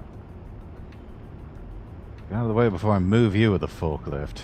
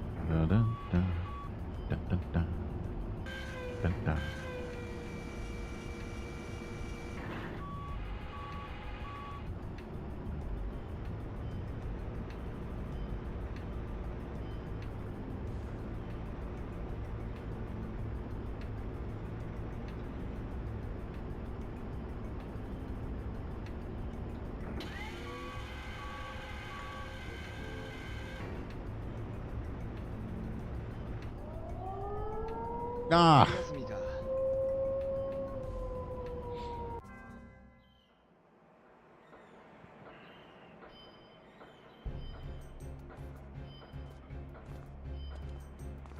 Sounds like we got trouble. 俺たちのことを嗅ぎ回ってるらしいな。おめえ、チンの手先か。チンなんてやつは知らない。あ、本当に知らない。てめえ、とぼけんじゃねえや。やめろ。なんだこのガキ。痛え目に遭いてえのかよ。 Oh, are you? We'll see about that.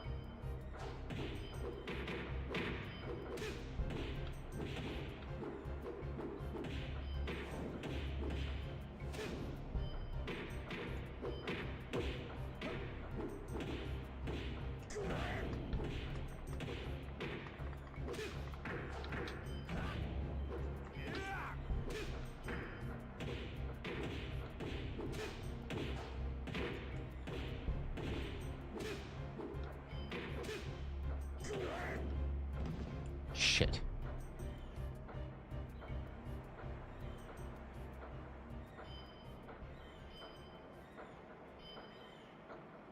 Have to do it again.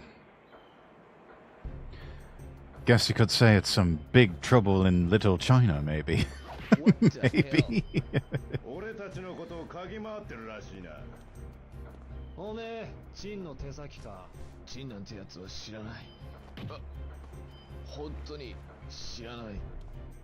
てめえ、とぼけんじゃねえや。やめろ。なんだこのガキ。痛え目に遭いてえのかよ。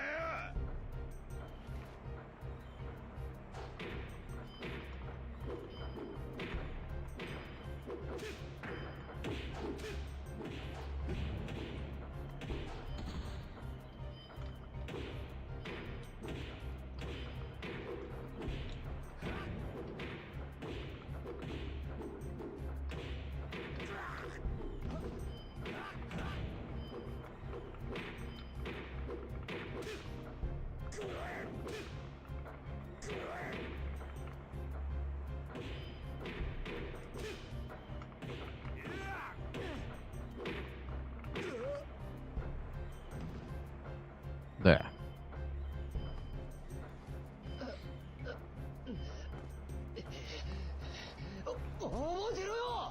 Good, you do that. Thank you, Ryo. あいつらは Mad Angels. Oh, so that's what they were. どうやら俺を敵の回し者と勘違いしたらしい。チンというやつのグループらしい。よく知らないけどね。No, you don't, but I do. マッドエンジェルスが。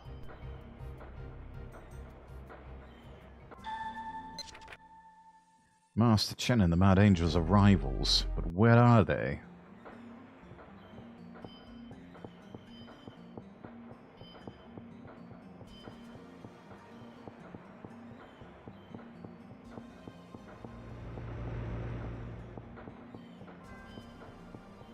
No wonder if Tom knows anything about them. トム。Hey, Ryo! ちょっと聞きたいことがあるんだ。マッドエンジェルスについて何か知らないか？ Ryo! あのグループと何かあったの？いや、ちょっと訳があって探してるんだ。No! 関わらない方がいいよ。Very dangerous ね。Killers, eh? マッドエンジェルスのことだけど。Very dangerous なグループね。わかった。ハニーさん。はい、リョウ。マッドエンジェルスについて何か知りませんか？夜になるとよくバイクでこの辺を走ってるね。夜か。リョウ、あいつらと何かあったの？あ、いえ。No, not yet. 強いのはわかるけど、ちょっと心配ね。Oh, don't worry about me, dear. I'm quite all right.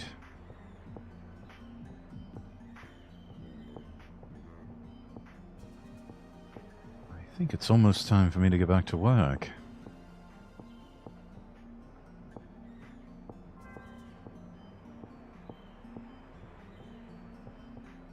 Just a few more minutes here, which is a few more seconds.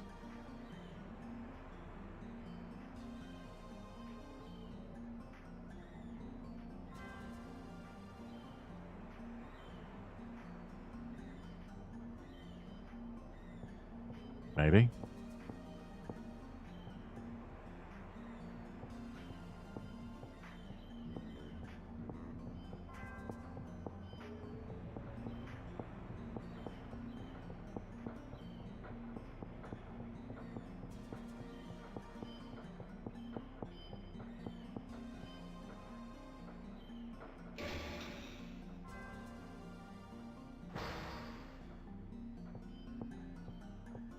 Yes, this is all coming along nicely.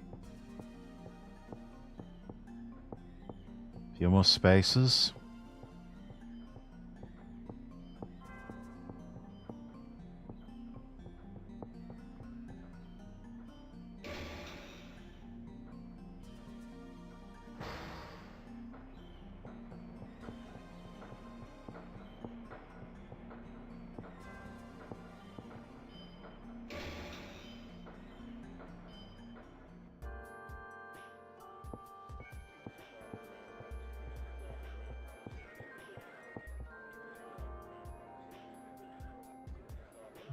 bought up all of the available cassettes in game.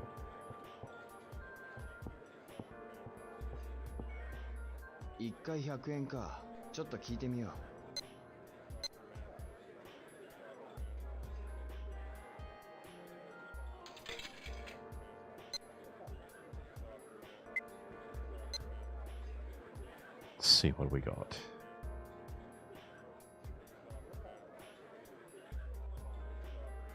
I always like the sound of MJQ.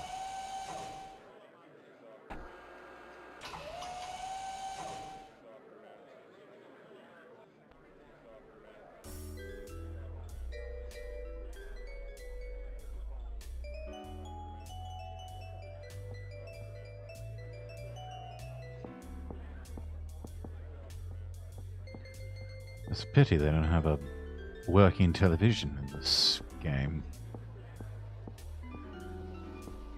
Be interesting to see the state of the world of 1986 Japan.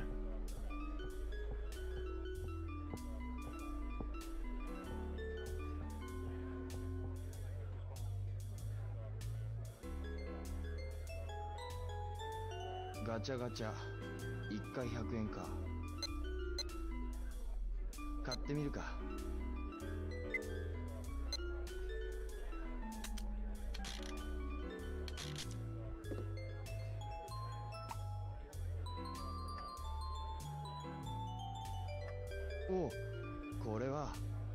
Hey! It's the stuff I've been holding all day.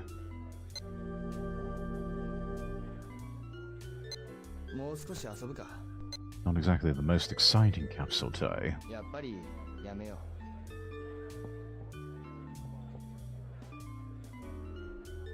Let's see what sort of car we can get.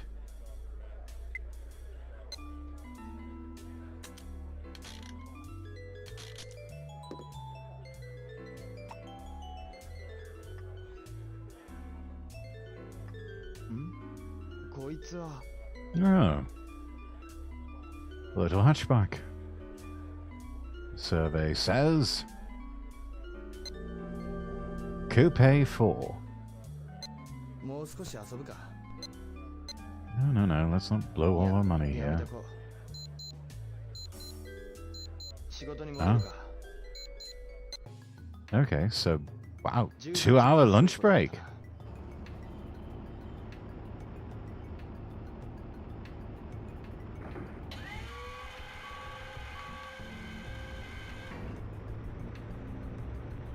For a forklift driver, that is, quite generous.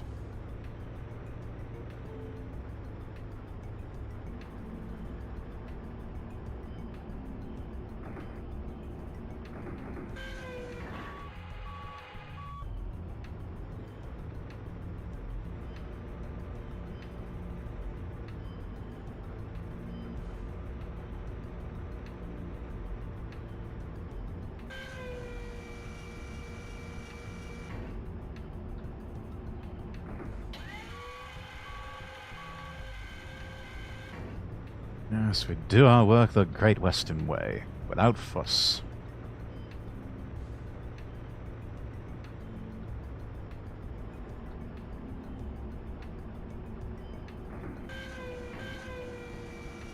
Current rate of forklift drivers, $731 weekly. That's a good time to be a forklift driver. Chat, if you're looking for a career change, definitely look at forklift driving. Especially right now. It pays. It pays well.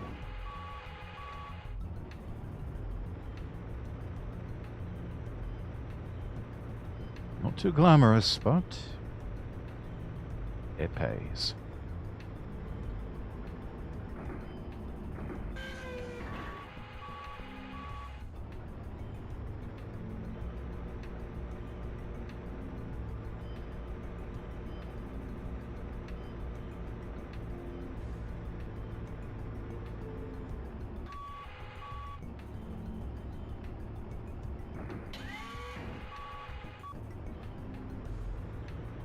Gosh, we're almost done.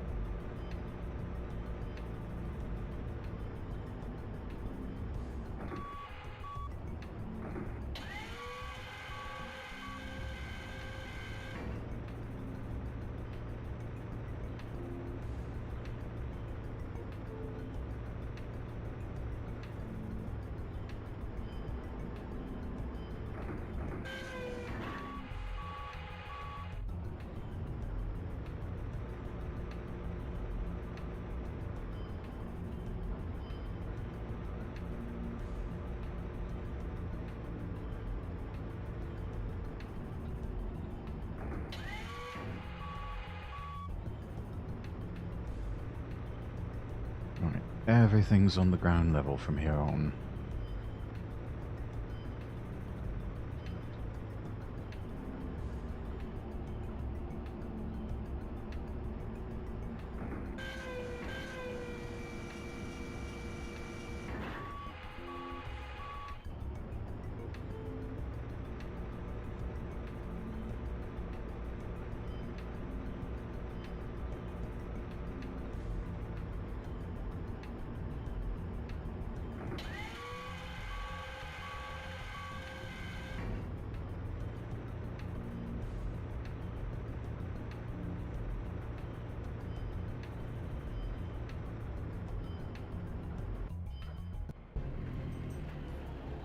Oh, great. Now what?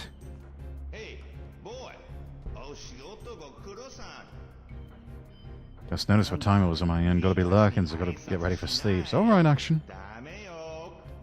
新入りは必ず挨拶。港のルールね、わかる？何の話だ？マネーだよ。マネー、ボーイ。すぐ出しな。I'm not giving you any money, boy. Remember not to damage the cargo once you fight him with a forklift. Appreciate the lurkies action, thank you. Hey, you. 後で後悔するね。Come on, boy. God, the English voice acting is awful.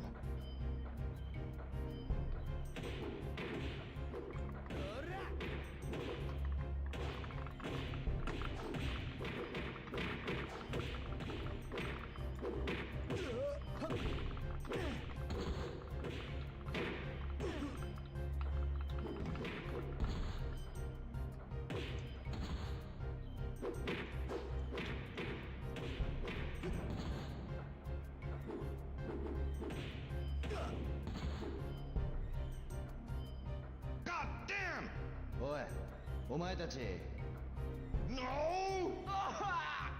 待て!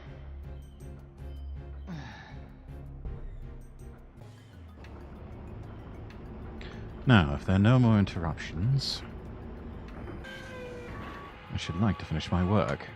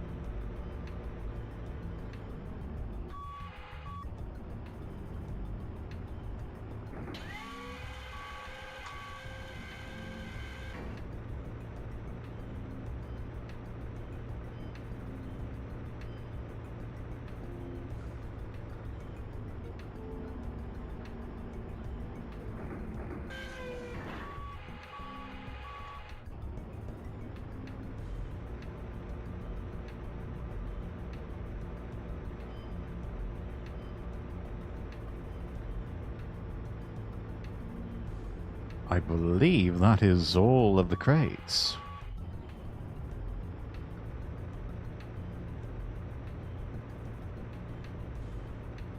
We got done ahead of schedule. Brilliant.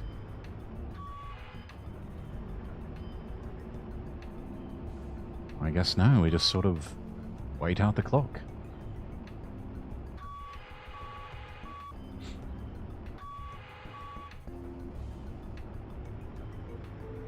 Gosh, we got this done with an hour to spare, I think.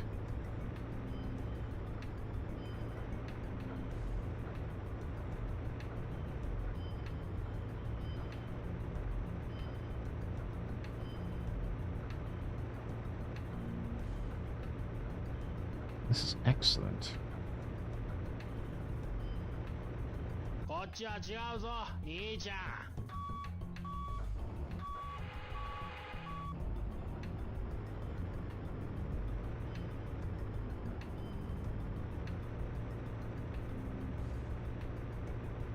Not the right way, eh? Alright then.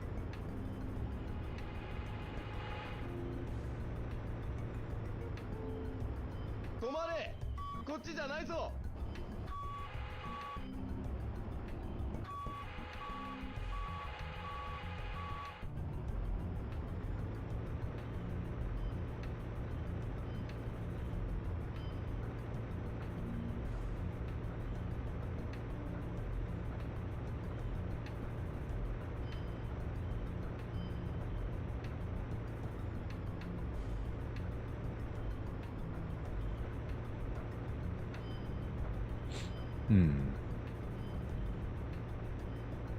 こっちはあんたの持ち場じゃないぞ。 Can't go that way. I wonder if the old warehouse district will let me in. はい、戻って。こっちじゃないよ。 Nope.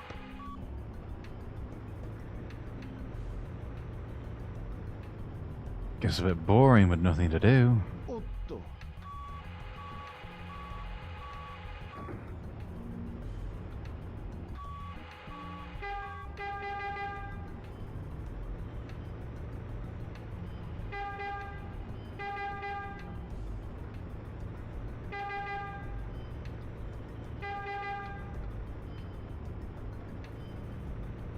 道が違いますよ。戻ってください。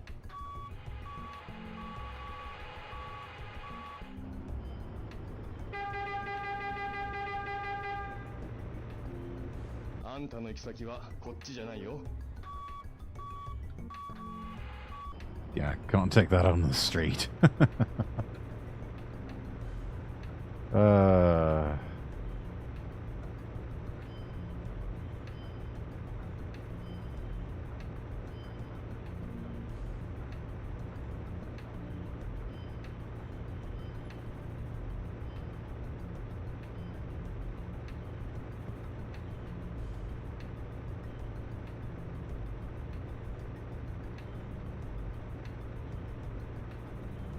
こっちじゃないよ。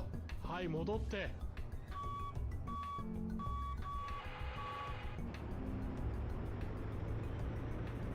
I think they should be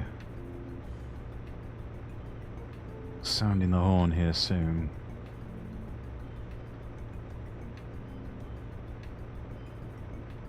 Another 5 minutes.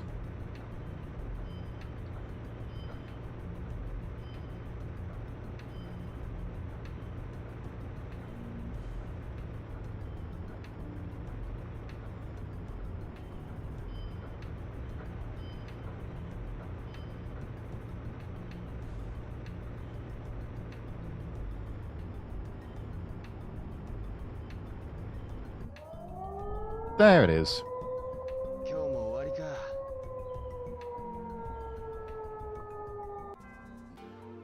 えい、お疲れさん。ほら、今日のバイト代だ。どうも。あんちゃん、ノルマ達成だな。明日から。 Damn right I met quota. I got it all done. 1個につき350円だ。 Nice. じゃあ、またよろしくな。 はい、お疲れ様でした。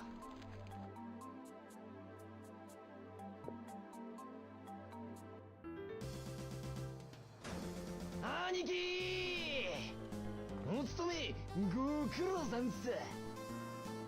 お前港には詳しかったよな。そりゃもうカツアゲのナイススポットからタッチションポイントまで Perfect mugging locale.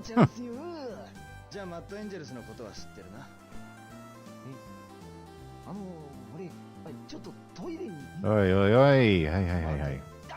Get back here. 朝の食い合わせが悪かったのか、腹の調子が悪くてゴロだけにゴロゴロって。 Yeah, no, no, no, no, no, no, no. 知ってるんだな。 You know more than you're letting on. Spill it. Yes, you've said that before. 口にしただけで海に沈められるっすよ。この港じゃタブーなんす。ゆうべも堅気の若い男がコンクリート漬けで。沈められたっていう噂に。まさか。じゃあ兄貴、俺帰りますんで。そんじゃまた。ああ、またな。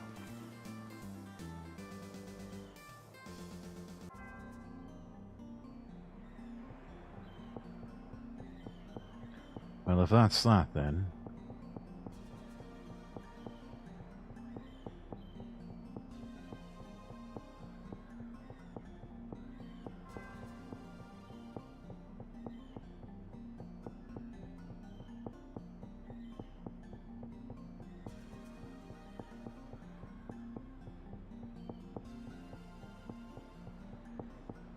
I should be getting home.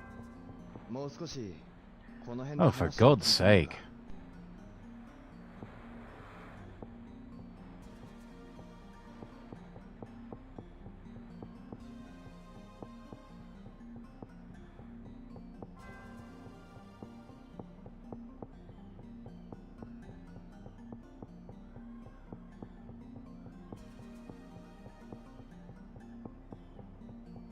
Come on.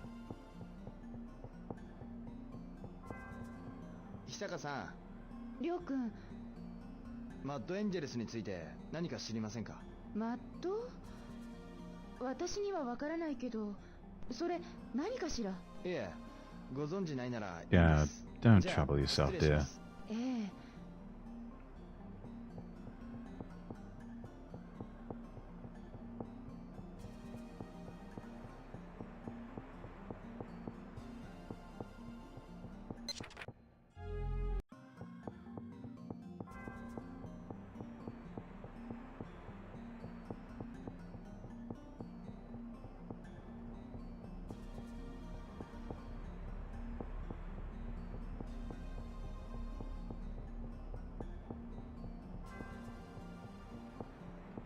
I mean, this does appear to be the entrance to their hideout.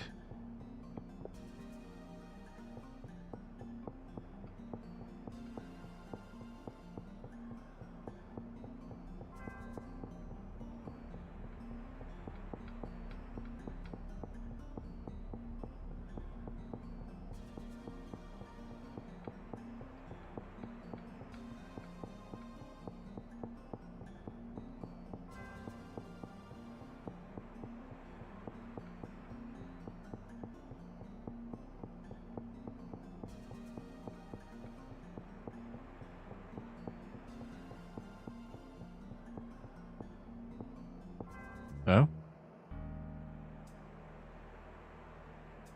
What's this?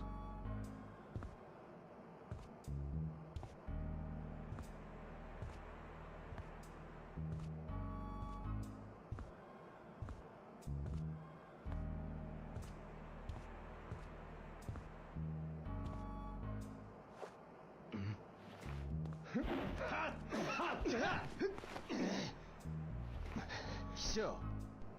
諦めの悪い男だな、お前ってやつは。何の用だ？技を教えてやろうってことさ。技を？大きなお世話だ。Well, you never know. マッドエンジェルスごときに手こずっていては乱帝には歯が立たんぞ。うるさい。お前の助けなんかいらない。それもいい。だが人の行為は素直に受けた方がいいぞ。Yeah. さあどうする？やるのかやらないのか。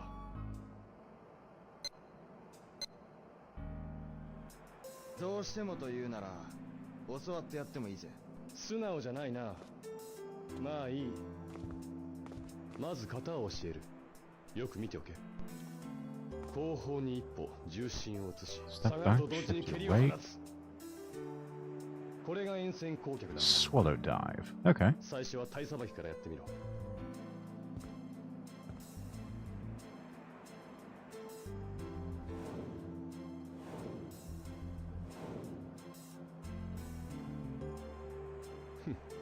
まあまあだな。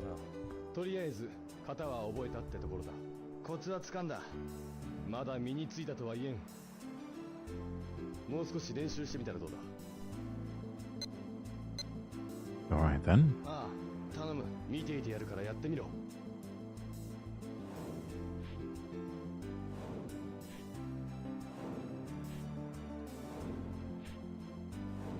そろそろいいだろう。まだ続けるか？ああ、頼む。わかった。 Let's keep going. 続けろ。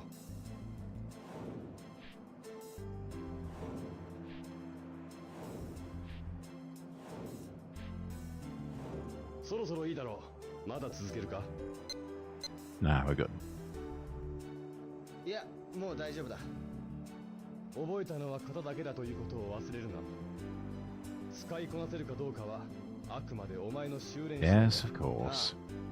まあ、せいぜい鍛錬することだ。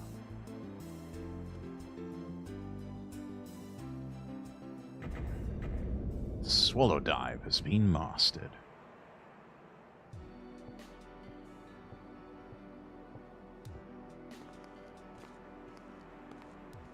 なぜ俺に技を？お前、どうしても香港に行く気か？ああ。死にに行くと分かっていてもか？それでも行く。そうか。 Risk we'll have to take, I suppose.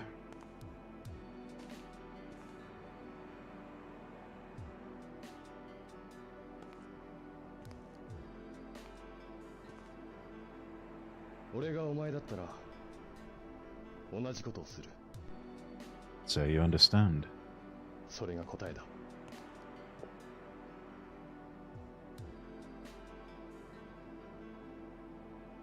Rain started up right as they were talking. That was pretty cool.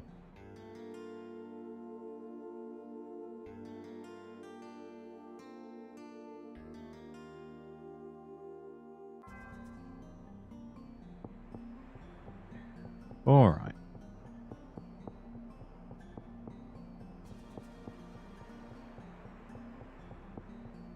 We had a lot happen today.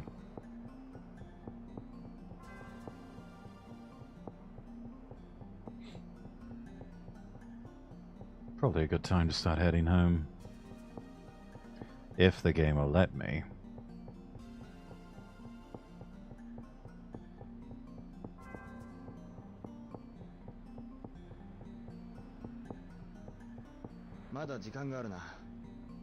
Really?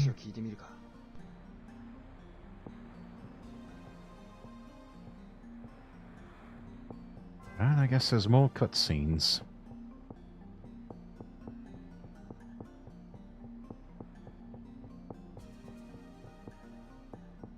Actually, you know what? I know there's one thing that we can do.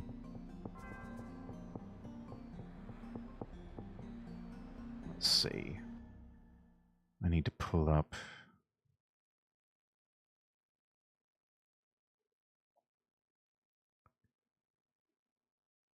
I wrote down the number.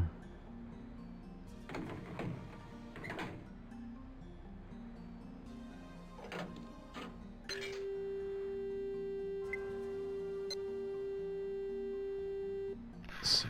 0, 4, 6, 8,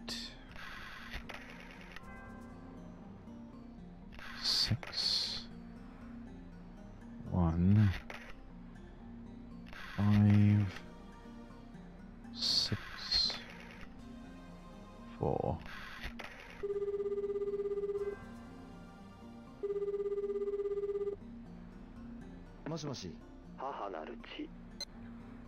Comrades.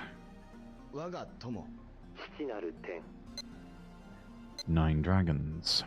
9つの竜。第8倉庫だ。陳大臣をお願いします。失礼ですが、そちらは葉月と言います。お待ちください。何の用だ？ああ、聞きたいことがある。陳大臣と会わせてくれ。親父は今はいない。ならお前でもいい。話があるんだ。来たければ勝手に来い。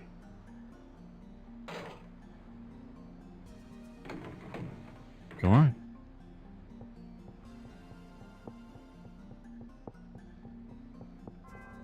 Let's go meet with Guizong.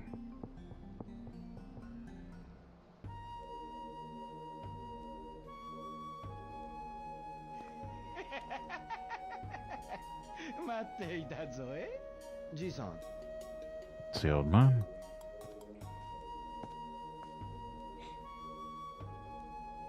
どうしたんですか、こんなところで。助けてくれた礼にいいことを教えてやろうと思ってな。まあ口で言ってもわからんじゃろ。どうじゃ、わしを一発殴ってみ。俺がじいさんを？うだうだ言わずに、はよこんか。なんじゃその月は。葉月流の月がこの程度か？なぜ葉月流のことを？知りたかったら全力でかかってこんかい。少し本気を出しますよ。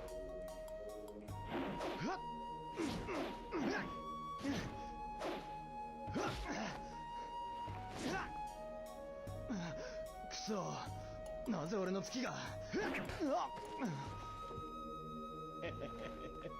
実践ならここで首の急所をつくがDamn. な。じいさんは一体。攻撃ばかりが武術ではあるまい。戦うことなく、You're not wrong there. また一つの武術じゃ。わしの師匠はこの技を影見と呼んでおった。 The shadow step. 影見。どうじゃ、よかったら一つ指南してやるが。 Yes. ぜひ教えてください。ではまず葉月流の体さばきを見せてもらおうか。わかりました。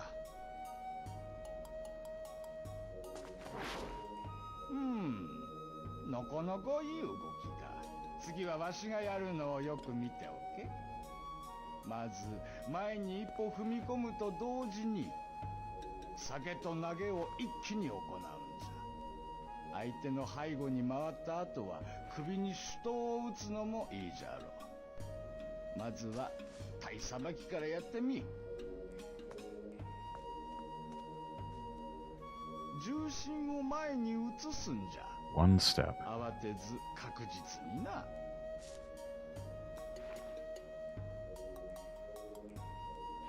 まあそんなとこじゃろ。前に一歩動くと同時にかわしと投げに入るんじゃ。 Step forward, dodge and throw.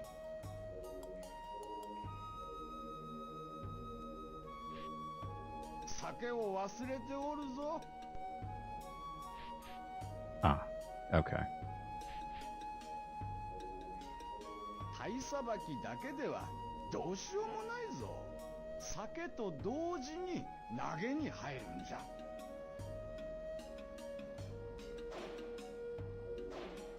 Ah, okay. So right and B and Y. なかなか筋がいいの。ありがとうございます。型は理解できたようじゃが、もう少し練習を続けるかね。 Alright then. はい、お願いします。よし、見といてやるから存分に練習せい。はい。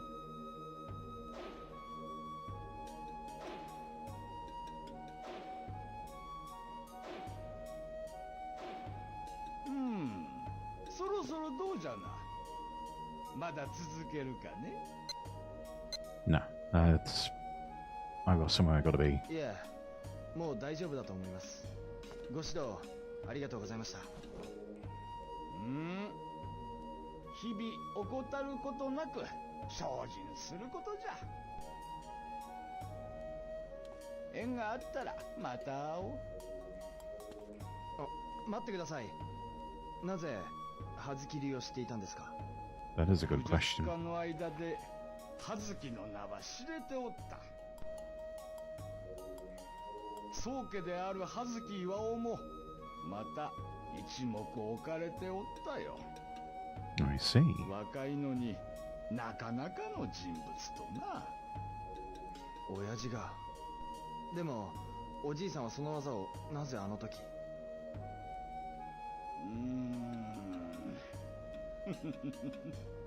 戦うばかりが能ではあるまいって。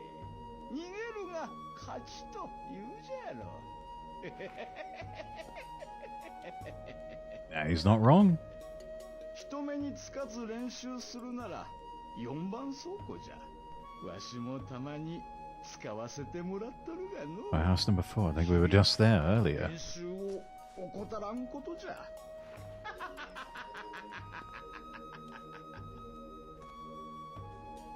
He's a quirky old man, but he's got a good heart.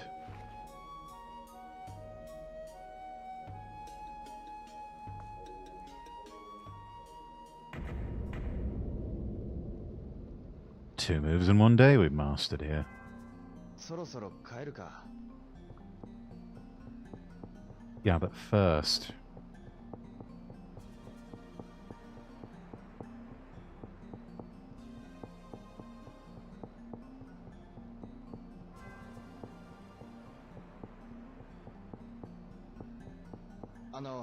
第8倉庫に行きたいんですが、陳大臣と会う約束をしてるんです。お名前は？葉月と言います。はい、伺っております。お通りください。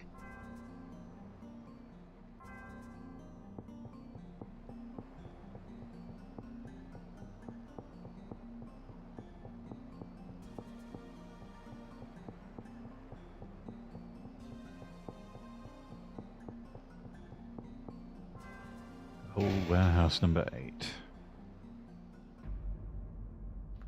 すまないな、忙しいところ。一体何の用だ？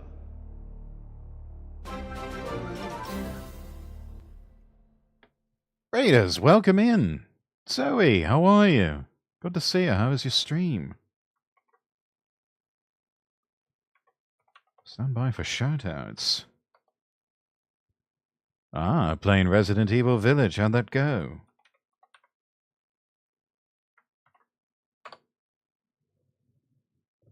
Everyone, make sure you go follow Zoe the Demon Fox. Stream was great, but my room is an oven. Really started to heat up your PC, did it? Well, Raiders, if it's your first time here, I'm Lord Rexworth. I'm an English nobleman Vtuber. And we're playing some Shenmue. We've gotten to the forklift part. Pretty good for our first day. Managed to get all the crates put into Warehouse 18. Ah, girlfriend's Xbox was on. I see. Okay. Yeah, that'll do it too. Turns out two things venting heat really runs up the temperature. Yeah? You're not wrong. Well, hopefully it'll start cooling off in there soon enough.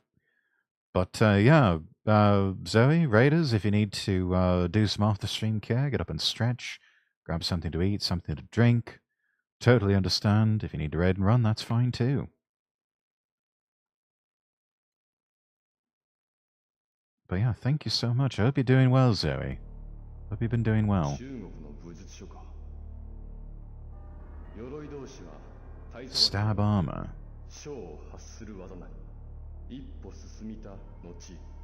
One step forward, two steps back. Tense up your limbs. Interesting. Powerful enough to fell a tiger. Goodness. 別流派の技だから詳しくは分からんが、今聞いたことを心に留めて練習すれば身につけることができるかもしれん。そうか。俺は仕事が残っている。ありがとう。邪魔したな。Gonna make some food, probably go to bed. Hope your streaming's going well, Rex. Yeah, it's going alright, all things considered. But yeah, thank you so much, Zoe. I totally understand.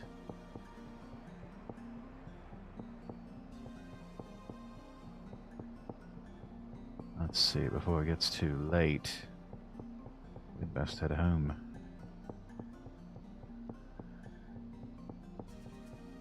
Oh, I love a rainy night, such a beautiful sight.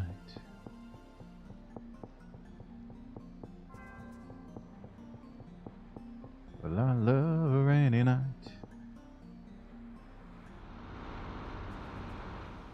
Yeah, I love a rainy night.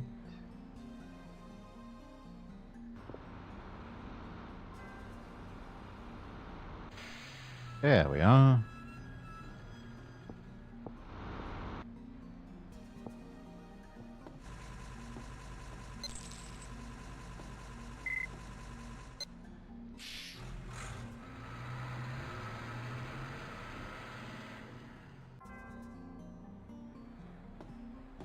Nearly 10:30, goodness.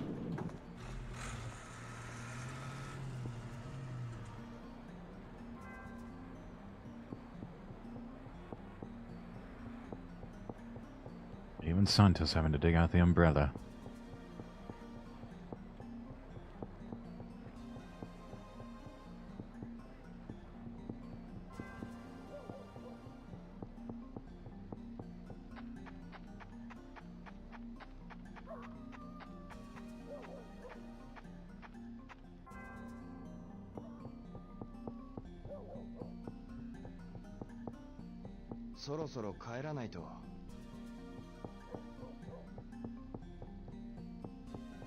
Yes, I'm well aware of the time, Rio.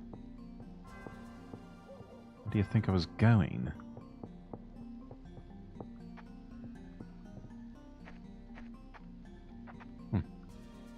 Guess the cat's flew in the coop.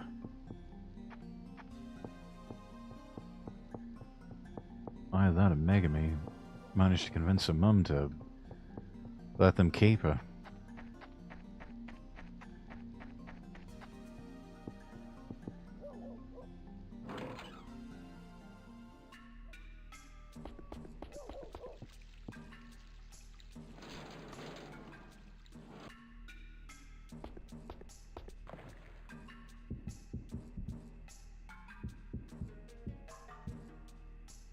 Alright.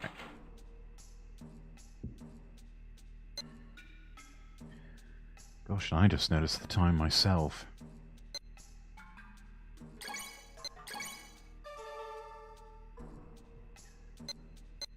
Right, chat, especially raiders from Zoe's side, do apologize for things being cut so short here. But, yeah, I think we do need to find someone to raid.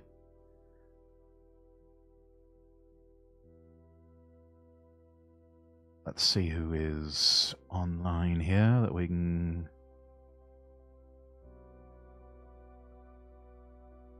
go pay ourselves a nice visit to.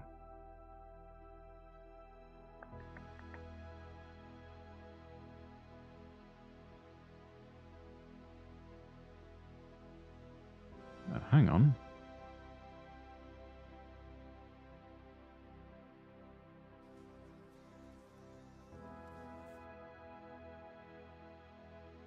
Megalum. I don't think we've ever raided Megalum.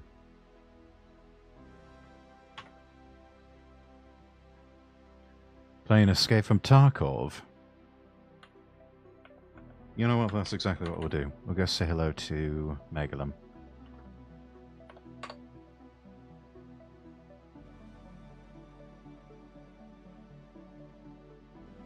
As Seribot says, have a great rest of your day. Don't forget to stay hydrated. Take care of yourself. Let me get some copy pasta ready for us.